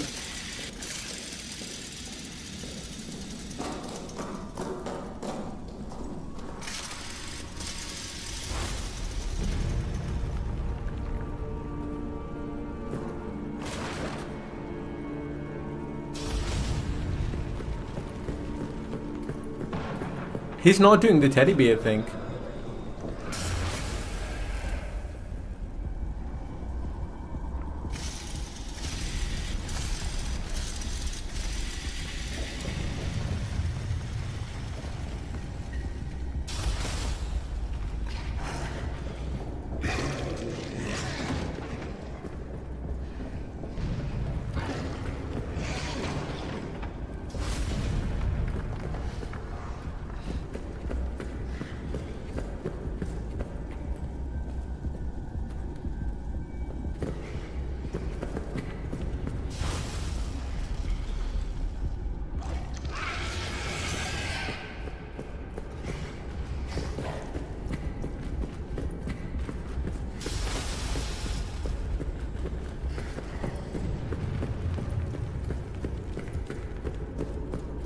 He's just guiding it, dude.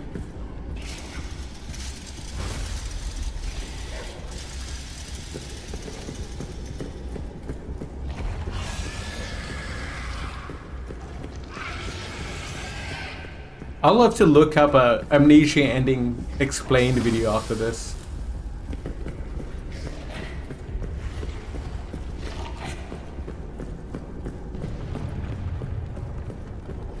This is too much of a gamer thing, bro.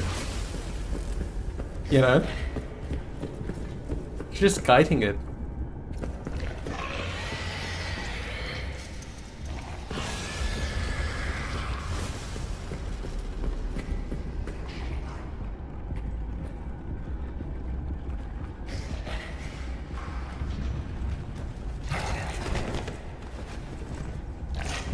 He got greedy.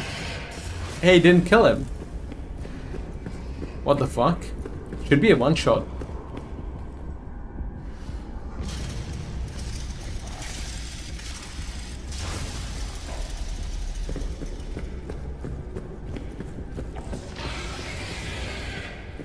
It's like Phasmophobia when it came out. You could just like fucking hide and shit.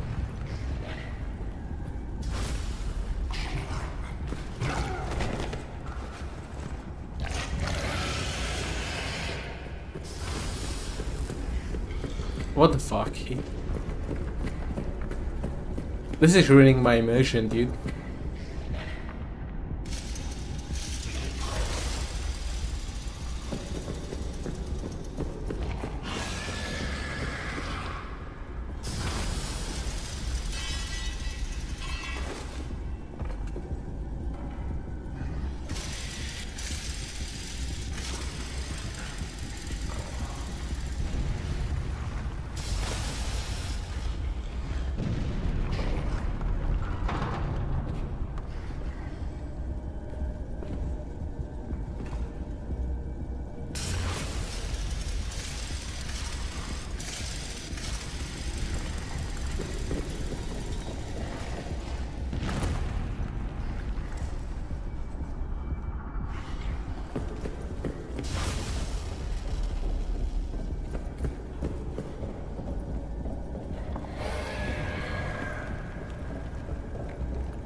Okay, despite being malnourished, he's a long jumper as well.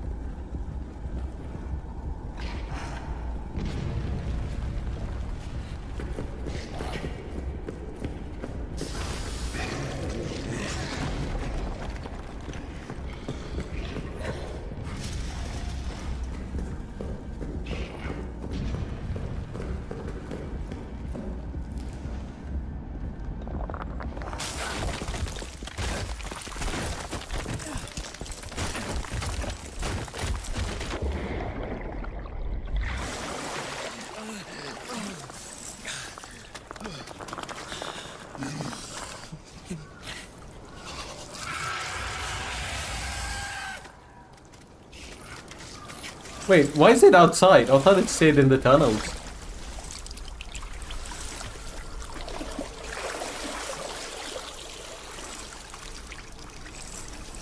Here comes the Germans. The Germans.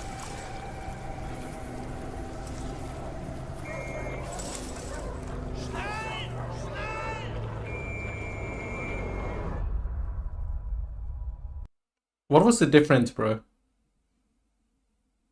What was the difference in the endings?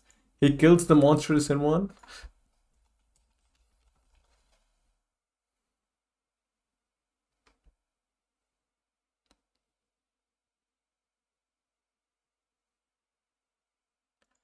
Oh, the monster escapes too. You're right. Fuck, my brain. Save like a boss with a $9.99 crispy box only at KFC. Farmers has the best gifts for Mum. Whether it's her first Mother's Day or one of many, treat her with some new stuff.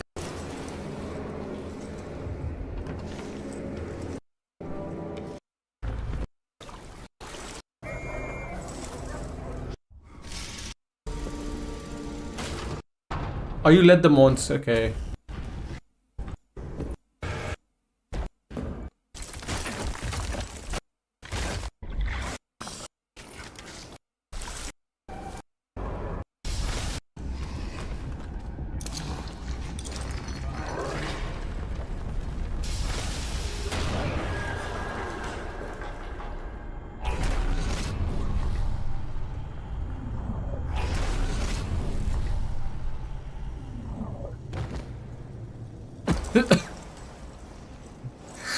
I know, right?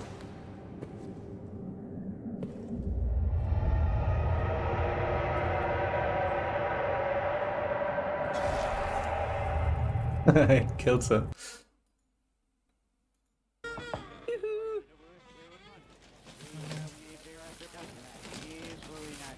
Hi there.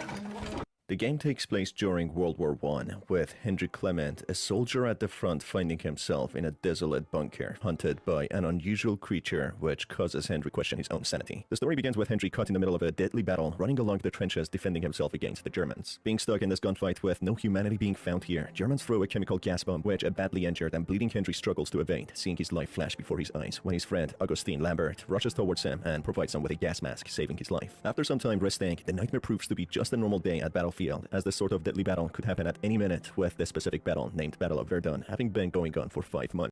Dang, bro. He's speedrunning this shit. Only in Verdun, the casualties for French are estimated to be up to 185,000, and for the Germans 200,000, which makes the friends who saw another day being alive get separated again, as Lambert has guard duties. After some time, following a flare, Henry finds a deep hole with Lambert being badly injured and unconscious. Henry, who owes his life to his friend Lambert, carries him on his back, running as fast as he can to get to safety. This is unfortunately cut short as the German troops spot them and throw a bomb, which leads to Lambert seemingly losing his life, with Henry passing out. I'll get you back to safety. Just hold on to me.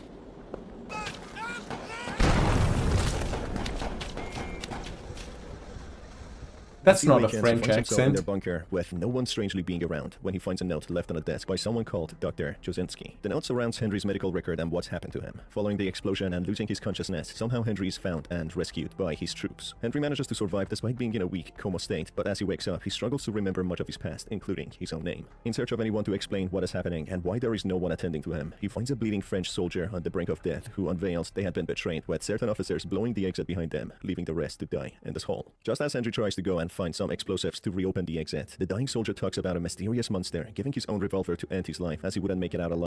Dude, yeah. World War One is Kino, man. I was playing multiplayer World War games. It's on too. Anyway, and would prove to be a heavy load, which could potentially lead to both dying to the savage monster. This explains to why the other officers left everyone else behind in the bunker, barricading the exit so the monster wouldn't follow them outside, which displays the sheer brutality and horror this monster poses, which makes the officers go to the deadly battlefield than staying in the bunker. As Henry finds some ammo and goes back to end this unnamed soldier's misery, he witnesses in horror the crawling human-like monster dragging the screaming soldier, who will suffer a tragic and petrifying end. Trying to find the explosives and the exit in order to escape, seemingly being the only one left in the bunker, Henry finds a photograph of an autopsy of their sergeant named Reynard. His autopsy shows a torn chest cavity and multiple lacerations, with his skull and ribs cracked. So that's his they experimented which on could them? indicate the savagery of this monster and the way it kills its victims, being a very horrifying way to die. Due to the severe rat infestation, the people in the bunker burned the deceased in order to reduce the rat population, not to feed on any remains, displaying the dread that is felt in this place. As time passes, the dread kicks in the minds of the soldiers beneath the ground in the bunker, being trapped with an unknown beast, a monster that makes one scream in agony for some time before death, which makes many contemplate escaping, even facing definite death under enemy weapons, stand trapped in this death hole. A note from Sergeant Joubert earlier in May, a couple of months before experiencing the fear of this nameless monster, they managed to discover a series of old Roman tunnels which seem to lead directly to the German line, which makes them plan a surprise attack. After a successful raid, they captured 20 German soldiers, which puts their capacity at maximum, not knowing what to do with the prisoners. One specific prisoner rips off his rank, seemingly being an officer, which they label as prisoner 73014, as he wouldn't say a word, which makes the French think about using less than civilized techniques to extract information from him. Trying to map the recently discovered tunnel, Special Duty Team member Laroux explains how exploring the Roman tunnels have something supernatural about them. Strange glowing liquid seep through the deepest. So the Roman tunnels have something weird, and they get German prisoners they experiment on.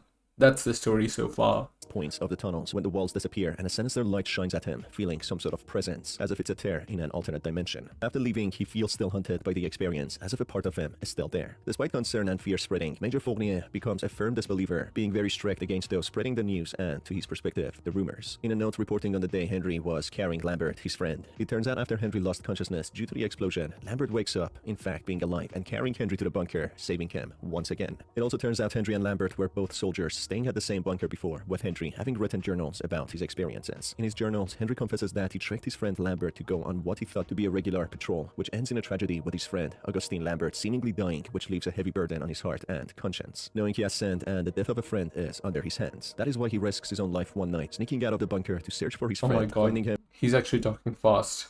Let me slow it down.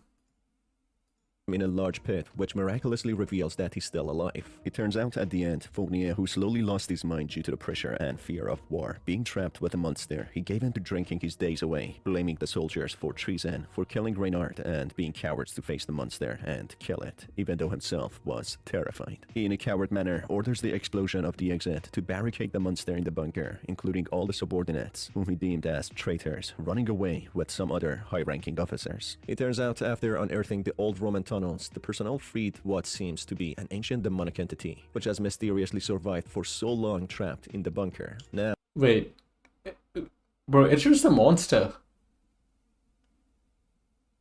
There's no like human creation or scientific creation. It's just a fucking monster. it has an open buffet of humans to choose from, whether to satiate its hunger or for sinister sport. This is at least what seems to be a theory Henry has formed as of now, with new revelations convoluting the secrets even more. Finding a journal by someone called Toussaint, he writes about At least that explains why the monster escaping is so big. Dreams which feel real, drinking the disgusting yet intoxicating mucus-like liquid oozing from the Roman tunnels, which puts him in a state of violent ecstasy, wanting to kill and long for blood and flesh, yet a wonderful feeling which he cannot explain. Even the rats seem to be affected by the opening of the tunnel, seemingly enlarging in size, being deformed and getting more aggressive. The nature of the tunnels are soon revealed to have been dug, decorated, and created by the Romans to perform sadistic rituals of torturing and killing people, to seek satisfaction and joy from the screams of the victims. Okay, so it's a Roman monster tunnel.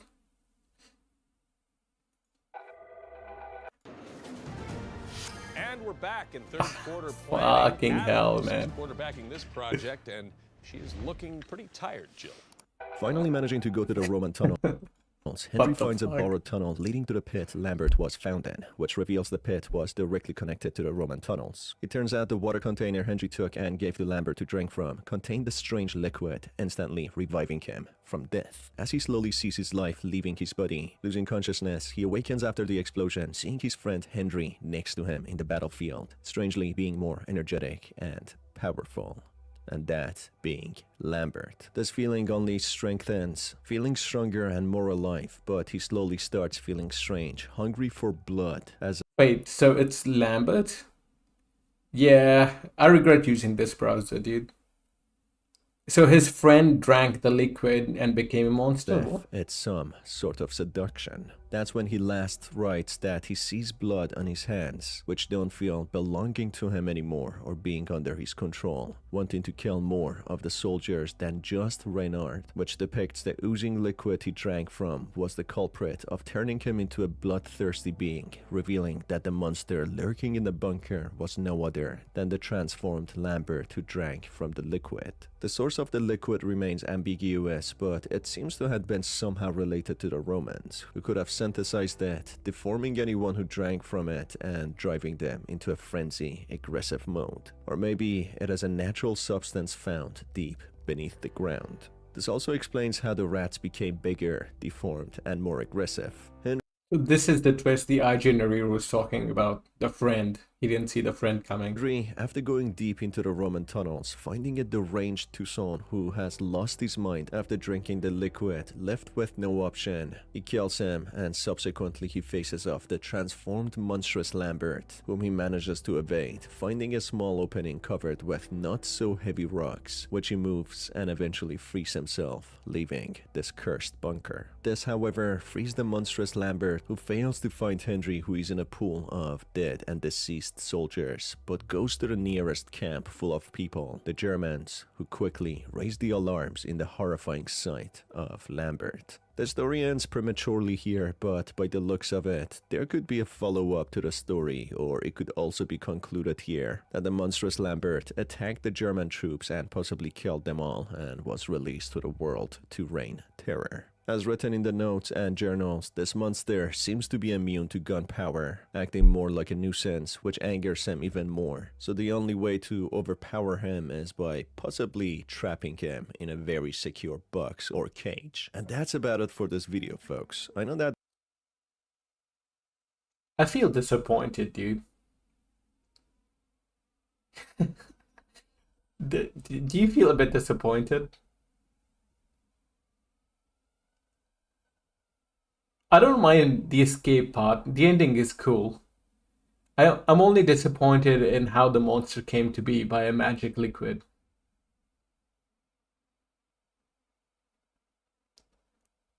Then again, I haven't played Amnesia, right? So I don't know what the twist in Amnesia was. The first one, I mean. The Dark Descent. I think the World War I setting is Kino, though. And the bunker is a really cool setting. Like actual bunkers and stuff, you know, to base a horror game in with the lights and the earth, you know, moving above you, especially with the monster.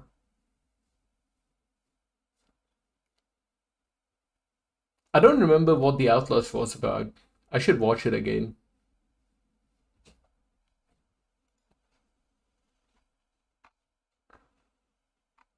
He says the dark liquid and the chamber containing the strange architecture is in fact referring Amnesia Rebirth, where the liquid in the game is revealed to come from the other realm, where the Queen came from. The liquid also turned most of, I don't know, Rebirth's character party into monsters.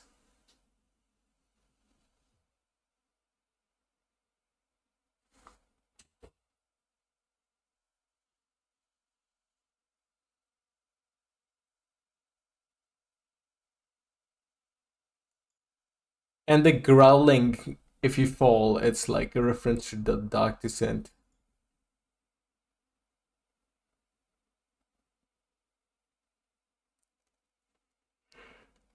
Yeah, bro. I bought Soma, man.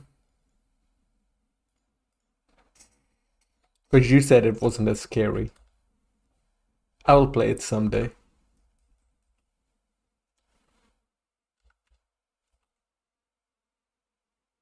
I swear I bought it, man.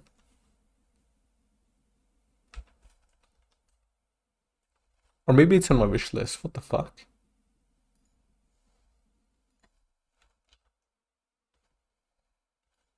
Oh, it's on wish list. Never mind. I didn't buy it. It's on wish list. It's in wish list.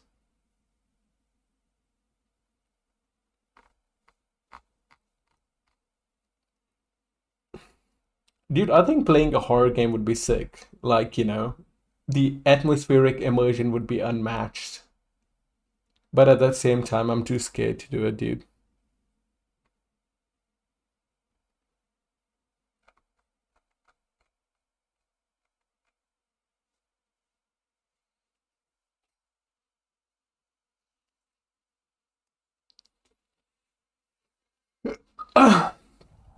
I will play this someday. How long is it?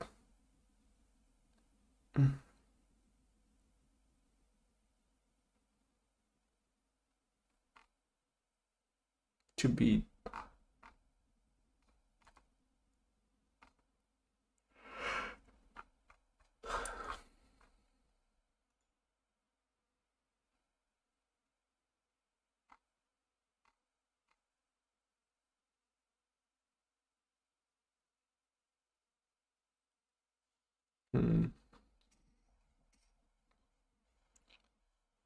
Yeah, but I think like every single bit about the bunker, you know, like the way he lights up his torch on his hand, the flashing lights, the earth moving, looks, you know, even his, you know, outfit and like you see his uniform on his hand looks immersive as fuck.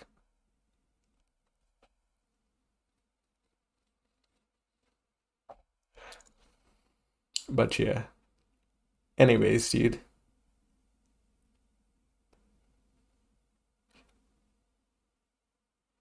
Maybe one day, dude. Maybe one day. Maybe during the holidays some days. I can be brave enough to play it. But anyways, I've got to go to bed, man. I've got work tomorrow, so you have a good night.